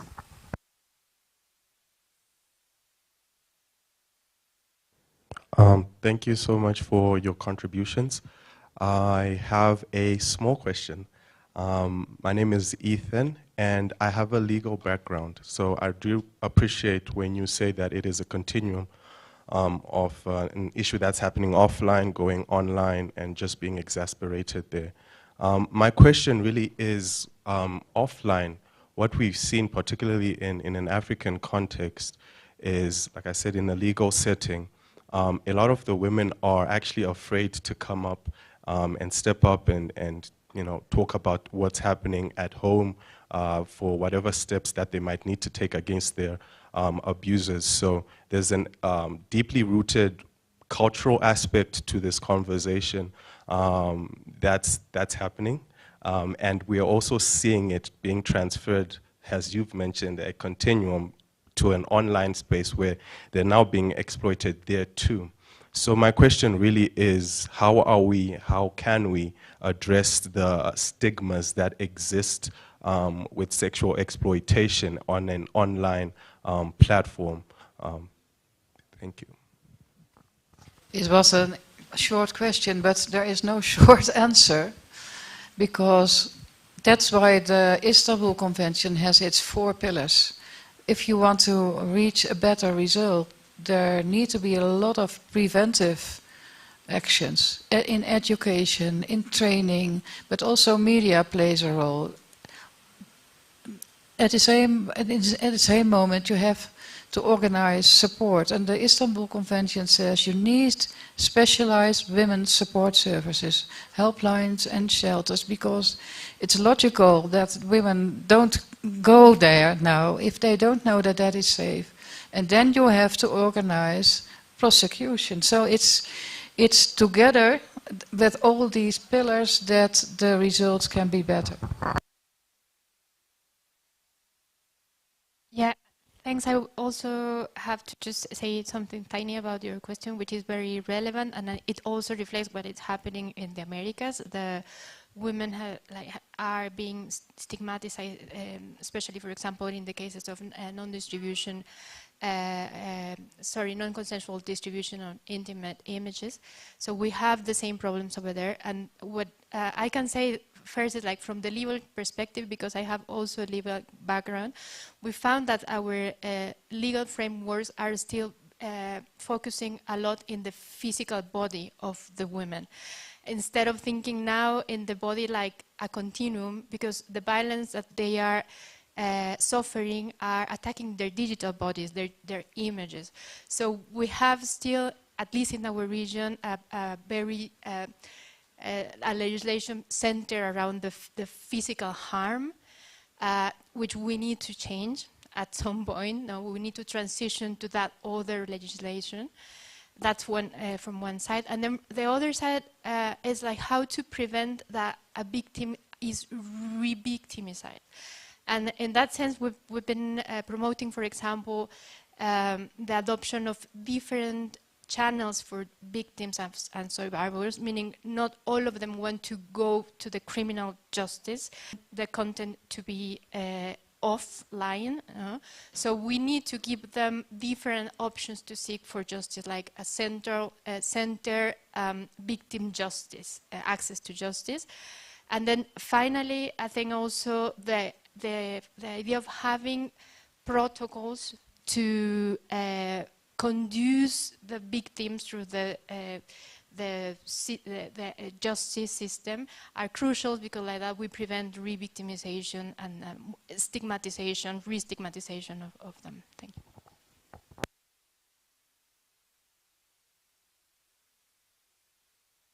Thank you. I'll just add one point, that is equality now. We undertook some legal research last year to look at issues of online sexual exploitation and how laws at the global level and also across a number of countries are responding. And I think one of the things that we found out, I mean, in addition to the challenges that you've highlighted around the physical violence, and then that misunderstanding of the continuum, is that also sometimes law enforcement or just people in general do not necessarily always look at the violence that occurs in the digital space as harm. So there is also some, education and orientation, I think, that also needs to happen to realize that actually, even when the violence occurs online, it is still, violence and has the same impact psychologically and so on to victims and survivors. Yeah. Thank you. I'm going to come to Nikki if the tech people can unmute Nicola for a second. Nikki, do you want to paraphrase some of the questions that are coming online? Yeah, there are several questions on the same issue, and I've pulled them together into one question that could be addressed to probably Katia and Titsi. Both of you have spoken about the challenges at the intersection of privacy, safety, and freedom of expression. So to what extent is the role of authoritarian regimes using online platforms and trolls to silence journalists and human rights activists and to victimize women by disseminating denial narratives being addressed in this conversation here about human-centric universal digital rights?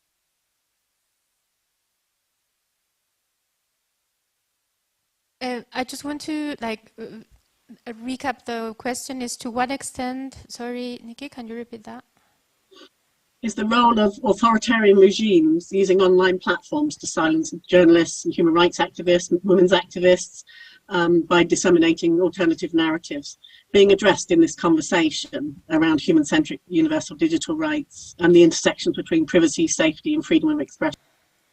Yes, thank you. Indeed, this is the challenge, trying to integrate in the same conversation the human rights and safety and security online. And I think over here it's crucial to have standards and to promote at the multilateral forums these human center human rights perspective of cybersecurity, because at the end, as we said, there's the same human rights that people have online, they have them offline, so there's a continuum. So we need to go back probably to these basic principles of human rights, just bring them to the digital settings and ask the authoritarian regimes to respect human rights and not make us to take this decision between security and the enjoyment of human rights. Thank you. I mean, I should probably kind of clarify that we're getting quite a few messages in the chat about Tigray and the role of the Ethiopian government in silencing journalists, and why the IGF is being held in Ethiopia and why the Prime Minister was invited to speak, which our panel can't answer those questions because we're not the organisers of the IGF, but I just want to pass on to Titsi to answer the question in general around authoritarian regimes and tactics that they deploy. One of the key principles that we talk about in our digital principles is that of freedom of expression and association. And we are making it clear that everyone should have the right to seek, receive and impart non-harmful and non-exploitative information freely through any medium, including the internet, without censorship or other arbitrary interference by state and non-state actors in the private sector, and that the internet and digital technologies must be protected from all attempts to silence women, girls, and other people from discriminated against groups. So that's the standard that we would be expecting of all governments, and something that we really want to see ingrained even in the Global Digital Compact when it is developed, and ensuring that whatever frameworks we have are not silencing women in any context. Thank you. I'm just going to check whether Rafael from the government of Spain wants to come in on this issue or not. Rafael, do you want to add anything? No, thank you. Just wanted to echo your words. Thank you. Okay, thanks. We are at time now, but are there any more questions in the room that people are burning to ask before we pack up this session? Okay, brilliant. There are going to be some copies of this report, the 9 principles for securing digital rights in our digital world, human rights in our digital world, on your way out of the room. We've had a fantastic panel here today. I wanted to say a huge thank you to everybody online and offline, and people who are in the room, which has been really filling up since we started, and also the people online. And there seems to be quite an appetite for talking about how human rights can be protected in the digital space. So we really want to carry on this conversation. So please, if you want to exchange contact details with any of us before you leave, please do, because we want to make sure that we're reflecting as many perspectives as possible in the advocacy that we're going to be doing in the coming months. But thank you very much.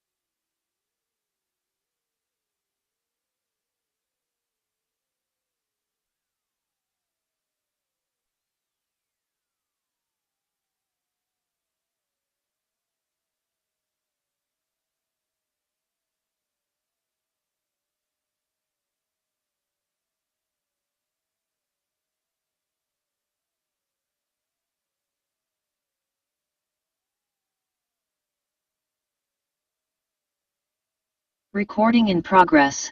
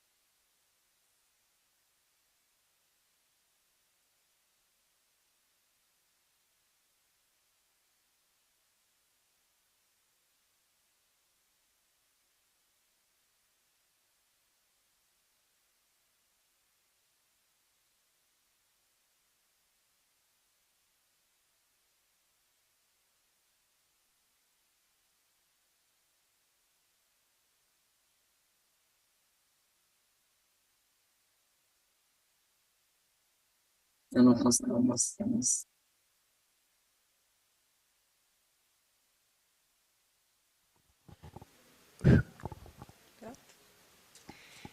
afternoon, everyone. My name is Bia Barbosa. I'm a journalist. I work with freedom of expression and platforms regulation, and I'm a member of the Brazilian Internet Steering Committee. This session aims to provide an overview of the activities developed by the CGI, the Internet Steering Committee in Brazil, within the scope of the Gender and Diversity Agenda, a project that has been implemented since 2021 in Brazil. The agenda, like the committee, has a multi-stakeholder nature and aims to promote gender and ethnic racial diversity in the IT sector and the Internet governance ecosystem. In Brazil, as many parts of the world, the debate on the importance of digital inclusion and the role of the Internet for social and economic development are well established and guide a long list of initiatives.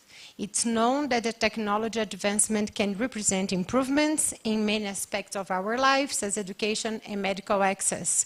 On the other hand, there are many, but not enough, initiatives aimed at dealing concretely with the Internet potential for reproducing and deepening inequalities. Just to present you some data from Brazil, we have more women than men in the population. We are 52%, and 52% as well of the women then declare themselves as black and brown women. However, their participation in almost all sectors, productive and public activities, is notably smaller.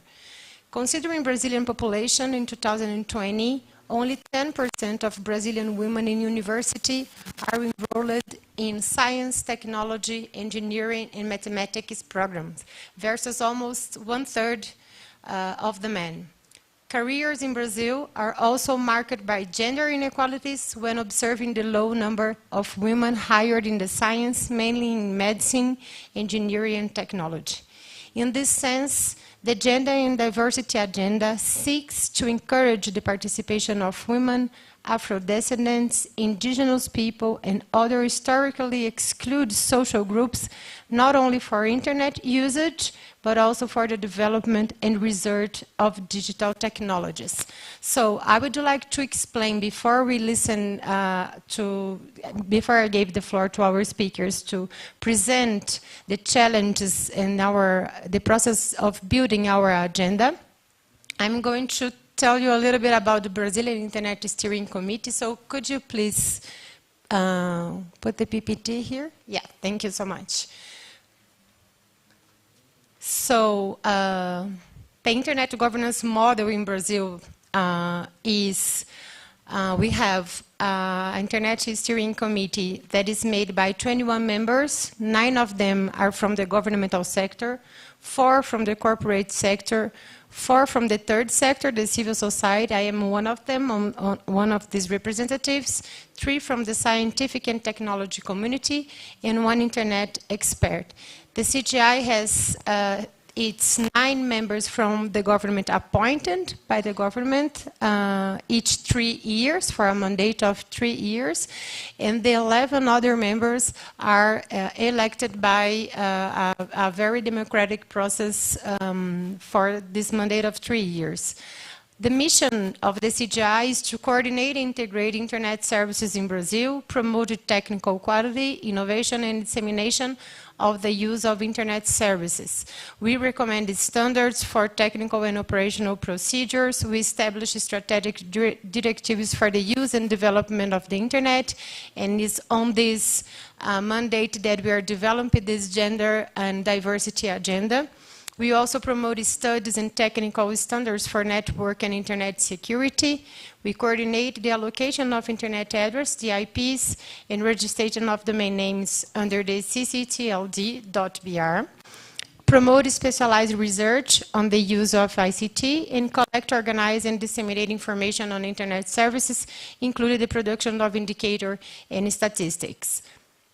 I'm going to put the Agenda on Gender and Diversity is one initiative that emerged in November 21 based on the principles for the internet governance and use in Brazil, mainly the principles universality, diversity, freedom, privacy, and human rights. The initiative was proposed and led by the women counselors from the Brazilian Internet Steering Committee. We are only 4 women in 21 members in the committee. And this initiative seeks to keep up with the debate on the participation of groups historically excluded from ICT and propose actions to contribute to the reduction of digital inequalities and their impacts in society. We have a working group that have been developing a lot of initiatives beside the building and the construction of this agenda.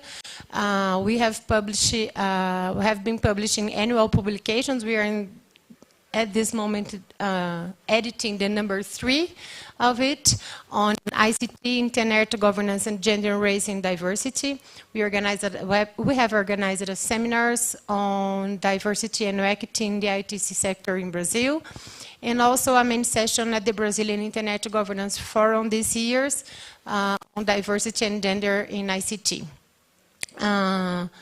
The idea of building a gender and diversity agenda is to promote awareness of the importance of the digital inclusion supported by equity and equality between different parts of the society, and also to encourage actions to reduce inequalities in areas related to Internet and ICT with regard to the use, research, and development of technologies. To build this agenda, we have organized 3 national workshops in São Paulo, Brasília, and Recife, and one international workshop online. And also we are considering this activity here in the IGF as part of this international consultation to investigate the main challenges for the inclusion of women and other excluded groups in ICT in Brazil. All the workshops were multi-stakeholder and attended a specific methodology to achieve a collective construction. So here, an idea of the numbers of the participants of each workshop and the challenge that we could able to develop together with the participants. We have one of them here with us, Fernanda, that took part of one of the workshops in São Paulo. The members were able to fill up our online form, working groups, and then we had many open debates to prioritize the challenges for this agenda. The methodology, we work with multi-stakeholders, as I mentioned before, of women from different regions from Brazil, with racial and ethnic diversity, and also with people with disability and from the LGBTQIA community. We organize small groups for discussions also and plenary the question, what are the main challenges for promoting gender, equality, and diversity in ICTs? So after presenting this question to the participants, we were able to get a list of 13 challenges and 248 proposals on how to face them.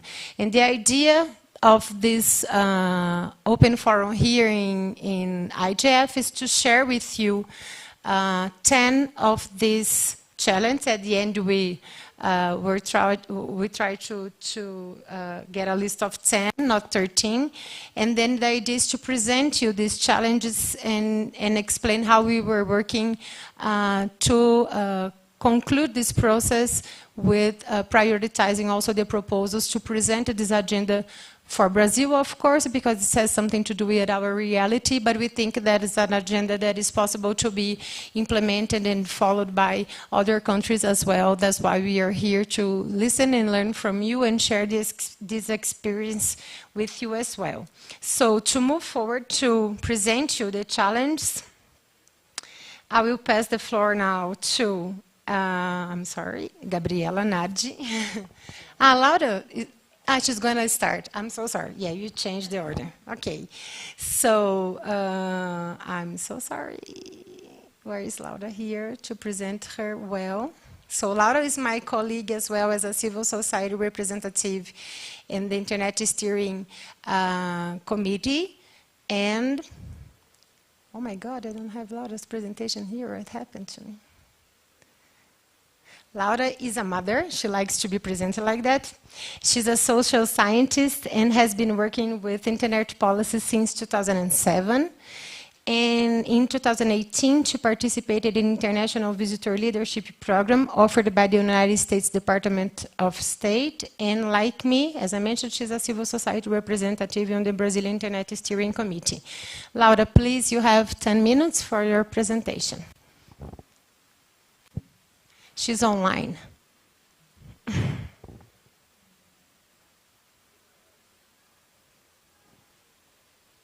Can you connect her?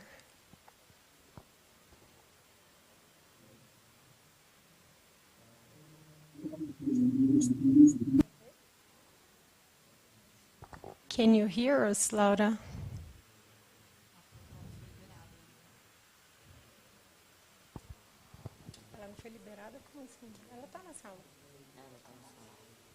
We see you in the room.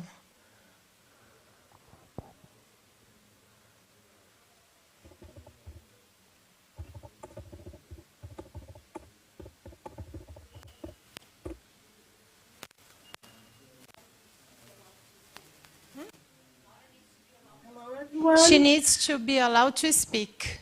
That's what she's saying to us. Yeah, good. Now, here we go. Here we go. We don't see you yet. Could you put Laura in the screen, please? I started my video. I think it's a bit late. Yeah, good. Yeah, here you go. Hello, everyone. I'm Laura. I'm journalist. I'm social scientist. Bia already introduced me. And I will present part of the challenge that we found with these consultations.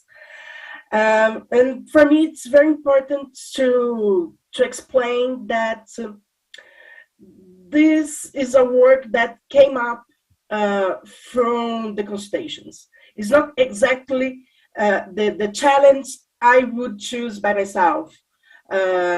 At the end of this process, I was very worried because there were some issues that is very important for me as a digital rights expert, such as privacy, the data treatment, about women, or algorithm bias, this kind of issues. And these issues didn't come from the consultations. And I was worried, but talking with my colleagues, we noticed that this challenge that we will present now, they talk about inclusion. And inclusion is what is the need of our country. It's the main issue in Brazil already. So there are a lot of issues that are missing, but this is the result of the process, and we had to choose. We had to select what were the main challenges. And the first challenge, Bia, could you please put the presentation? Yeah. Could you put the PPT as well, please? Yeah, go ahead, Laura. We're listening to you. Yeah, and the main challenge, the first one of the main challenges was about data. We are proud about the data we produce on internet access in Brazil. We have CETIC that has been producing several research and surveys about internet access and other issues regarding the internet. But it is still lacking a gender approach for this data, and we have here an international issue too, because CETIC works with the international standards. And for example, the international standard for access to internet is to ask if the person had access to internet three months ago. And if you take the case of a woman that have five children, and she has one mobile to divide with all the children and herself. In the last three months, she will have an opportunity to at one moment to send a message, to watch something at that mobile. Yes, she'll probably have this opportunity, but is this access to internet? So this is the international standard. So we have here a discussion how we establish a new standard internationally and to produce data in Brazil. But this is just one example. CETIC is not the only organization that produces data on internet access or internet use. We have other institutions in Brazil that produce this kind of data, the public institutions, for example, and we need all of them to produce data regarding gender, diversity, and ICTs. The next challenge that we had identified is develop public and private policies that promote diversity and equity in internet access, use, and development. When we look to the data that I mentioned before, we see that there is no much difference between the men and women use and access to internet in Brazil. But this is, as I said before, it can be a distortion of the standard that is adopted. But from the consultations, people said to us, this is an issue. Access to internet is still an issue for gender and diversity in Brazil. This is not, we have the same level, we have connection with our mobiles, and we are happy with this connection that we have. The next challenge that we identified was address gender and racial violence and different forms of oppression on social media and internet platforms. We have a situation that's very common to be violent against human in Brazil through social media platforms. And we had several studies from SaferNet, from Internet Lab, from Coding Rights, and other organizations that is tracking the violence against women online. And this is an issue because sometimes it's difficult even to register the violence by the authorities because this is less harmful. And sometimes the authorities, they refuse to register the issue. This is the beginning of the problem. And of course, we have all the environments to support the women that are victims of online damage, online violence.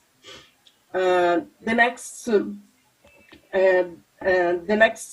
challenge that we had identified is to ensure access to information and the exercise of freedom of expression for women on internet. This challenge is related to gender-based disinformation, and not only gender-based disinformation, but disinformation at all, because we have a situation that you receive the fake or the fake news or the misinformation, and you don't have a path, you don't have a plan, a broadband plan, you don't have access to check that information, and you stay with what you received from zero rating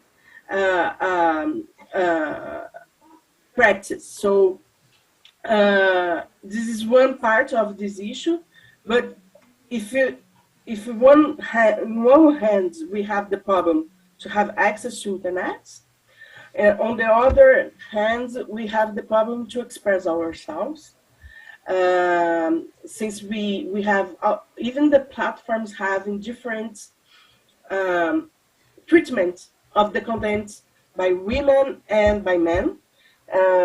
We have this is also an international discussion, and you know that content by women several times are downgrade, and the same type of content posted by men have more propagation. So finally, Gabi will share with me the presentation of the challenge. I will present this last one, equity and diversity perspective. This challenge is related to have a gender component, to have a gender as something that address all the issues related to ICTs and internet. We have several public policies, strategies, such as the Brazilian Strategy for Artificial Intelligence, or the Brazilian Strategy for Digital Transformation. And these strategies, they don't have a specific view, a specific approach for gender and diversity. And this is not something only from the executive branch, but also the legislative branch. We had the Marco Civil da Internet, the Brazilian Civil Rights Framework for the Internet, and it doesn't address gender issues. And we have several other bills that are being discussed in the National Congress, such as the fake news and misinformation bill, and it doesn't address gender anyway. So I'll stop here and share the presentation with my colleague, Gabi. Thank you very much, Laura. I think that people here on the room are not being able to read actually the challenge, because the screen they've been the closed caption is it's on this part of the data show.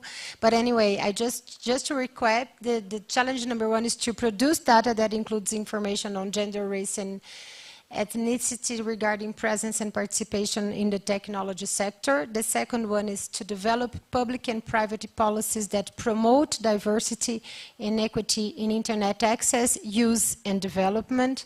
The third one is to address gender and racial violence and different forms of oppression on social media and internet platforms.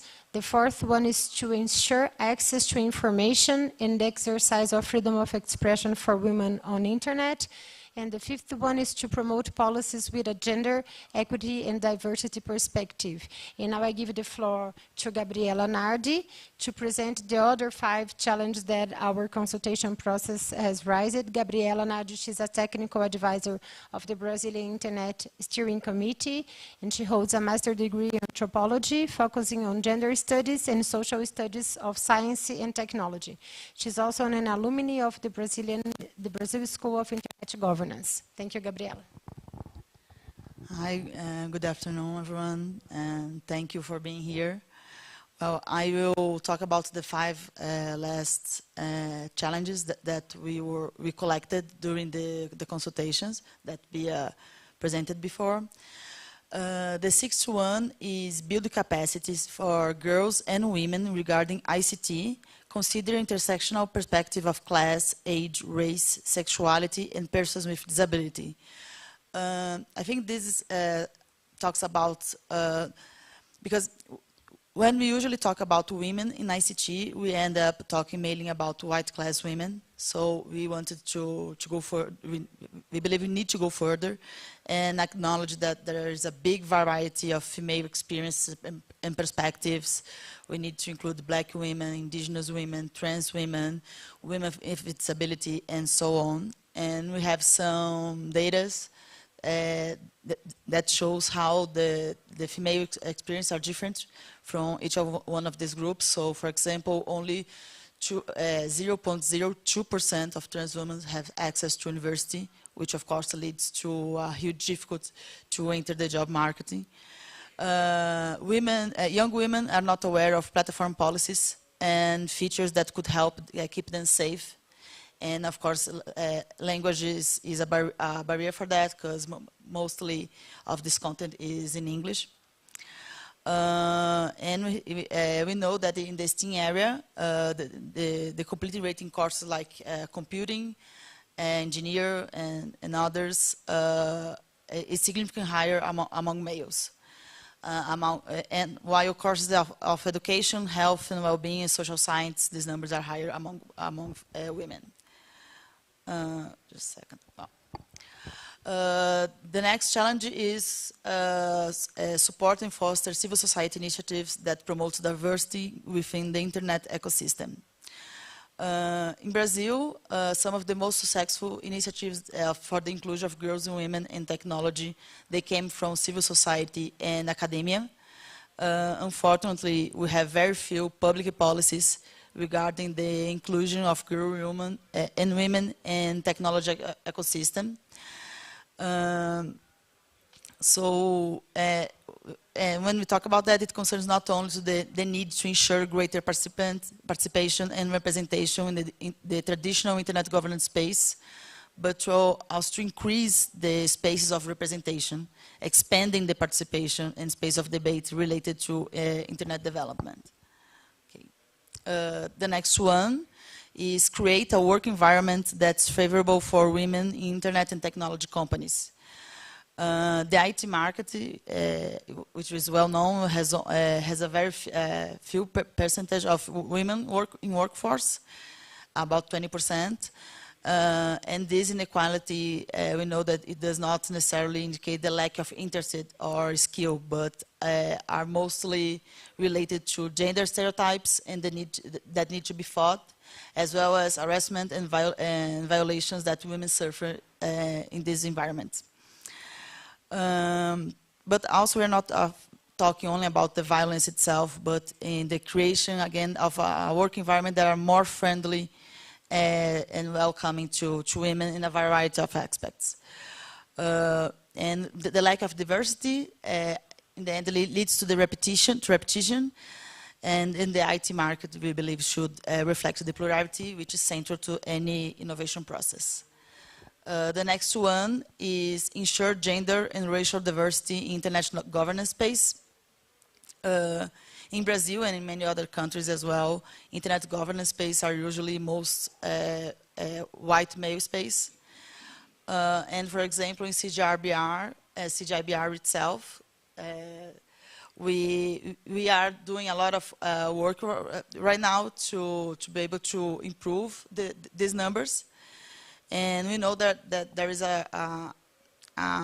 some great inclusion diversity initiatives like the youth program, but we still need more, and these are still not enough to address this challenge. And the last one is economic empowerment of women in the online environment. Well, the lack of women's financial autonomy is a critical problem in most part of the world, and of course it's reflected in the digital environment. Digital technology can contribute to achieve the targets set out in the Sustainable Development Goals by 2030 by fostering economic growth. And for example, simply increasing access to high-speed broadband internet can accelerate economic growth by 1.5%. So we have here a huge potential to improve this reality of lack of economic empowerment for women. And in the 11 emerging economies, approximately 64% of working force women found that mobile phones improved their access to business and employment opportunities. So we believe that digital technology can improve this reality for women. And this was the last challenge. Thank you, everyone. Now. Thank you, Gabriela. So the idea of this process right now, after this, the 3 workshops that we are organizing in Brazil, but also the international consultation that we were able to do online, and also what we would like to hear from you here during the IGF. All of these are going to be part of the document that is going to be published in Brazil, listing these 10 challenges, and also we are now starting working to systematize somehow the 248 proposals for actions that were elaborated and discussed during this process, during 2022, to publish this agenda. The idea is also to contribute more for effective initiatives to promote diversity in ICT and internet governance, not only in the Internet Brazilian Committee, but also in the civil society, in the public sector, in the companies, in the industry. So we would like very much to hear from you about this challenge, to hear what kind of experience do you have, especially women, what do you face in your countries related to basic gender discrimination, and also the lack of participation of women in the internet governance spaces or in the market as well, in the ICT sector in general. So I would give the mic for those here who want to comment anything or want to ask some to put questions, ask questions to Gabriela and Laura as well. And we also invite people that are following us online if they have any questions to raise, and then Luisa could help us with this. So, anything? Anyone? So, while we're thinking, I'm gonna ask a question for Laura. So, Laura, can you hear us? Yes, I'm here. Thank you. So, yeah, do you want to make a question? So I will skip mine then to prioritize the people that are here with us, and then I put mine. Could you please pass the mic, please? Thank you very much. Please introduce yourself. Thank you very much. My name is ASP Francis Ogweng. I'm a police officer from Uganda. I work with the CCTV department, but also before that I was working with the Child and Family Department, and I am a gender equality advocate as well. I first want to thank you very, very much for the wonderful presentations. I want to just learn from your experiences from Brazil, because what I see in my country, it looks like the digital world now is creating a lot more gap between the women and the men, between the rural women and the urban women, between the elite and the women who have not gone to school. Because you realize that, for example, in my country, the majority of women have not gone to school. Majority of them don't have smartphones, let alone the small mobile phones. That means majority of them don't have access to the digital economy, to mobile money, and so on and so forth. You talked about the brown and black women, mobilization and movement. I was wondering, are they the elite group? Are they the underprivileged? Are they the poor women? And how were you able to mobilize them to capture this space and to have all this energy to be able to participate in the digital economy? Then what lesson can I learn and take home to these women so that we don't leave anyone behind in the digital economy? Then the final comment maybe is also I see like policing. What we are doing as police now is also a lot to do with the internet. You want to access police forms, you need to access it online. Certificate of good conduct, we have to access online.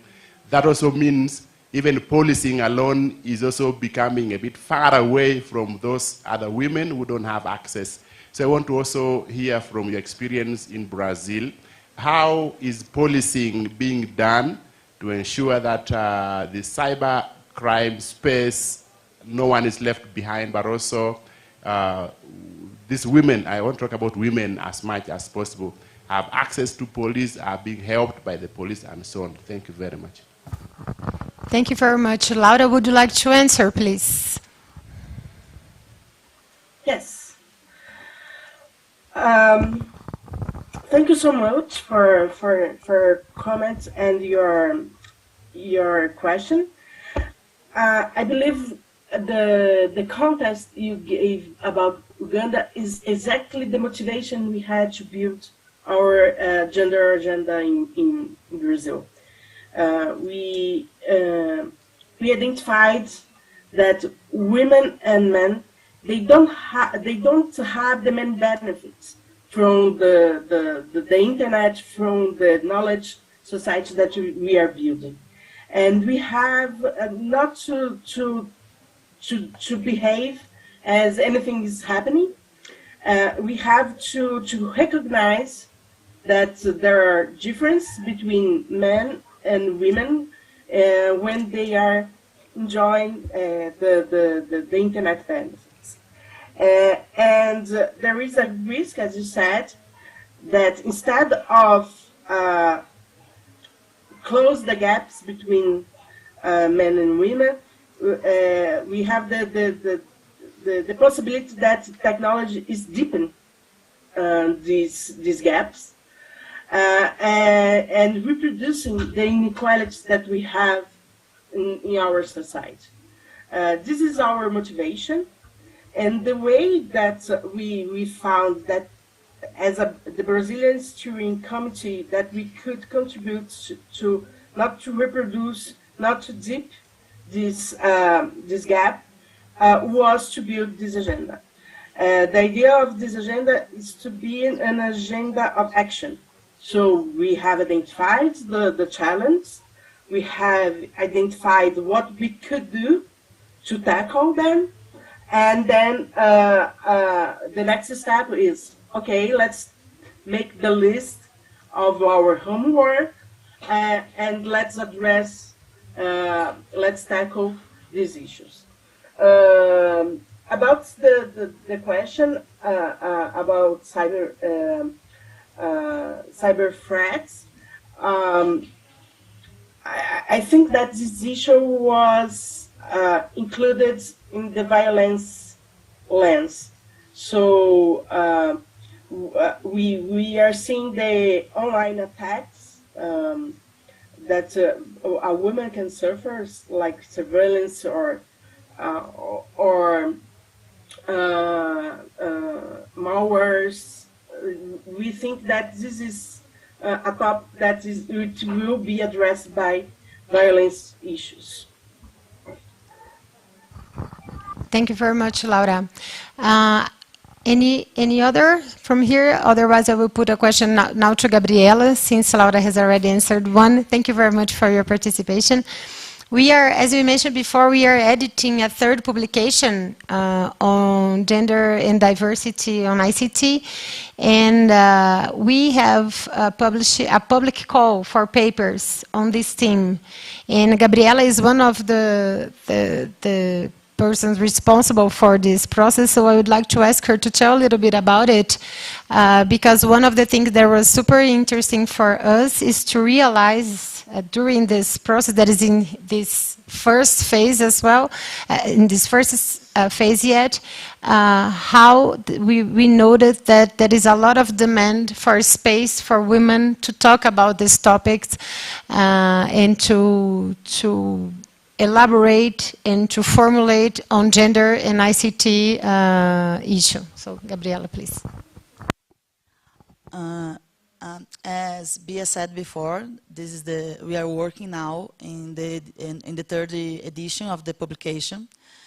The first and the second ones, they were the authors were invited. So we asked people to write for us. And now this year, for the first time, we launched the open call for the community to participate. And we have 65 submissions that were valid. And we are very happy with this number because this was the first time. And the quality of the material submitted to us was very good, very high. It was a very difficult job to select the ones that are going to the next phase of the publication. And there was an amazing variety of themes also, and not just women, also a lot of men, and not just about gender, but about race and class and indigenous people. Well, we have a variety of themes, and we are very excited about what will come up in the end. And this process is showing us that there is a huge demand in Brazil for more space to speak about it, to speak about diversity and inclusion in ICTs and the internet governance in Brazil. So the next publication will be launched on April next year. And well, we are very excited to see what we'll have in the end. Thank you. Unfortunately, we don't have yet the first and the second editions of our publications in English, but they will be soon available in English as well, because there is a translation process ongoing. So we think that soon we will be able to share with you all of this production, and also from this third publication as well. I would like also to take the opportunity to thank, besides Gabriela and Laura, that are very much implicated in this process, to mention Professor Tanara Lauschner, which is another member of the Brazilian Internet Steering Committee, a professor from the university, the Federal University of Amazonas in Brazil. She's a little bit sick. She's here in Ethiopia, in Addis Ababa with us, but she's a little bit sick. That's why she didn't come to this panel, to this open forum with us, but we hope she feels better later. And also you, Luisa Mesquita, which is helping us with the online moderation here. She's also a technical advisor from the CGI in Brazil, which has helping us very much, like Gabriela, to coordinate this process. And she tells me now that we have an online question, so I'll give you the mic so you can tell it. I'm waiting for the... You're waiting for the question? Okay, so somebody... Please, while you wait for the online question. Thank you very much. Introduce yourself, please. Thank you. Lito Ibarra from El Salvador. Regarding education, I mean, mostly university education for women, we all know that careers in the ICT sector have been multiplying a lot. I mean, there's a lot of specialization nowadays, like design, I don't know, 3D printing, whatever. My question is, have you identified if among all these career, technical or professional or full grades or even masters. Are there any preferences? Of course, the final goal is that women will go to all of these careers, all of these programs, be that whatever, hardware, software, networking, whatever. So, but have you identified specific programs that are mainly preferred by women nowadays? So you could, or we could, in our countries, stimulate or provide scholarships for specific careers that nowadays are more attractive for women. Have you identified those? Thank you. Thank you very much. Laura, could you comment, please?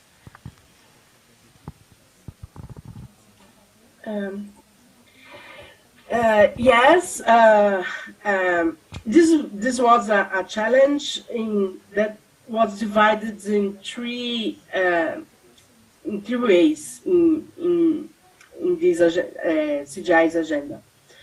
The first was capacity building, that is education.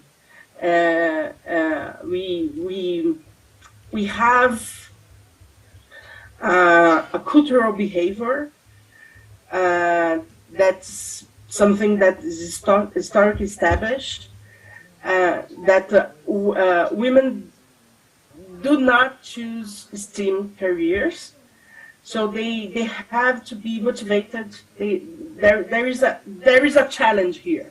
How do we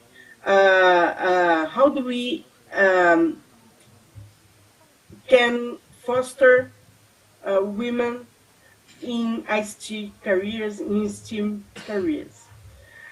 So there are a lot of initiatives in Brazil regarding this issue, but there are a lot of work to do on this issue. And the other way it appears in our document is one thing is education, one thing is capacity building. The other thing is what do you do when you have a diploma, you have the knowledge.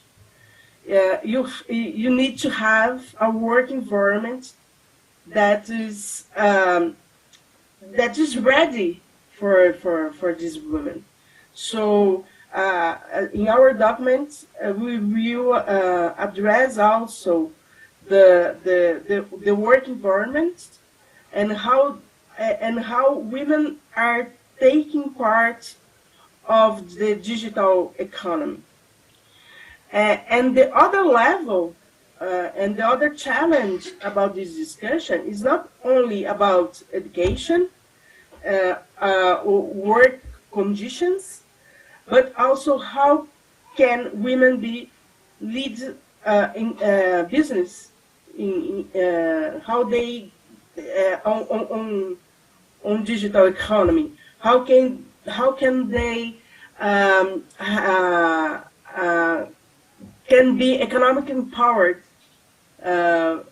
in this context. So these are the way we are addressing these issues. Thank you, Laura. The Brazil Internet Steering Committee is also organizing a hub there in Brazil to follow the IGF process, and people are gathered together there. So I think we have a raised hand from there. They are from a remote participation. Could you open the mic for people that are in Brazil raising hand in our Zoom room, please?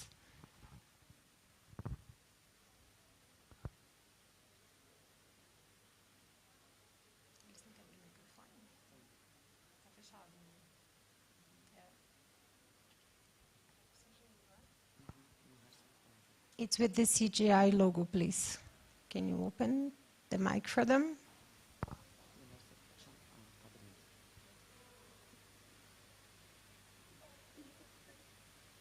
Bom dia. Yes. Good morning. Can you hear me? Yes, we can hear you. Please go ahead and introduce yourself. Thank you. Sorry for the technical issues. Well, I'm Camila Leite. I'm a lawyer at the Brazilian Institute of Consumer Defense, and I have more of a comment than a question. But I would like to praise CGI's initiative on developing this data about the challenges on promoting diversity, not only on a gender-based discussion, but also in an intersection with other diversity fields such as race, ethnicity, LGBTQ+, etc. And as a comment, I would like also to praise the initiative of developing this book on diversity. And I wrote an article together with Maraisa Cesarino about transgender issues on automated decisions made online, especially facial recognition ones. And I think that this is a really important problem, but in Brazil, we also have this challenge of developing data and developing materials, raising these issues, but in reality, some initiatives still contradict the data that we produce. For example, in this week, we just had we had a licitation, a public purchase on facial recognition technology that could also affect trans people, that could affect the poorer people. And my comment and question is more, how can we advance on that? The first step, as you mentioned, is producing this material, is calling for more people to participate, but in the government, we still face this challenge. So how can we deal with that? I think that we have a more open space with the new government, maybe, but how can we advance on taking a step more than in the theory and coming to reality of what we are producing in here. So thank you for the opportunity. Thank you, Camila. Is anyone there in the hub who wants to have the opportunity to speak? Because we have only 3 more minutes to close the session. So if there is anybody there to want to raise any topic, or here in the audience. We have another person that would like to share their initiatives, please. Thank you, Isadora. Hello, good morning, everyone. My name is Yana. I'm the CEO and founder of Programaria. We are an initiative to bring more diversity in technology here in Brazil. And I just want to share something that we are doing here, maybe to exchange experiences. And we understand that we have like a journey of women in technology and a lot of challenges depending on the step of their journey. So first, we want to bring more opportunity to study opportunities. So we have an online course that has reached 13,000 women here in Brazil. So we can make them understand that they can participate in technology fields. We have this we have this cultural narrative that women cannot participate in technology, that women are not good in math. So I think the first issue, the first challenge is how can we make them feel that they can belong to technology, you know, and by providing opportunities that they can encounter like a warm environment and understand that it's okay to make mistakes, and how can they be connected with other women that are facing the same challenges and understand that it's not about like an individual problem, but a gender problem, you know, like all the sexism and the challenge that they face in society and especially in STEM fields. So that's the one part of our job here in Brazil. And the second one is precisely how we can develop the community. So we understand that it's very powerful to build like a community where they can be supported in their challenge in this journey, you know. So we hold events and opportunities to them to amplify their knowledge about technology, to get to know like women in technology, because I think it's very important to feel represented in this field. And also we connect with companies which are facing the challenge of attracting talents in technology. I think it's a worldwide problem, the lack of professionals skilled in technology. So we understand that it's important to make partnership with companies. And also, I think Laura talked a little bit about this, but it's important to understand how we can transform the environment in companies. So they understand that diversity is a strategic selling point. Thank you. And now they have to change, because it's not only about saying that they want to hire more women, but how they are doing things to incorporate those women. Exactly. Thank you. Thank you. So I think it's very important to discuss about activities that can help companies as well to bring more women in tech. Thank you. Thank you, Ayana. Sorry to interrupt you, but we need to leave the room here for the next workshop. So thank you so much. I think that you brought very important topics related also from the private sector that we need to foster their ongoing initiatives in Brazil, but we need to foster much more. That's the goal that we have with this agenda, as I mentioned before, not only for the civil society, in the public sector, but the private sector and the academics and the university as well, how to deal with all this inequity that we still have in Brazil. But we think that this process, we hope that this process can inspire you all in other parts of the world as well to do the same. So we will be very glad to share with you this document as soon as it will be published, and it will be published also in English and in other languages if we manage to translate them.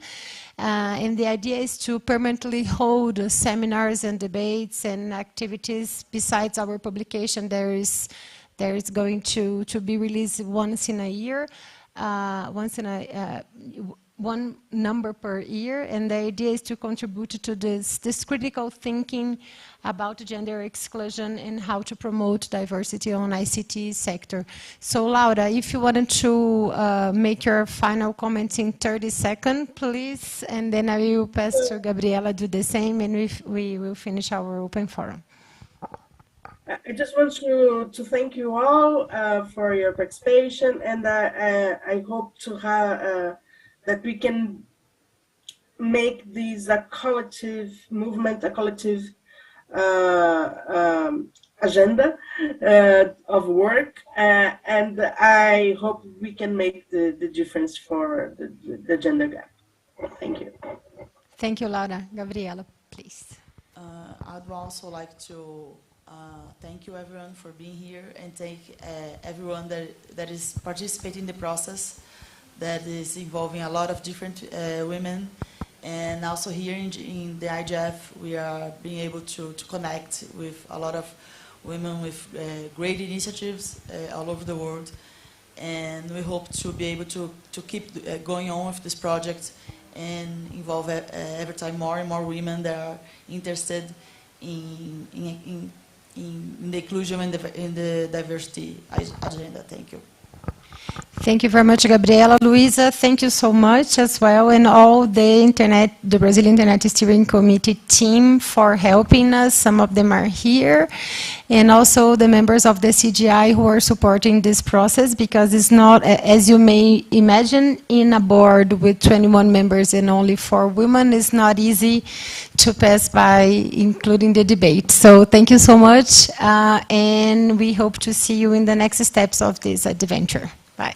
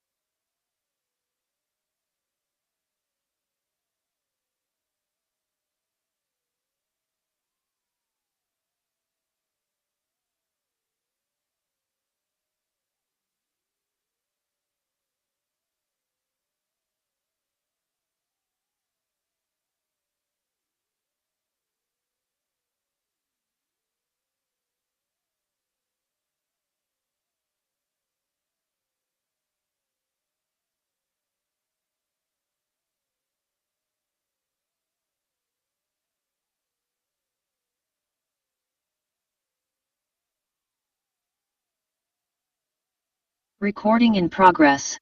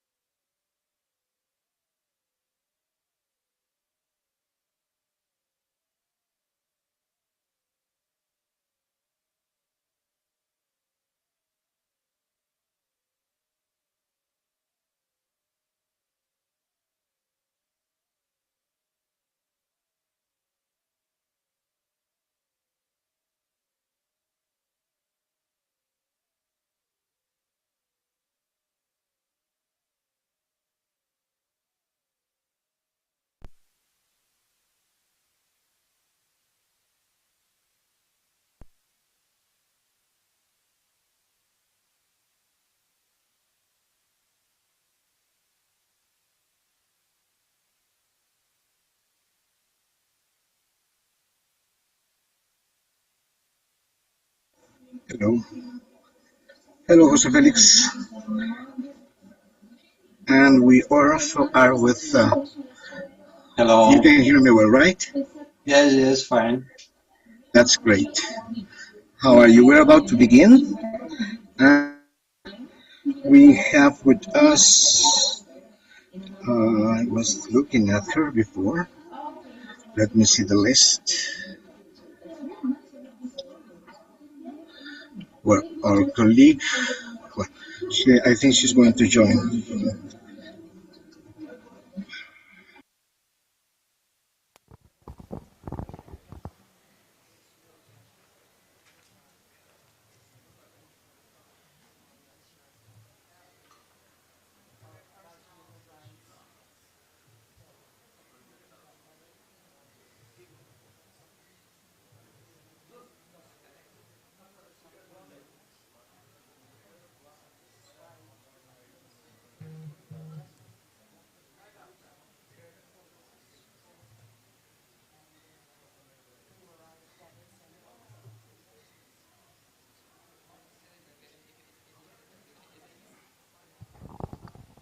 Can we please authorize Jenna as well, please? Jenna Fong.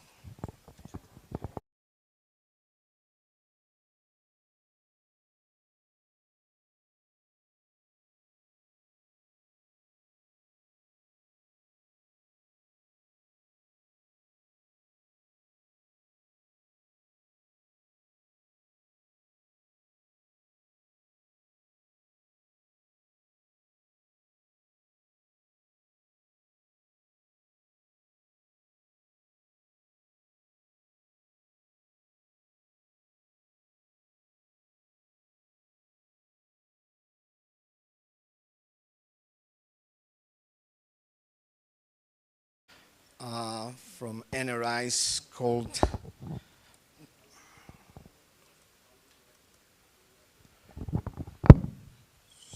that. I'm just authorizing the remaining persons in our room.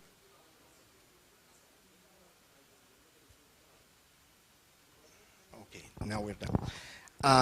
I was saying the session is regarding the multi-stakeholderism, multidisciplinary, in the context of WSIS 20 review during the, about what we've done during the last years.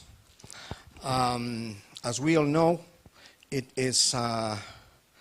we are almost 20 years after we started this process, this dialogue process back in 2005 as the second part of the World Summit of Information Society, in a way or as a mean to develop not only our economies, but in a social way, our communities taking advantage of what internet is and has been during the last years for this purpose particularly. We know that when we as community started this work, we had found differences between our societies, several inequalities, several differences between our particular countries and our particular regions. And many of those continues because not all our societies are the same, not all our societies evolve the same, and currently, one great example we had was regarding to the pandemic. As we all know, in that particular part of the moment in our history, we had a chance to see that many, many people were preventing to get in line, to get connected, to study, to work, to contact between each other. And those are the kind of things that were established as a goal from the beginning, and we continue to work with them. In that particular moment, I remember many people, I was talking with many people during these days, and many of us that we are participating in this IGF didn't know back then. Actually, many were present, at least in the second phase in Tunis, back in 2005.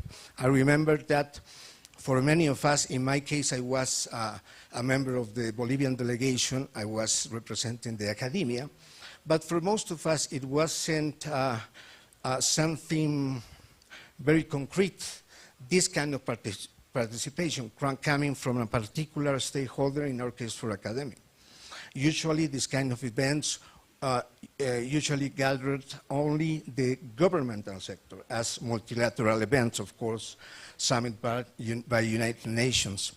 But it was an important outcome and an important new way of thinking the digital cooperation and cooperation in general terms, that all the stakeholders will be allowed to sit, to give a voice and to speak about how important the things that in that particular moment we're discussing for all the humanity. And that's why actually that second phase provided a definition of what internet governance is, an initial definition.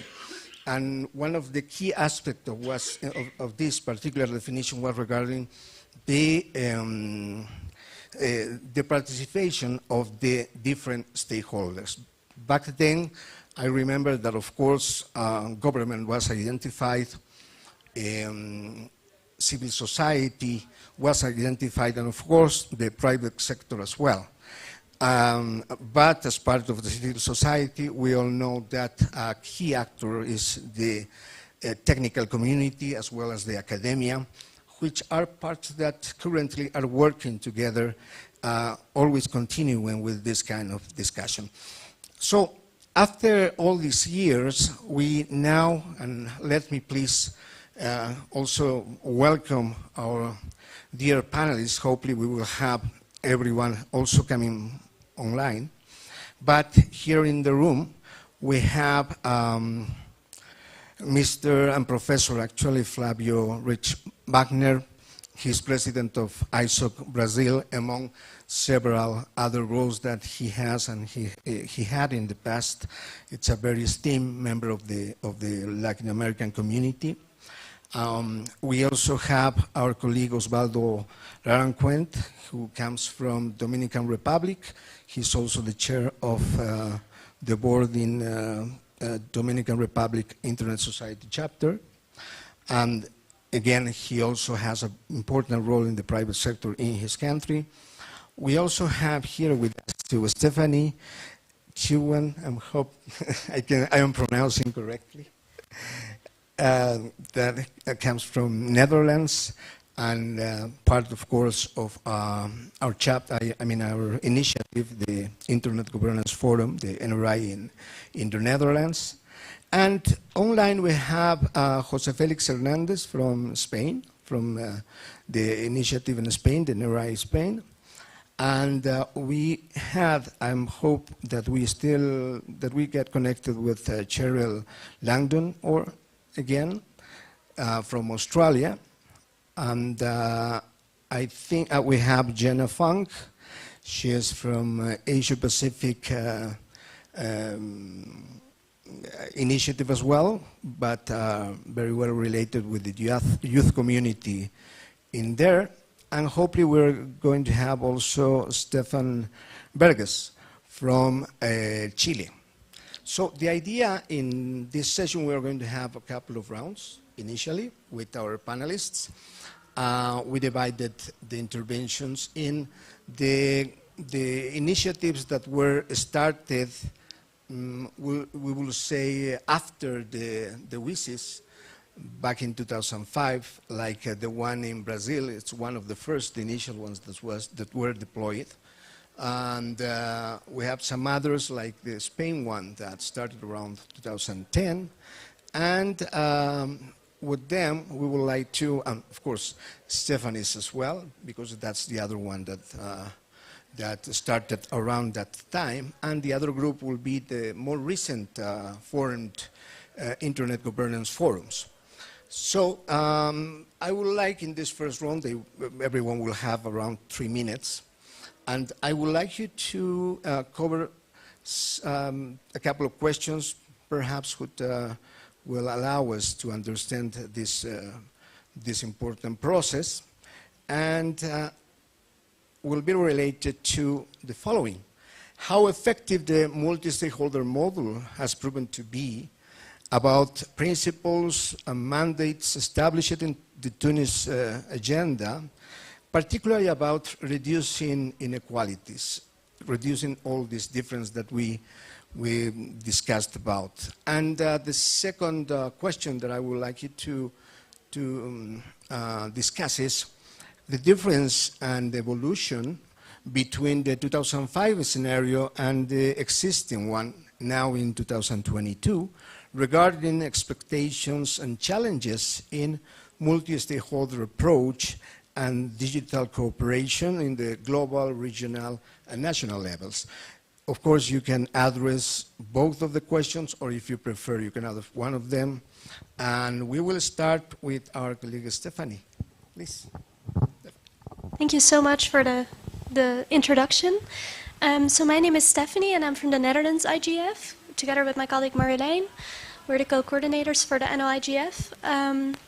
NO-IGF is, I think, one of the older NRIs. It was officially founded in 2011, but even before, we have a long history of sort of a multi-stakeholder approach on internet governance issues, actually since 1998 already. So this past year, after 10 years of NO-IGF, we decided to come together with our multi-stakeholder network to sort of evaluate where we've been, where we came from 10 years ago in 2011, and where we would like the IGF to see, to like the IGF to evolve into.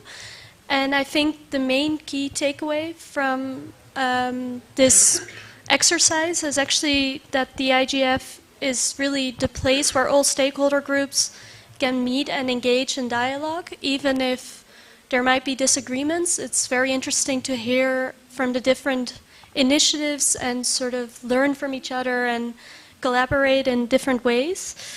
And so for us, the IGF really remains the place for multi-stakeholder dialogue, and we're very happy to be a part of this discussion.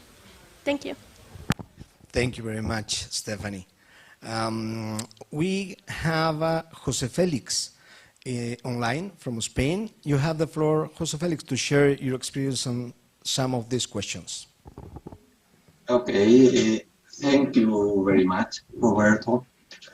I would like to thank organizers for giving us the opportunity to speak in this session. Today I would like to explain briefly one of the issues that is especially worrying in the IGF Spain, that is that's related to the internet fragmentation.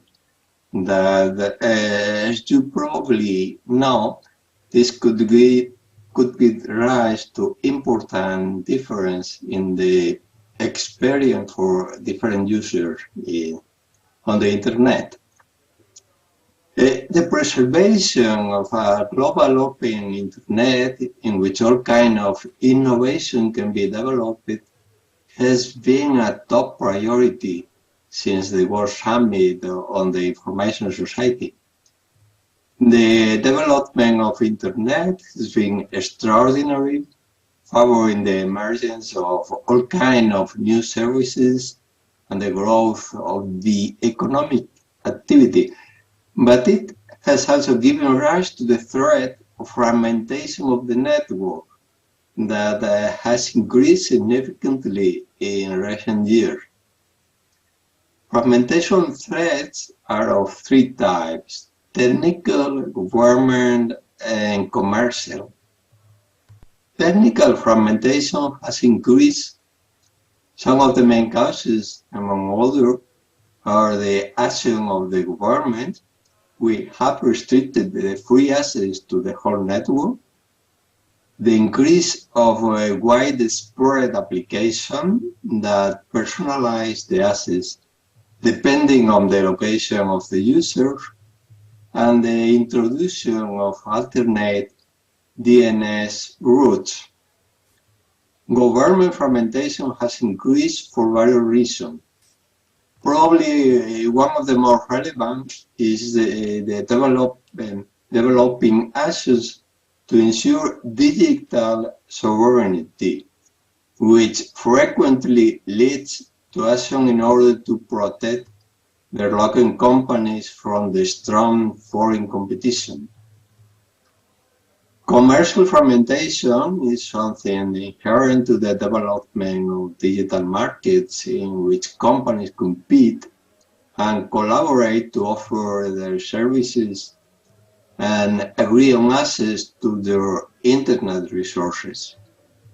What is worrying are those commercial practices that could endanger the principles in which the internet is based, such as network neutrality, the deployment of networks based on proprietary standards, and the blockades derived from the commercial practice of customizing services.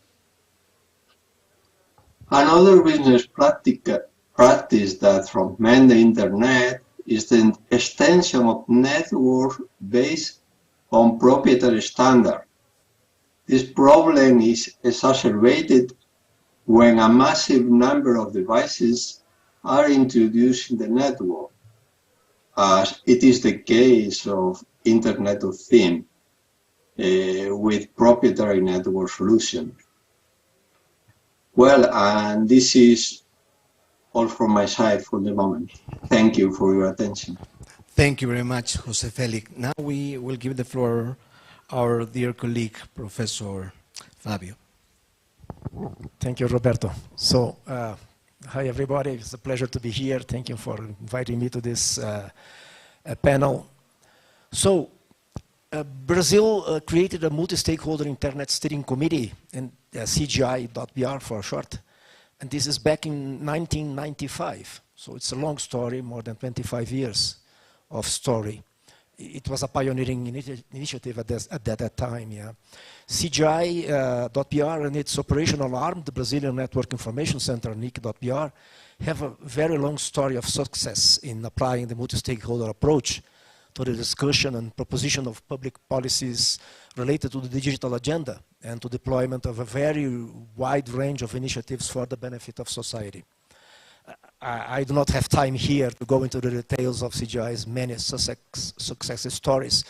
Still, I can assure you that CGI is strong evidence of how appropriate the multi-stakeholder model is for internet governance, at least it was in Brazil. And maybe a great part of the success in supporting the evolution of the internet in Brazil is due to the fact that CGI is not a regulatory agency nor a state organization. It's an independent body, also with representatives from the government. And as we know from the experience of the international organizations dealing with the governance of technical aspects of the internet, such as ICANN or IGF, the success of CGI's initiatives and proposals also comes from their voluntary and wide acceptance by society. I would like to come back to one of the success stories of CGI, one which is closely related to the focus of this session, namely the creation of the Brazilian IGF back in 2011, and its continuous support since then. This NRI initiative has been extremely successful as a place for multi-stakeholder debate in Brazil. It attracts hundreds of people every year, a 3-day-long event with many discussions, many workshops.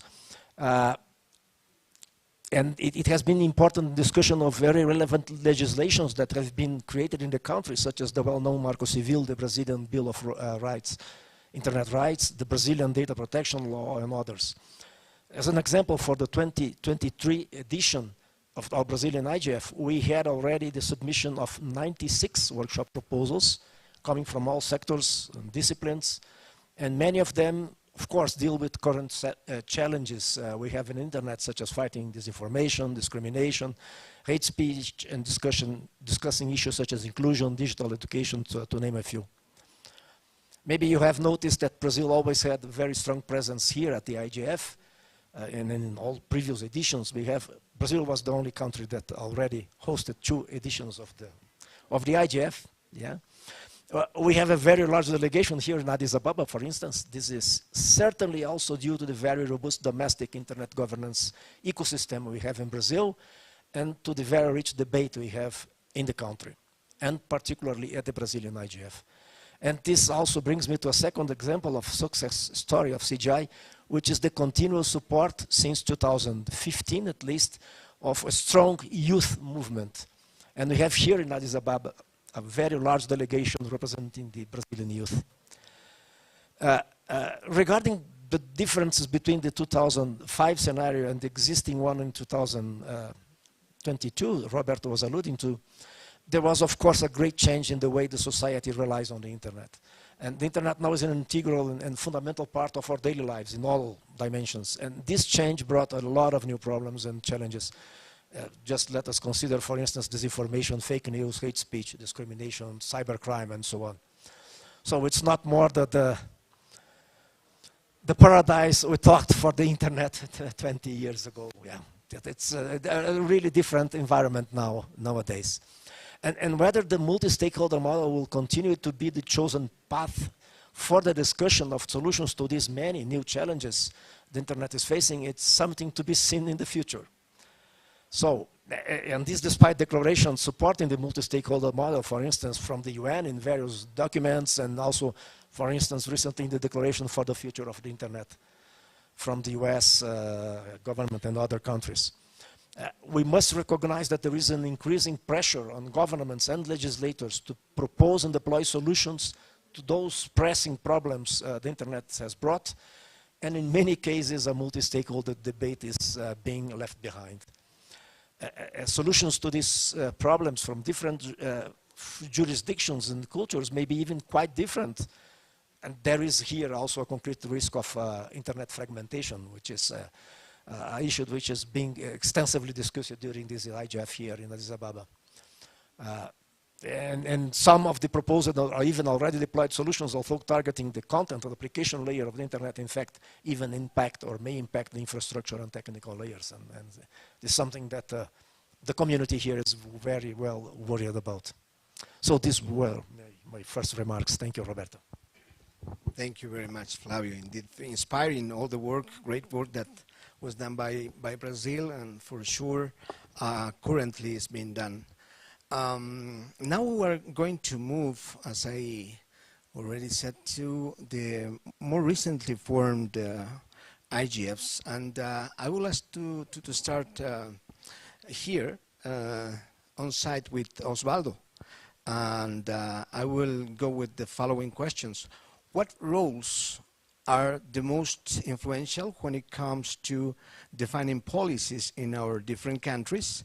And this is because one of the ideas, of course, one of the goals of our dialogue is to actually positively influence to the authorities, to the parliamentarians, to the governments, in order to land with concrete actions, land with concrete policies. And it's important to see. According to your experience, remember that I'm going to ask the same to the other colleagues. And as I was saying, it's really important to know these kind of experiences. And the other question is, what can we expect from NRI's role promoting regional and national dialogues about emerging themes such as fragmentation, and Jose Felix was mentioning something before, as well as Flavio, artificial intelligence, metaverse, as well as some others. What is your opinion, Osvaldo? First of all, thank you, Roberto, and the friends, colleagues, not only on site, but on the web, following up this great event. This is an honor for me to be here and join you in this conversation about the multi-stakeholderism. Answering your question, in Dominican Republic, we have at first the implementation of the IGF, the local IGF from 2014. So we are mostly newcomers in the process, but after that, it changed the way the digital agenda and the digital policies has been made in Dominican Republic.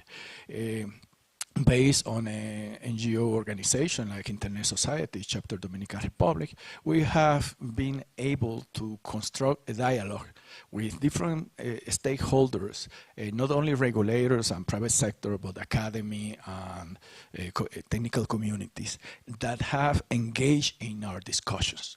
So when we create those connections, we immediately create some kind of agreements, MOUs, basic ones, in order to establish lines of action that can arise from the opportunities given there. Doing that, we have been able to achieve more than 25 agreements, not only with the government, the president, that have invited us to join the Digital Transformation Cabinet by decree on the communications and access, but also with the higher education institution to establish a network academic based on a digital network, and our IXP that joins, where are in process of joining the ISPs and the different stakeholders. So this can, together with the help of the IGF Secretariat, we have visited the Congress in order to connect them with the dialogues that are based on the different initiatives to construct new laws. And these have created an environment that changed in 2016 with the government that arrived and established a policy named, an ICT policy named República Digital, Digital Republic, and that started constructing an structure based on a dialogue. But it was, at the end, a higher level connection. It was until we signed an agreement to implement the multi-stakeholder approach to construct the agenda, that in the end of that government, that the new government took it as a map and constructed a digital agenda that won the prize this year on the YC and the UCI's prize category number 6 on enable environment, our digital agenda, and created the opportunities to continue improving the life of everyone based on the different, the framework that constructed the digital agenda for us. So from the point of view of the expectations on those corporations, the dialogue, and obviously an open government and open people that are that have ideas and want to construct new ways of thinking to influence on policy in the governments must be constructed based in a dialogue, and that dialogue, the framework to do that has been provided for the IGF based on the multi-stakeholder approach that creates a digital inclusion for everyone in the construction of the different instruments to construct the digital transformation process in an inclusive way. Thank you. Thank you very much, Osvaldo, as well for your great contribution regarding this. And now we're going online, and Cheryl, hope you can hear us, and I hope you have opened your microphone.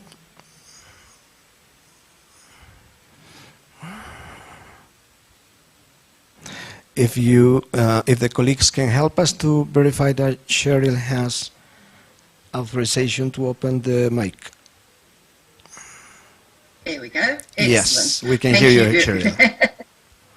Yes, it takes a little while to get unmuted, I've discovered. They're not keen to let us in. And certainly they don't want to see me because they won't allow video either. Interesting. Never mind. You can look at a little tiny looking itsy screen of a still shot of me. Okay. Cheryl Langdon Orr, Australia. The current guise of our national initiative is called NetThing, and I'd like to take just a couple of minutes to answer some of the points that have been raised, but to some extent, many of the things that have been said, particularly by the colleagues in Brazil and what we recently just heard then, are very similar to our pathway. Australia, be it the national initiative in IGF or predating indeed WSIS, has always been a firm and overt supporter of multi-stakeholderism.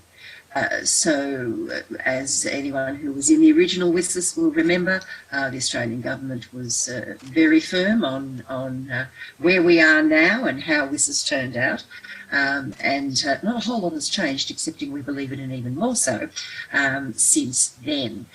In terms of our involvement in other fora, you also note that we are very much card-carrying members of the multi-stakeholderism club card, and we certainly think that in recent times our return to overt organisation from a multi-stakeholder approach of our national initiative has put us in continuing good stead and growth for the conversation about internet, and I do mean all things internet, not just governance per se, within our borders, but also across the region and naturally globally in things like here.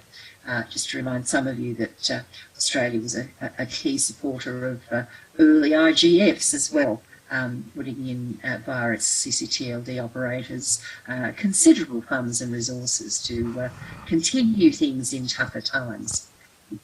Into our NRIO, we held in our first guise of what was then AU IGF annual events between 2012 and 2016. The CCTLD operator, AUDA, was the host and home for things back then, but in its own right committed to multi-stakeholderism and indeed ensured that the significantly interested parties regarding the internet within Australia were involved both in the organisation and creation of the events and also where its conversations headed. We had a little hiatus after 2016 with in the middle of 2017, in the absence of an ongoing commitment to AU IGF continuing and continuing as a national initiative at that stage, the government itself, with its newly appointed ambassador for cyber affairs, Dr. Tobias Frieken, gathered representatives of key stakeholders, in other words, a multi-stakeholder group, together in our national capital, Canberra, and made clear that in their view, the value of having a multi-stakeholder conversation, that an IGF-like model, a national IGF offered, was too great a thing to not continue, and with their support, the current version of our Australian IGF was born. We had a kick-off meeting in Canberra in 2018, towards the end of 2018, with about 180 participants across the globe, across the country. And the following year we had the first of what is now our fourth net thing. That's a big history lesson, but I think that what it does is show the commitment and the importance, including to decision makers, of the value of multi-stakeholderism. Our organising committee is indeed now, and has been since 2018 when we first formed, a independent and very multi-stakeholder group, making sure that we have at the table, even in the organising committee, the full range from academia, business, government, civil society, industry, and our technical friends, including our CCTLD operators back at the table again, and as a prime, if not, I would declare major sponsor for the event. And most importantly, our conversation has very much looked at points and topics that we were asked to mention here today. Most recently, on the 27th and 28th of this month before last, we did have a lot to do, and our major focuses was indeed on internet fragmentation, and one of our most popular internationally based panels in a fully virtual environment was indeed on that topic. And with that, I best stop. Thank you. Thank you very much, Cheryl. We will go now with Jenna, but first I would like to add another question, Jenna, because of your involvement with the regional initiative, in your case, Asia Pacific, and it's important also to know what do you think about the linkage between the local dialogues and the regional ones, which is another important thing that we need to analyze in terms of this multi-stakeholderism model and the evolution of our dialogues. Hope you can have the mic. You have the floor, Jenna. Thank you very much for all the questions and having me on this panel today. Can you guys hear me well? Very well. Thank you very much. As an individual that works closely with youth in Asia Pacific, I have quite a few intake for the questions today. Internet infrastructure and the issues in cyberspace itself are a cross-border by nature. Thus, an open, distributed, interconnected, and translations approach for all stakeholders to make consensus decision in order to achieve the principle and mandates that established in multi-stakeholder communities are very much needed. We are mandated to discuss, have discussions to facilitate dialogues with different stakeholders and to discuss different public policies and issues related to key elements of internet governance, and eventually produce outputs that are that can reflect our opinion and the real issues at local or regional level. However, in the existing model, sometimes the issues that we identify may not directly translate into legally binding policies, and that's the thing we have to close the gap, especially within groups like youth, because of course, public discourse is needed, but depending on the scope of topic, often the general public, they are lacking experience or knowledge to actually contribute to the process of policy making. So there are works to be done to make sure policy making and public policy itself is also accessible to all stakeholders, other than focusing on empower them with raising their awareness of internet governance related issues. Because if we truly want more people, especially younger generations or general public, to participate in the legislative process, we also have to focus on empowering them and make all this process more accessible to them. We are in a time of crisis right now. There are lots of conflicts and geopolitical tension between many countries at this moment. Within our regions, we are facing digital divide because obviously, for example, the development of East Asia are different from Southeast Asia, or islands in Pacific. Sometimes their issues they're facing is very different, especially in the context of Asia Pacific. As well as issues like digital literacy or access to truthful information. These are all the challenges we are facing. We are currently in an environment that are evolving very rapidly, and the issues or the environment becomes more complex and with a more intertwined relations. So in this sense, as someone heavily engaged in youth NRIs or regional NRIs, I believe there's lots of work to be done on capacity building, as well as focusing on collaborating with different NRIs or different stakeholders to get more tangible output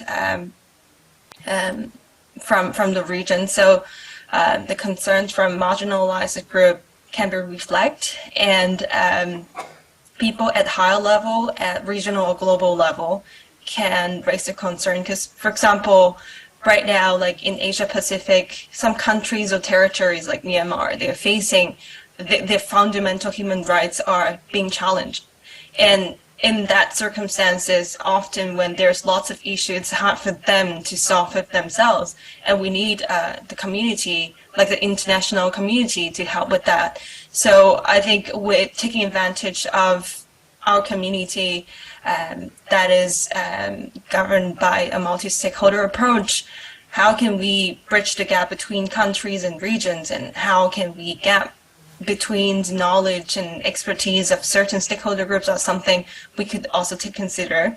Yeah, I think that's it from me today. Thank you. Thank you very much, Jana. Very important what you said, that yes, what we expect about outcomes is hopefully to land in policies. I will go now with the third round, very fast round of interventions. I would like you to face now a couple of questions that I have prepared. One is, can we think of proven examples in which multi-stakeholderism dialogue was effective to push changes in the digital agenda, such as the ones that Osvaldo was mentioning in his initial intervention? What are the expectations for the future of the global, regional and national dialogues, considering that we have in front of us this digital global compact, and perhaps as a way to make the dialogue evolve, the multi-stakeholderism model maybe to evolve, to found an opportunity to perhaps even the local dialogues change in a way of perhaps providing more outcome-oriented results. What are your opinions about that? We can go in the same order.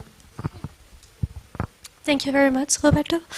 So I think to start off in terms of the importance of the multi-stakeholder approach, and also the sort of the proven examples of a multi-stakeholder approach, I think it's very interesting to hear from all of these different NRIs. And even though we all have different national and local contexts, we all have a multi-stakeholder approach, which I think shows definitely the versatility of multi-stakeholderism.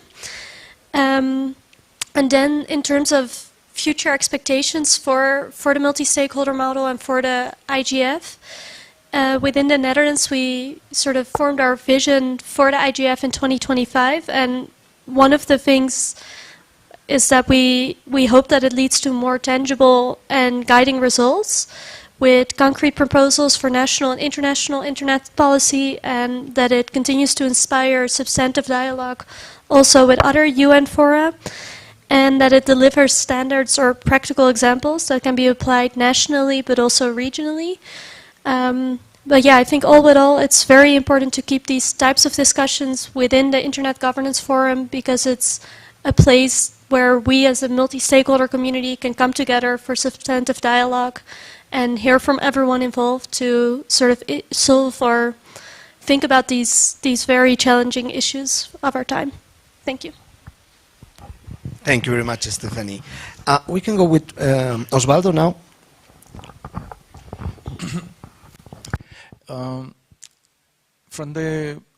As a citizen of Dominican Republic, I have to admit that there must be an action from a government to be open to hear the stakeholders. And that's an important point. The second point is the need for the maturity for a mindset about collaboration from the different stakeholders, especially from academia, from the technical communities, because they have to fight for be part of the discussions to assess the politicians and the regulators in order to align them with the technical possibilities of the things that can be done. This kind of discussions, not only in our countries as NRIs or in the regions, but in the global Internet Governance Forum, are channels to hear what different countries, the challenges that arise from these discussions, and maybe inspire to find new ways to communicate in a better way to achieve this opportunity. So I think this kind of dialogue has been very effective through time, but it's a maturity process, no?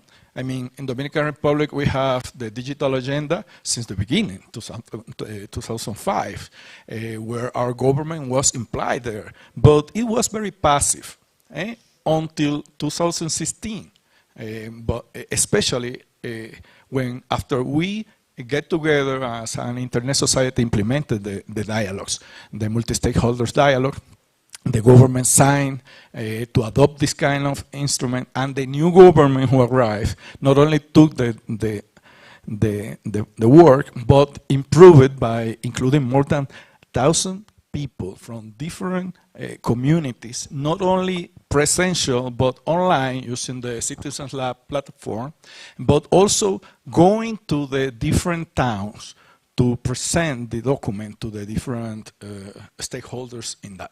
So this is a maturity process, and many of the current ministers and technical officials in the public sector are part of internet society. So it's kind of a passive influence that is growing on an exponential way, expanding. But not all governments are so open to discussions. I know that. I hear every day colleagues feeling about this sensation, and but we have to try, and in a moment of maturity, things are going to come through the way we wish. Yeah, thank you. Thank you very much, Osvaldo. Now we can go online, and let's hear now to Jose Felix first, please. We have just 2 minutes to this second round. Can we hear Jose Felix, please? Okay. I believe now it's working. Okay, thank you very much, Roberto. Just some final comments. I believe the NRIs can have a very relevant role for the contribution of the evolution of Internet. Well, at least our experience in Spain is that we can influence a lot different stakeholders in Spain, and this can also contribute to have an influence internationally. So, very briefly, what we have been done is including all the relevant issues for discussion in our annual meeting that we organize in Spain.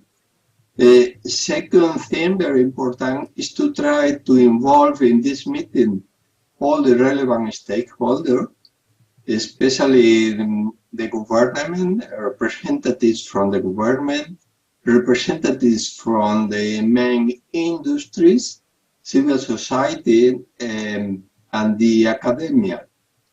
Well, so far we have been very successful achieving this. First, try to promote the development of the appropriate regulation with the contribution of all the stakeholders. That is. Thank you very much. Thank you very much, Jose Felix. We can go with Cheryl now. Cheryl, your final remarks, please. Thank you so much. Building on what was said before, and again, echoing very much what Osvaldo was also referring to in his intervention, Australia has benefited greatly, not only our internet community, but our decision makers, our policy makers, the government representatives who go beyond our borders and into ITU discussions, WSIS discussions, all of those sorts of things. And we've done that very deliberately for a very long time. It has changed over the years. We at one point tended to be a smaller group of people brought together, often taken down to Canberra to represent the views of our communities, be that the Internet Society or other parts, industry, etc. And since then, we've found the building of trust and understanding and perspectives through the Internet Governance Fora that we run and are involved in both regionally, globally as well, and of course very much nationally, has allowed us to call on each other, and even if we don't agree, go through a conversation which helps drive an informed set of outcomes, which I think, whilst may not be a model every country could follow, is certainly a model that many countries should aspire to. Thanks. Thank you very much, Cheryl. Jenna, can we have your final remarks, please? Sure. Like I said, I believe we should take advantage of our roles, including like a platform we have today, to make sure capacity building is done, and in order to achieve more tangible output together with common goals and purpose eventually. But I would also like to add a final things like examples from the Asia Pacific Youth IGF this year, because there are things we can do locally other than actively participating in a global dialogue like this one. The youth itself, like taking initiative to make sure the reports are done, because some kinds of formalities of the outputs of different stakeholder groups are needed, and then there's a lot of work for the youth to be done, given there's like lacking resources. I'm not only referring this to like financial resources that some NRIs are facing, but like the people, like manpower or time they can have to contribute, like something that the challenges they are facing. So I believe like collaborations between NRLs are very important. And this year, in September, when the Youth IGF was concluded in Singapore, this year the youth take initiative to connect with all the youth IGF in Asia Pacific, and more than 10 of them comes together to coordinate a conversation and intend to make it annually, and then set topics to coordinate with each other on how they can actively participate in regional and global discussions, so that they can reflect the youth perspective of different marginalized groups at the local community and in their own countries. So I believe there are a lot of things, even small details, can be done for in different stakeholder group. And I would just like to mention the youth in Asia Pacific this year put so much effort in putting together a report that includes the youth opinions on different internet governance issues, including how they think we should govern Web3 in the model of multi-stakeholder approach.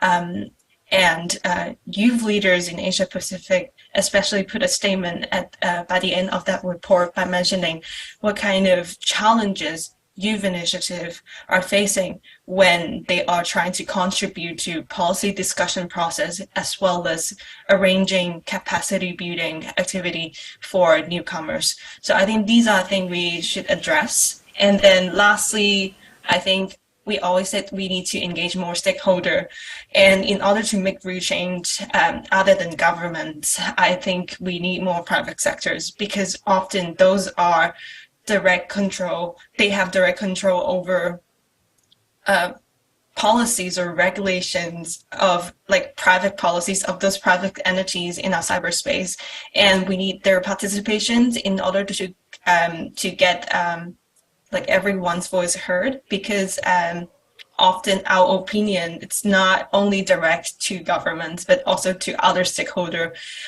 for example, the private sector. So I think we need more stakeholder to participate, that that is not referring to a particular stakeholder groups only, but in general, we need more engagement from all stakeholder group. That's it for me. Thank you very much, Jana. And Flavio, you close the round. Thank you, Roberto. So I already mentioned in my first intervention that both the Brazilian Internet Steering Committee itself and the Brazilian IGF have shown, at least in Brazil, that the multi-stakeholder dialogue was essential for advancing very important discussions in the country, such as our Bill of Internet Rights and our data protection law. Regarding my expectations for the future of global, regional, and national dialogues, we all here believe in the multi-stakeholder model. We are a kind of like-minded community. So we are preaching for the converted.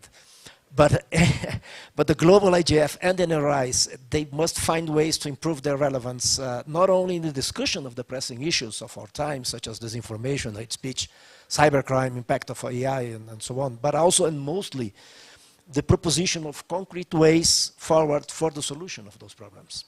That's the main question, I think. And for that, among other things, we must assure that governments and the private sector take part in these debates in a more meaningful way.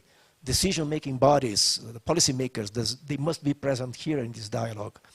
And this will improve the common understanding among all stakeholders, for instance, of the many negative impacts that may be the consequence of bad regulations, legislations, or public policies, and thus help achieve some consensus on the best way forward. From the experience we have in Brazil, I would definitely say that multi-stakeholderism and the NRIs are indeed essential for the evolution of the IGF as a focal point for future efforts at digital cooperation. We don't speak of only internet governance anymore. We speak of digital cooperation in a much broader sense. And for the construction of the Global Digital Compact, we hope that this community will be an integral part of the discussion leading to the Global Digital Compact. It remains to be seen. Yeah. We have seen debates leading to very relevant legislation and public policies in Brazil coming from our multi-stakeholder model and debates, and this is the way to be taken also at the global level. But as I also said before, yeah, not only the internet, but also the multi-stakeholder model itself is facing a great challenge these days. And so we need together make a great effort to keep and reinforce the multi-stakeholder model as the chosen path for future global debates and solutions. And I would say this is not a given nowadays. Thank you very much, Flavio. Well, we are just about a little bit over the time that we have assigned, but in any case, I would like to give a minute perhaps for local intervention, maybe one online intervention, but please just keep. We have two. Please. Yeah, thank you very much for allowing me. And first of all, I would like to congratulate you and also panel for organizing this very important and timely session. Due to time constraint, I will go to direct my point. I have a 4-point discussion regarding the NRI. One is what is our strategy for UN Secretary General Global Digital Compact? What is our strategy from the NRI side? Second one is we can gather our best practices from the NRI so that this is a evidential based advocacy we can doing our intervention for future. So we need to gather all best practices from the NRI. Third one is we need to develop one NRI strategy paper for future. And fourth one is what is our preparation for WSIS 2025 review process. So this is my 4-point intervention, and I must congratulate to the IGF Secretariat for their dynamic role, for their dynamic leadership, and I am so grateful to hear gentleman Mr. Marcos Kumar for supporting all over the world regarding the NRI. And again, I would like to give my introduction. My name is ASM Bazlur Rahman. I come from Bangladesh IGF, and we have created already Kids IGF, Youth IGF, Parliamentarian IGF, and as well as Bangladesh School of Internet Governance. Thank you very much. Please, Lito. Thank you. Lito Ibarra from El Salvador. I will go directly to the point. since we are speaking about 20 years of WISES, I would like to bring to your attention and to your memory, in the case of those who lived that, that another subproduct of the WISES was the declaration in April 2006 by the General Assembly of United Nations of the International Information Society Day, known now as the Internet Day, on May 17. So I will suggest, we have been celebrating that in El Salvador since 2009, so we have done it 14 consecutive years, and we have a whole week where we get together the multi-stakeholder parties, not to discuss policy, that is true, it's different from the IGF, but to share experiences, know about advances in internet technology, and so on. So we have a full a full week of Internet Day talks, events, workshops, and so on. So I will encourage all of the IGF NRI's organizers to also think about May 17 as another excuse, if you will, to get our people together and to celebrate other parts of the Internet. Thank you.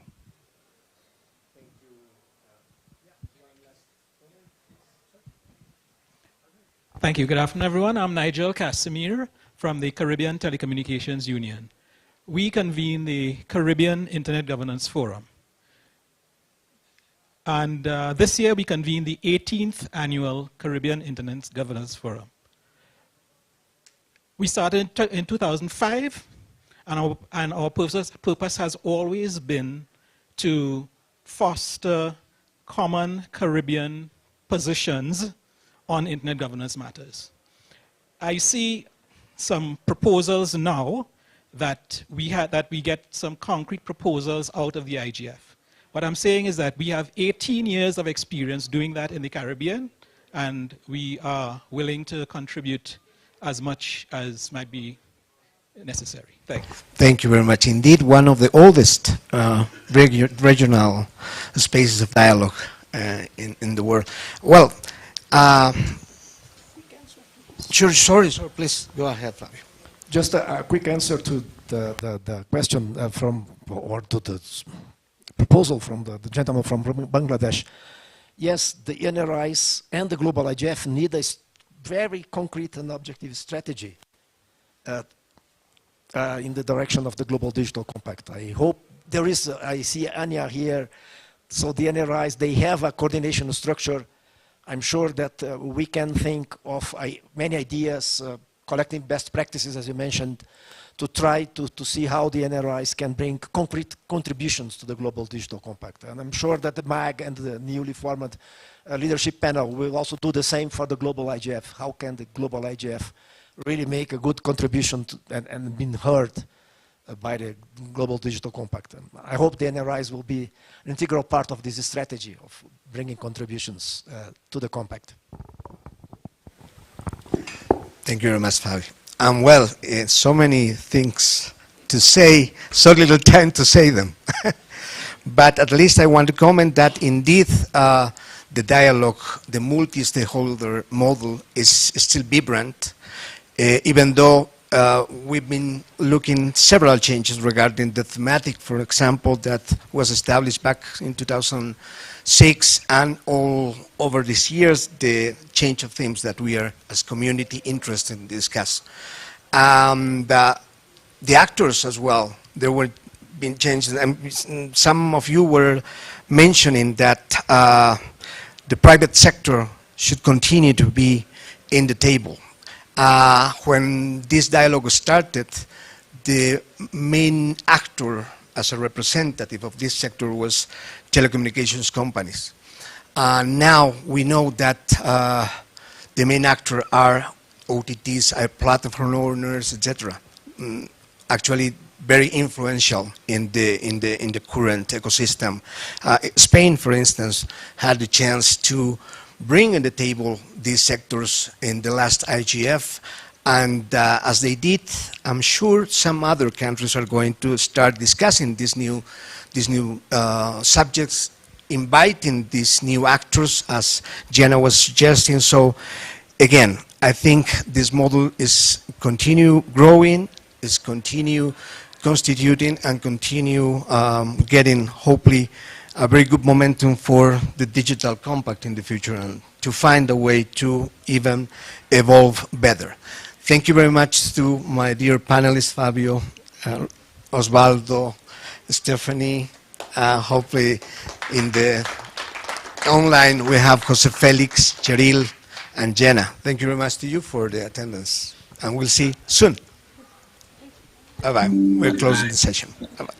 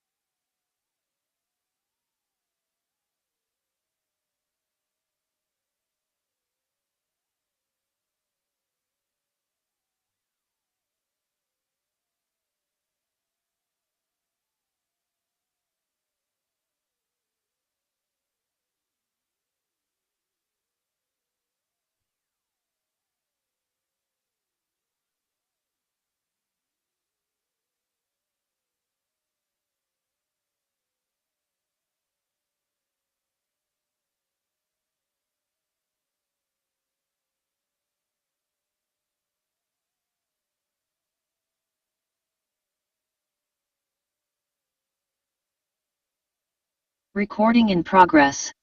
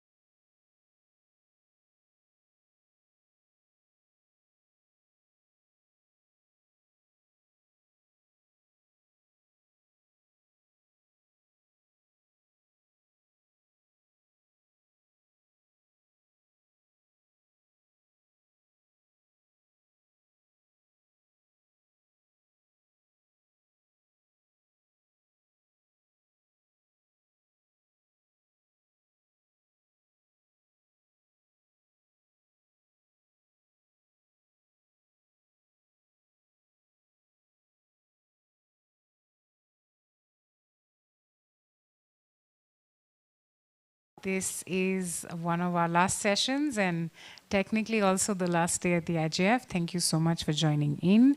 My name is Rashi Saxena. I am the co-chair of the Internet Rights Principle Coalition, which is a part of the Dynamic Coalition, and welcome to our session, town hall session on infrastructure level content, interventions and human rights. I'm also joined by my esteemed colleagues, collaborators on the panel, and I also have my colleague Jacob, who will give us an introduction of the session. Jacob, if you can hear us, please take the floor. Hello, thank you, Rashi, and welcome to this session. Great to have all of you here. This town hall session, the title is Safeguarding Human Rights with a Free and Open Internet. And by way of introduction of the session, as we all know today, the internet is such a critical resource that everyone deems very important, and it has to be devoid as much as possible from discrimination. Now, when you look at the Sustainable Development Goals, specifically SDG Goal 9C, says that the aim is to significantly increase access to ICTs and strive to provide universal and affordable access to the internet. And again, the IRPC's Charter of Human Rights and Principles for the Internet from Articles 1 to 5, right to access to the internet, right to non-discrimination, internet access, use and governance, right to liberty and security, right to freedom of expression and information on the internet, goes to reinforce the fact that without access to the internet, all other rights cannot be enjoyed. The internet is now considered a critical resource that has transformed the way we connect, trade, access health and education, and work, just to mention a few. The internet and the applications that run on it, especially social media, have created an avenue that amplifies basic fundamental human rights enshrined in many national constitutions. The internet, for instance, helps people to exercise their rights to freedom of speech and expression through various media, social media, and other platforms. And likewise, people are able to exercise their rights to association, information, etc. The transformative power of the internet for the enforcement of basic fundamental human rights, which most governments subscribe to, is therefore one that must be safeguarded by all. So in this session, we will aim to mainly tackle, for the benefit of time, two main sessions. That's what can stakeholders do to make true commitments, such as those in the SDGs and from the Charter, from the perspective of public and private power holders, to ensure the internet is affordable and easy to access. And then secondly, in what ways can governments specifically demonstrate commitment in ensuring an open and free access to the internet for all. And we are happy to be joined by distinguished speakers. So at this juncture, to zoom into the session, I will hand over to my colleague Rashi on the ground to introduce the speakers, and then we can zoom into the session. Thank you. Thanks, Jacob. We have Mr. Mohammad Farhat. He's an Egyptian lawyer and researcher. He's also a member of the IRPC Steering Committee and MAG member of the African IGF and North Africa IGF. So, Mr. Mohammad Farhat, over to you. Opening remarks.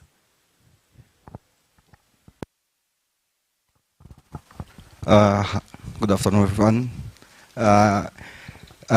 Let me thank all of you to attend our session. I think the topic of this session is very interesting, and I think it's timely, because especially when we come to speak about some of regions like MENA region or African region, we face some problems in access to internet. We have some legal issues, we have political issues, also we have some technical issues related to infrastructure. I think it's face most of countries.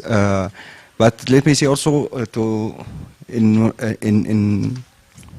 one thing we need to, in context of access to internet, so, or related to the shutdown, it's not necessary to be shut down by the government directly, but I think there is another issues like what I call this intentionally internet shutdown. When the governments intentionally like don't want to make the needed infrastructure in some places or for some locations that some specific ethnicity groups located in, I think it's indirect internet shutdown. So, and I can stop here and can, after that we can have for the questions. Thanks, Mohammed, for your opening remarks. And now we have Dr. Yan Hong Hu. I hope I pronounced it properly. She's UNESCO's program specialist and global focal point of Internet Universality Project at the sector of communication and information. She's also an affiliate of Harvard University's Berkman Klein Center for Internet and Society. Her experience and responsibilities are in the areas of freedom of expression, privacy, journalism, media development, internet governance, AI policies, and digital transformation. Over to you. Thank you for inviting me and the UNESCO to be present on this very important session. I mean, the subject is really huge, safeguarding human rights with a free and open internet. That's our generation's dream. For UNESCO, I would like to share our approach. I would say for two dimensions. One is a holistic approach. Second one is the evidence-based approach. When we talk about the holistic approach, I mean that by promoting internet universality Rome principles, we are promoting four fundamental principles. R means human rights. Human rights has to be indivisibly protected.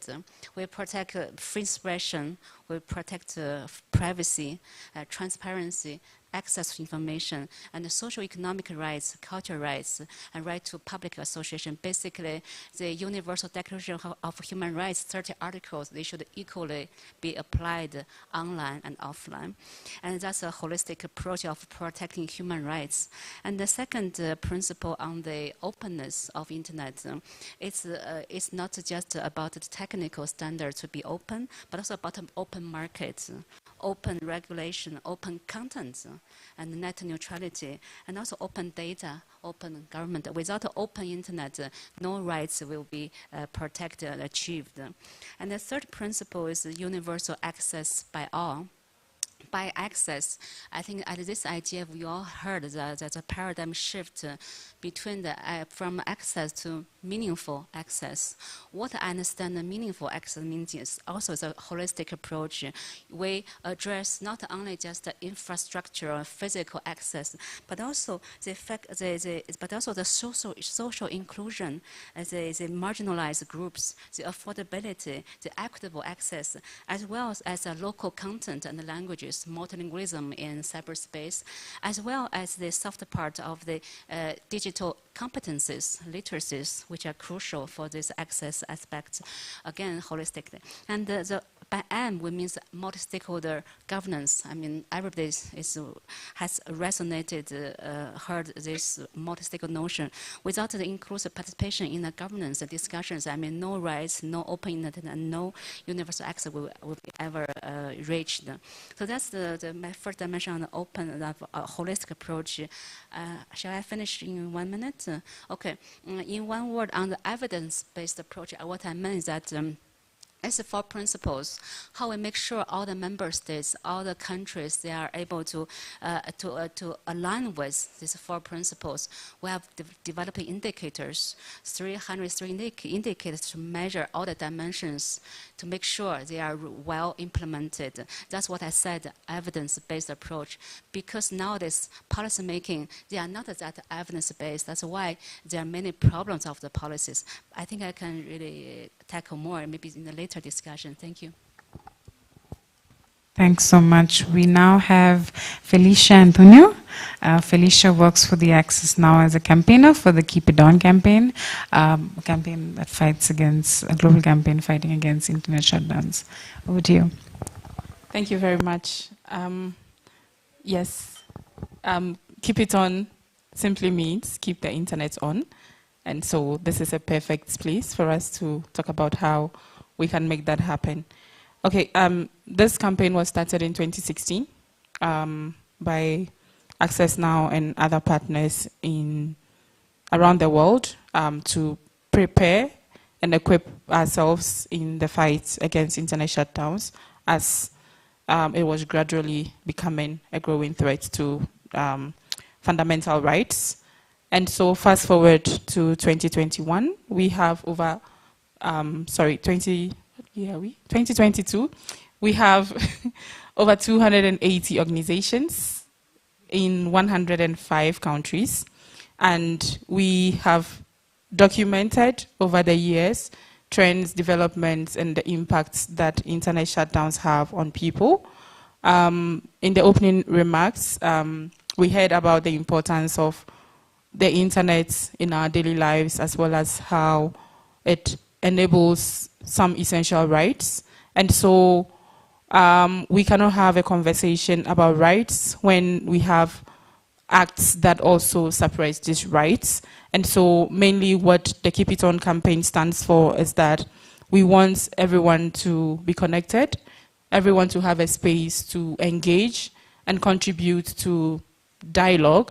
So is it elections that is coming up? People, gone are the days that you have to like book appointments with like traditional media outlets to be able to get your message across. Thanks to the internet, more people have been doing amazing work. Women that traditionally weren't allowed to express themselves can now use online platforms to be able to raise awareness about issues that affect us directly and to engage with the various stakeholders to draw attention to these issues.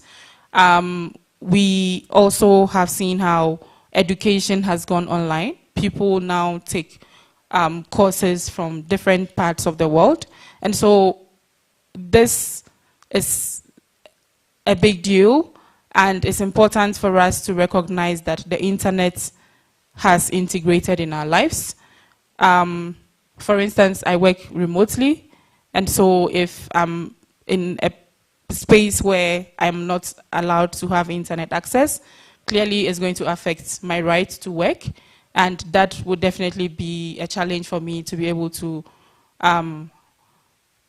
provide for myself and my dependents. And that is what the reality has become. There are a lot of us, I'm sure if I ask, we'll have some people in this room that work remotely just like me. We also have participants joining us from different parts of the world online. And so these are the real life importance of the internet that we need to recognize when we are talking about safeguarding rights online.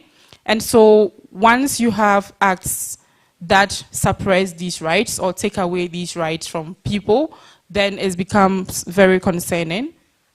We have threats of surveillance, we have threats of internet shutdowns that deprive people from exercising these fundamental rights that I've mentioned, and then also breach of people's data or privacy, and just making the internet unsafe for people. And so it's important for us to have these conversations, to work together, which is very important. And we are at a conference that promotes multi-stakeholderism. And so these are the places that we should rate these conversations and see how we can work together. The fact that civil society is highlighting these acts that are repressive and violate the rights of people does not mean we are fighting with any other stakeholder. We want to work together to see how we can promote these essential rights for people around the world. So I would pause now, and then maybe later I'll talk a bit about how the internet shutdowns that we've documented around the world impact people and what kind of shutdowns we are seeing currently across the globe. Thank you. Thanks so much, Felicia. We now move on to Radhika Jalani. Radhika is legal counsel at SFLC in India and is an independent internet researcher. Over to you, Radhika. Thanks a lot, Rashi. Every time I think about what safeguarding human rights the topic of the panel, my first thing is, what were the first principles, when we thought about internet? Was it a free, open, feminist, which came a little later, but it should very much be there, and decentralized internet, an internet for all. Internet has been sort of an equalizer, and it has opened up many doors for many people across caste, religion, gender. But what we see now is this universal desire to control. It's not in the global south only. It's not in the global north. It's everywhere. All governments across the world are trying to control the internet. When I was younger, I used to think that the biggest companies in the world are the oil companies, but now they're tech companies. So we can just imagine the power of our data, the power that internet has. In my country, that's India, we see that we have very cheap data plans. People use these data plans to do all sorts of things, right? Good things and not so great things. They use internet to learn, they use internet to study, they use internet to, express themselves. A while ago, I started with something called the Free Speech Podcast, where I tried to understand from various experts around in the Indian subcontinent on how, are free speech rights absolute? Should they be absolute in the way that in the way internet is today? And out of the 10 experts that I interviewed, not even one said that in the day and age we're in, it should be an absolute right, which says a lot, right? As Felicia mentioned earlier, we have a lot of shutdowns, right? In India itself, we started with 3 shutdowns in the year 2012. The count for 2021 was 101. Apart from shutdowns, there are various other ways that are used to control the internet. There are website bans, there are book bans, there are, there is a lot of content takedown that happens on an everyday basis. And that really scares me, because internet is, our source of information. Earlier, we used to have public squares. The public squares now have become social media platforms. And the more that we regulate them, the more scary it becomes. Right? Coming back to what we can do, how do we defend it? I really believe that free software has a big role to play here.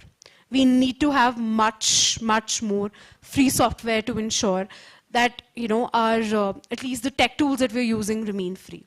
As an organization, SFLC started as a free software organization, and most of the work that we do is based on free software.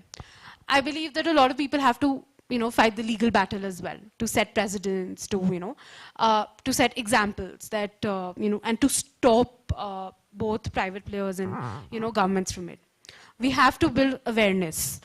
And building awareness also means breaking political barriers. Internet is 30, 40 years old, right? So what are the issues with it are just emerging. And they're too complex for us to understand. And they always carry a political, angle to it. So it's very important that we break the political barriers. For example, in India, a lot of people think that just shutdowns are okay, right?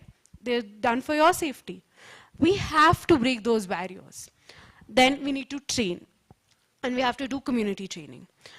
Again, principles of multi-stakeholderism, accountability, assuring that there is access everywhere, and equipping each other to fight. That's the only way we can win this battle. We also have to, I think, change the way that we talk about internet. We can't talk down to people. We have to talk to them in the language that they understand, in the means that they understand, in the script that they understand. And I think that's my last remark. And I would, happy to take any questions that you have.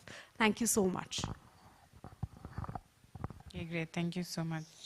I'd like perhaps now go with some of the policy questions we framed, and then we'd also, just before that, maybe I'll open it up to the audience if they have any questions for the panelists or have any comments.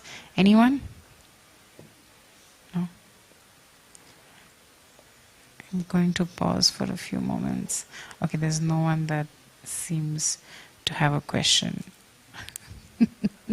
Okay, so my first question is... There's a question. Oh, there's a question. Okay.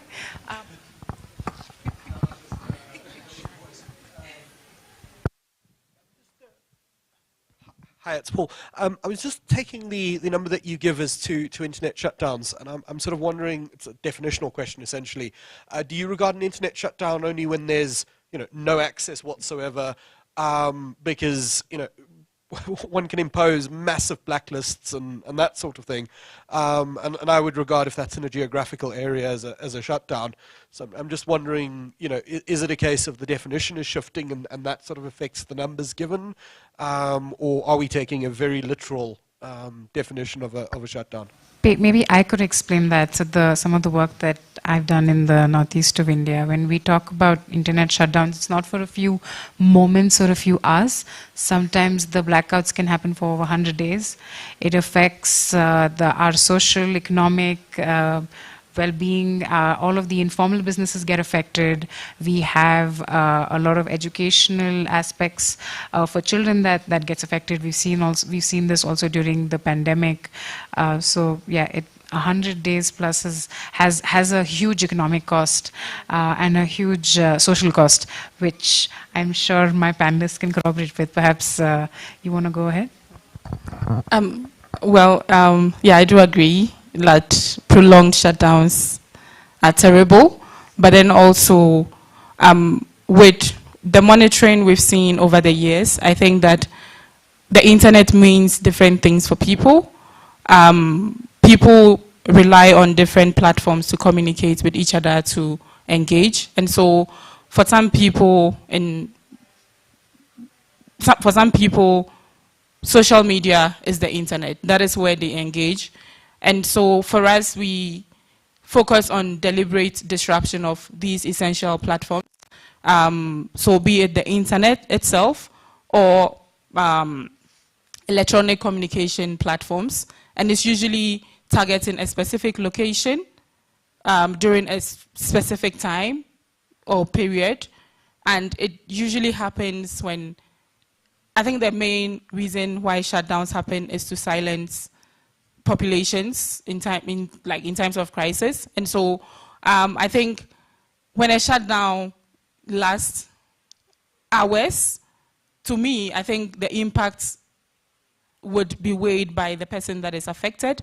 And so once we continue to highlight that, okay, shutting down people for 1 hour, 2 hours is bad, then the message is clear that definitely it is terrible to shut down the internet for days, weeks, years, and months. So that is how I would explain it, and given the monitoring we've done over the years with the impacts, and I think the conversation now is directed towards the impacts of these internet shutdowns and how they affect a wide range of rights as well as people's personal development and growth or access to the internet. Thank you for raising such an interesting question. Internet shutdown can be at either platform level or at the entire infrastructure level for a country. It's not just about rights, about personal benefits, welfare, human being nowadays, society are living on the internet, but also huge economic loss. There's research from ISOC. They see that every minute of internet shutdown can really cost millions of dollars of the loss. It's really so bad for the development by all senses. And actually at the UN level, I think there has been a consensus and a resolution reached at the level of UN Human Rights Council as several resolutions about to call for avoiding the internet shutdown and to follow a due procedure if there I mean, really on very exceptional basis to do that. And also on our Internet Universality own principle and indicator, we do have an indicator about to monitor is there how many internet shutdown happening in a country, which is a very telling indicator to show to extend human rights, open, free internet are being respected or not. That's literally a big issue to address. Thank you. Thanks. Radhika, maybe you also want to chime in? Yeah. I think to add to, I mean, I pretty much think that all the points are covered here. But just to add one more thing, what we're seeing is that internet shutdowns are evolving now, right? Now they're also throttling. And throttling mostly is unofficial, right? So there's not only just, you know, complete ban or like some platformization. There are sometimes jammers in places. There are, you know, other things there which are used to, you know, control people's access to information. And that I also believe is a form of grave, grave injustice. All right. So maybe this might be a very naive question, but how can internet access be made viable for everyone? Can you all give me concrete examples of the work that you all have done? For example, I think community networks is a great example, but then I'm also open to hearing other suggestions. Perhaps we give it to you, Mohammed, first. 2 minutes each is good.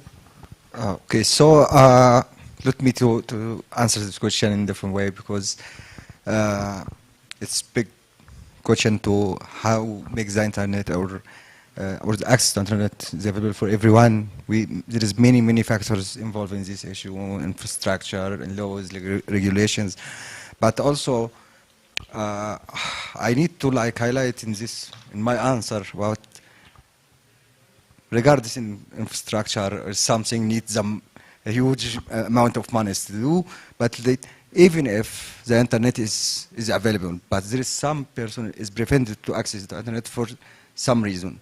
For example, if we speak about refugees or statelessness person, if you don't have an official document, you cannot register with service provider. You cannot have SIM cards to access to internet. So I think, of course, refugees and statelessness is part of everyone. They are human beings. So we cannot like, for example, as we mentioned, speak about the period of COVID-19 and all of us stay in the home, and we are like forced to access to all the services online, and also refugees face this problem. The children also cannot access to, I speak it in Egypt, for example, cannot access to learning platforms because they don't have official document, or not have, they have official document, but maybe they're not recognized by service provider. Because as a refugee, you have to hold specific document issued from United Nations High Commissioner for Refugees, but this is not accepted or recognized by service provider, and they asked them to provide the passport. Of course, the refugees cannot hold the passport. This is one obstacle. If we come to the stateless person, this person they are not recognized as citizens by any laws of any country. They don't have any documents, official documents. Even if just simple card establishes their status as statelessness, without this official document, you cannot access to internet. So that means that you prevent this person from education, from other service, from access to information, from family unification, at least. And I will speak in this later, but I think we need to focus or like consider this group of vulnerable people, because I think they left behind in everything. We speak about, I know that internet shutdown is affected all person, but when we come to refugees and they have a very specific status, and we need to consider this issue. Thank you. Thanks. You want to go next? Yeah. I think I have 2 words. It's called meaningful connectivity. I believe that it's just not enough to have internet access.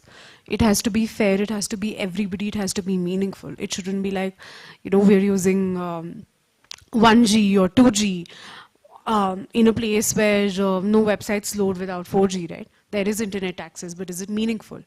And of course, principles of equitability should also be there while governments are making, schemes and suggestions for internet access. Thanks, Radhika. You want to go next? Yeah, to add on to that, I would also say that internet, so aside it being meaningful, are you able to enjoy the rights that you are enjoying offline, online? How are countries investing in the digital space to make connectivity become a basic need rather than a luxury? How affordable is internet access, and what is the quality of the access you are getting in the location that you find yourself? And of course, what kind of measures are being taken to protect people's rights online and to make the internet a safe and secure space for people to engage? So that is how I would look at it. Thank you. I'd like to spare my first minute to talk about the gender divide and women. If we want to make sure internet access is viable for everyone, we need to take a very humanistic and nuanced approach to think about it. Of course, two-thirds of the population on the planet are accessing the internet. And to connect in the next billions, we are aware that most of them are women, they are girls who are not yet connected. So please do think about this gender dimension. And also I'd like to highlight, with the existing population online, if you look at the use pattern of internet between men and women, you will see men are really, women are really still in a very disadvantaged position to equally benefiting from the internet. I read a statistic that there's a significant difference between the use of the online banking and the financial tools between men and women. And many women, they don't even have an online bank card, etc. They're not using those core important development services. So I think the gender issue should really be tackled with also a holistic approach, and also think about the quality and the meaningfulness of the usage. My second minute, I want to dedicate to the children and youth. They are born digital, but now we are living in a, we are in face of a widespread of disinformation, hate speech, and conspiracy theories pervasive to the internet that we are living now compared to 20 years when I started to work on internet. So for youth, for many people, if we couldn't make sure that the internet ecosystem is providing diverse, trustworthy, useful, meaningful information access, maybe it's better not to have the access. So I think the media information literacy will be super important to help our new generation, even ourselves, to be able critically judge the information, to be able to benefit from the internet meaningfully. Of course, the regulation of digital platforms, etc., is equally important to achieve that goal. Thank you. Thanks.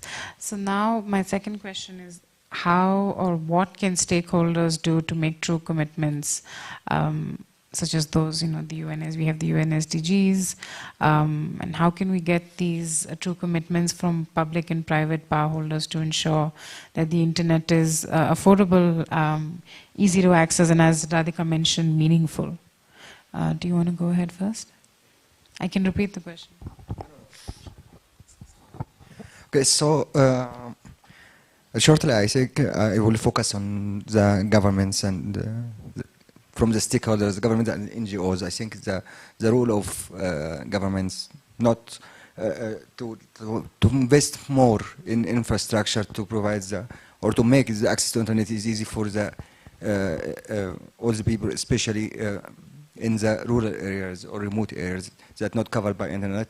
I think it's one of the rule or of the governments as stakeholders. Also, the role of international organization that's working in development to assist that countries maybe don't have the enough or available financial resources to develop or to make the infrastructure for to make the access to internet easy available. Also for NGOs, I think also NGOs have a huge role to play, especially in the context of access to internet, especially if the governments or the authorities take action or illegal action to prevent the people from access to internet. Let me, like, in 1 minute, give you a real example from Egyptian experience. After the revolution, Egyptian revolution, the Egyptian government took the decision to shut down the internet in Egypt. Some of NGOs take the action against the government and ask them to compensate the people for this internet. What is the good issue here? The question is why the governments take the decision to shut down. In MENA region, in some African countries, the only reason is for the national security. The national security is the main reason for the shutdown. But what happens when the NGOs take the action, legal action, and approach the cases before the court? We don't know what is the national action, what is the security national security. What is this? What does this mean? This is a problem. But what happened is the Egyptian court, the judge described what the mean of national security, and he mentioned that what happened in Egypt during the revolution is not considered a harm that maybe harms the national security in Egypt. This is a good, and he provide a full definition of national security. Anyway, the government challenged this court, this decision, and the case has brought or go to the higher court. The higher court admits the definition, this definition, but they mentioned that what happened in Egypt is harm the national security, and cancels the case. This what happened. I think the problem is how we define the national security. If we define the national security, we can take a legal action against government who intentionally shut down the internet or make the access or block the website. In another courts also, another court decision, some people bring the cases to ask the court to issue the decision to block some websites, especially porn websites or other websites. So one of the cases, the court refused to block, and they mentioned this block the websites. It's against the freedom of expression. So I think this one of the rule of NGOs, especially providing legal assistance or working in the legal issue related to digital rights. Thank you. I think human rights have to be at the center of all the policies and laws of all stakeholders. It should be people-centric and not profit-centric. It's just as simple as that. I think we would have a wonderful, beautiful internet if that utopian vision ever comes to life. Yeah, I would also add on to say that, yes, companies have a responsibility to ensure that people are connected because they provide the service, and they have the responsibility to respect the rights of people when in providing these services. But governments have the responsibility to ensure that they respect and protect the fundamental rights of the people that are relying on internet access. And we've seen how the SDGs has underscored the importance of internet access and getting people connected, how that can contribute to development. And so I think that in as much as we are all discussing this, as Radhika said, if we don't take the necessary measures to ensure that human rights are protected, rights-harming actions like internet shutdown, surveillance are condemned and stopped, or authorities are held accountable for such actions, I'm not sure the kind of internet we would want to make accessible for people. So let's make it a rights respecting process and accessible for people that rely on it. Yes, with technology, with the internet, there are a lot of challenges that are coming up. And when you look at the justifications that authorities provide when they restrict online rights or fundamental rights broadly, I think they have an equal responsibility to ensure that they protect our rights. And so the fact that there are challenges with the coming of technology does not mean or does not provide an avenue for governments to impose such blanket violations. In that end, who are we holding accountable for violating the rights of people? So I think this is a conversation that we should continue to have.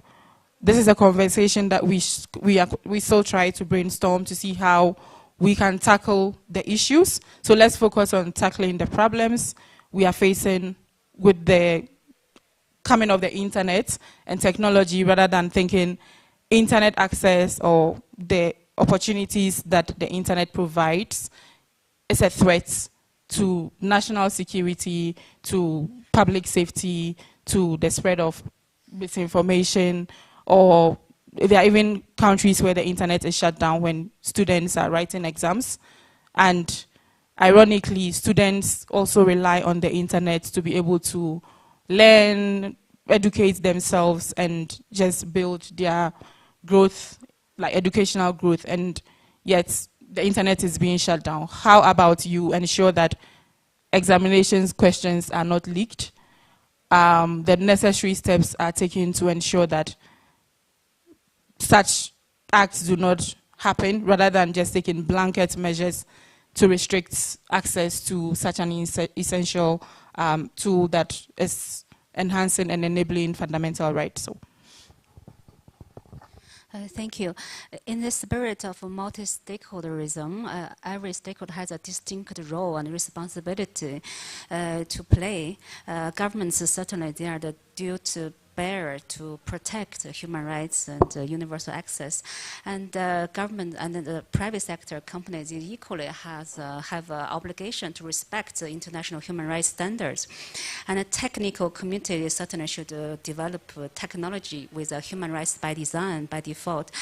Certainly, civil society role should never be neglected, because without a civil society's advocacy, without their active participation in the policy-making process, and no human rights will be ever really protected. That's why I think this very inclusive multi-stakeholder approach is crucial. And my second point, I'd like to elaborate more on the role of governments, because UNESCO working to hold the member states accountable to respect the international human rights standards. I like to say that governments also came in all colors and shapes, and even in the democratic societies, governments, you have three branches. You have executive, you have legislative, parliament, and also judiciary. It's such a positive signal at IGF. We have very good parliamentary track. Basically, they are also having an important role to ensure all the laws, digital laws, are based on human rights, advancing human rights, and governments equally, they need to make sure their digital policies being human rights based. But I also like to stress the role of judiciary actors, which might be somehow neglected in many ways, that as a law enforcement, they are so important to protect human rights. Just give some example. The courts in the UK recently has barred the police service from using the live facial recognition, since the use of such a system violates the right to privacy. And also in Brazil, the courts in Brazil, they have barred the São Paulo subway system from using facial and emotional recognition because that was being used to tailor the advertisement for the riders. And that's a very good example that to show that we need to also to pay attention to the different part of the governments to realize their responsibility. I just take this opportunity to share UNESCO's good practice. We have a judge initiative which aim to train we have already trained 20,000 judges around the world to ensure when they are enforce the law relating to digital technology to make sure that how human rights will be realized. Thank you. Thanks so much. Just wanted to open it up for any questions or comments from the audience, and then we'll move on to our last set of policy questions. Anyone?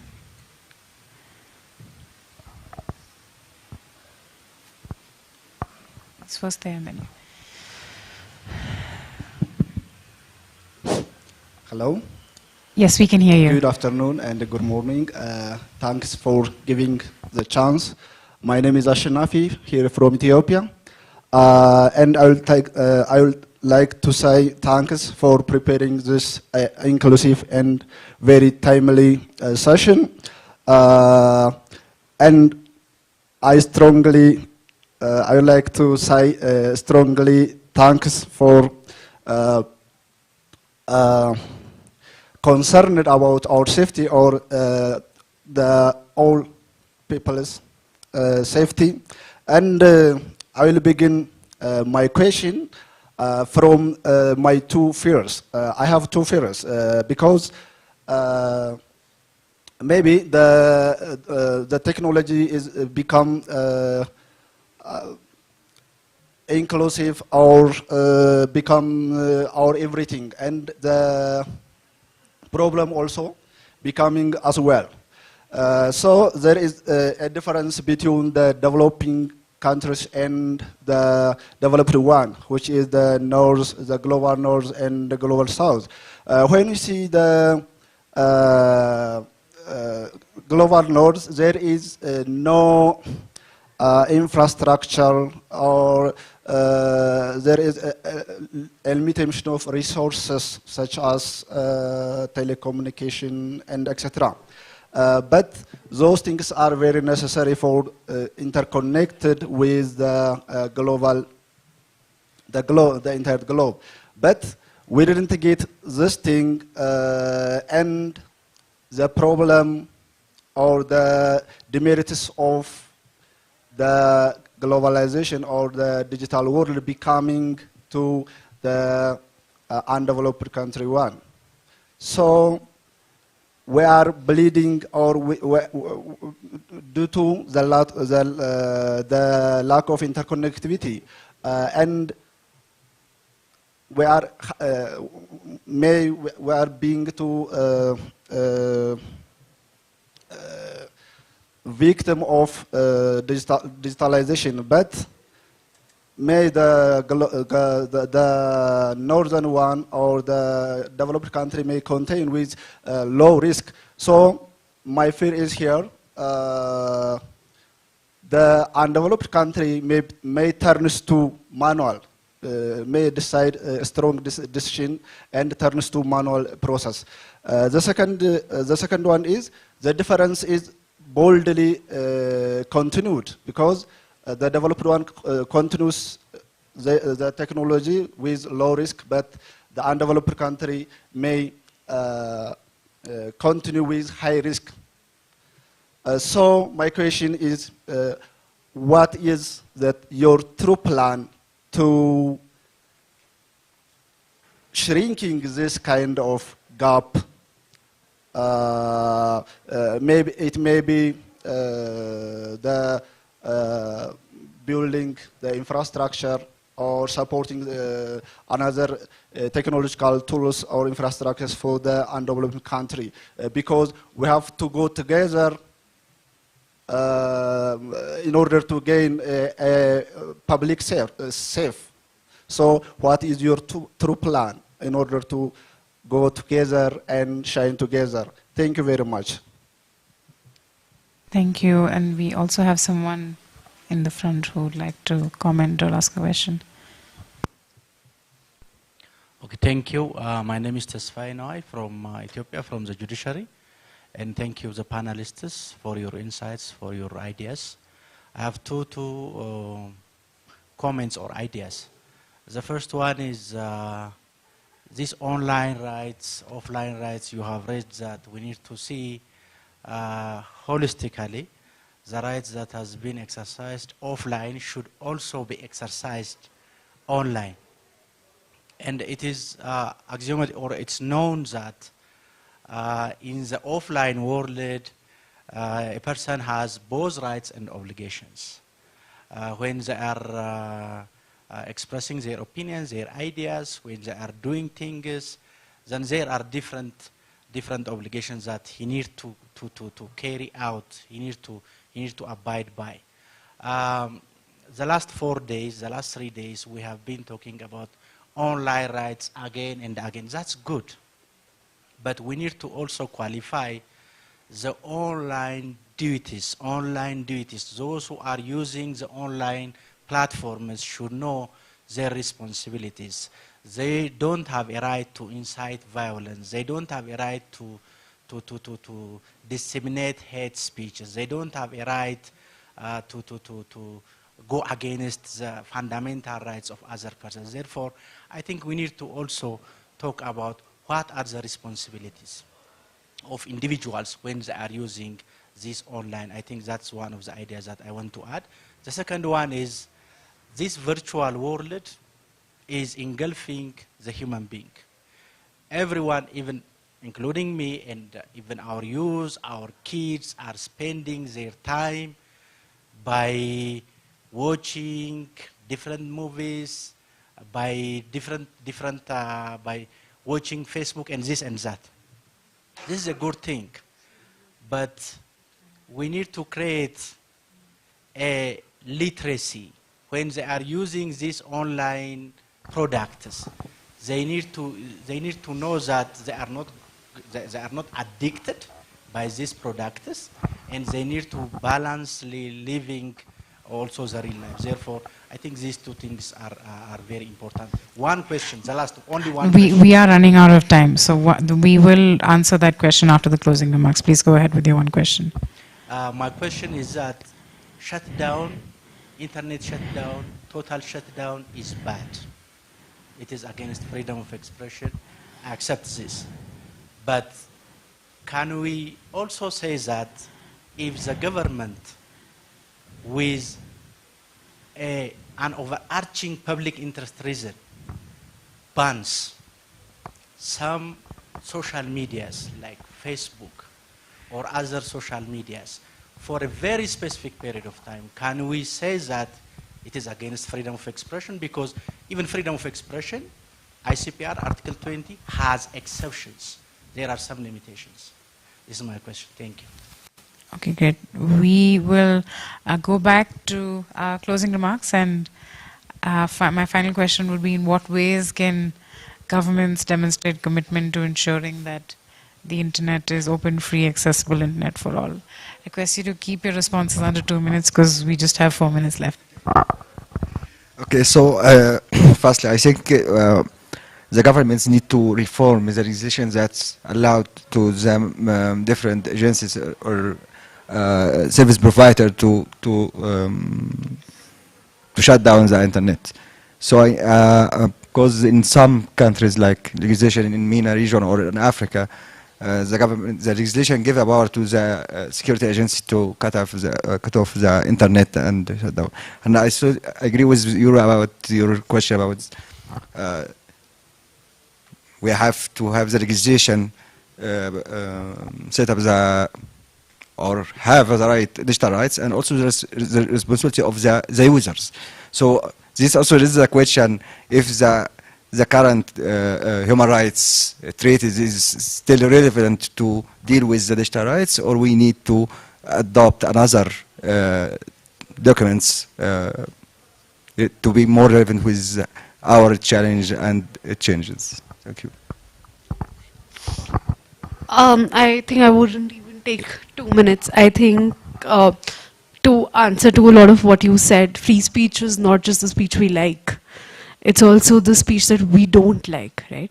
But the only thing is that speech should not lead to violence in like a public order situation. So you have to control that, but we can't, we can't pick the lowest hanging fruit. And I believe internet shutdowns are just that. We can't have knee-jerk reactions to, problems of rights, problems of access, problems of accessibility. We have to think, and the governments have to do, because internet, it is fairly new, right? And the problems surrounding it are just evolving and coming up. So governments have to take a lot more time to understand that and to come up with comprehensive rights-respecting solutions, not knee-jerk reactions. No knee-jerk reactions. And we have to obviously take a multilateral approach. I really believe free software communities and free software in itself can help a lot with that. Thank you. Thanks, Radhika. Thank you very much. Yes, to also add on to your question, I think that it's important for us to know that per international frameworks, internet shutdowns are disproportionate, they are illegal, and they do not meet the necessary measures whenever they are imposed. You did mention, in my opening remarks, I did say that what the internet means could mean different things to people. And yes, we acknowledge the challenges that comes with the use of internet access, but then we trust our governments to protect our rights and to uphold our rights. And so it's a conversation we have to have. It's an honest conversation that we need to have. Instead of shutting down, what alternatives can we take to ensure that maybe is it that there's a gap in digital literacy? People do not understand how to use these platforms. Where is it coming from? How can we address the roots causes of these things? How can we also collaborate with like the private sector to ensure that their platforms are not used to abuse, to proliferate hate speech and like disinformation and misinformation, which usually are the reasons governments give whenever the internet is disrupted. So I think this is a multi-stakeholder discussion we need to have, and let's see how we can advance rights rather than restrict rights across the globe. So that is what I would say, and we are happy to have a conversation with you to provide you with more information about the trends and developments we've observed across the globe, similar problems all across the world, but then we do believe that there are solutions to these problems that are coming up. Thank you. Thank you. UNESCO encourages the member states and governments to take an evidence-based approach in defending the open, free internet. Also because that, the internet is complex. You have to consider it broadly. For example, how you ensure the governments are making the national security policy without violating right to privacy, without creating massive surveillance. And also you have to also make sure that when the privacy law is made, you have to ensure that it won't risk of internet fragmentation to destroy the openness of internet. So that's so many things juggled here. So it's not an easy task, but that's why we are having the internet universality indicator to be measured, to measure 300 dimensions and make sure everything is right in place. And I also like to tackle the question from gentleman sitting behind about about the gap between the global north and south.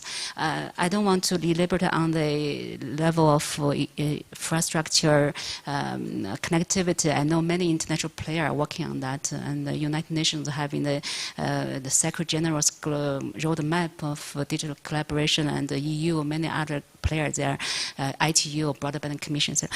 I like to highlight one thing that a gap between the global north and south, not just about the access, it's really also about the principles, norms, and ethics, etc.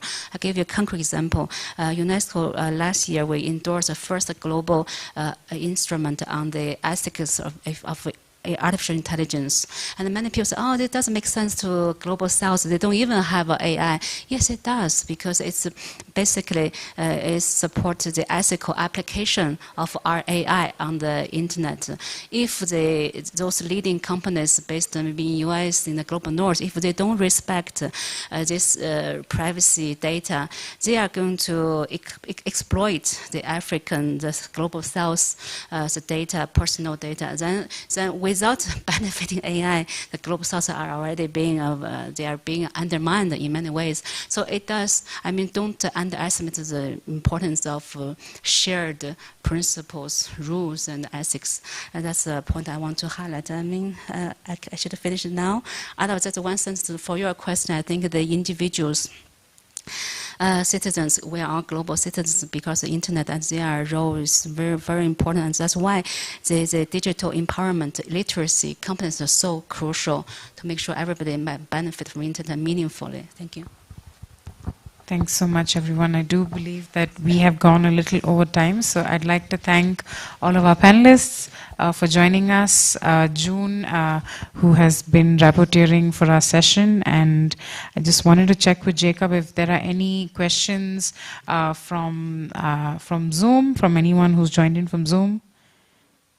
Yes, Rashi, unfortunately, we don't have any questions from the Zoom chat.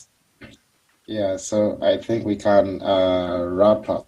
Okay, thank you so much. And we just wanted to let you know that for any details regarding the IRPC, please join our mailing list. You can also check our websites for different updates. We also have a charter that was recently translated into Nepali, courtesy of one of our steering committee members who's a part of Digital Rights Nepal. And with that, I'm going to close the session. Thank you so much for joining in. And yeah, thank you.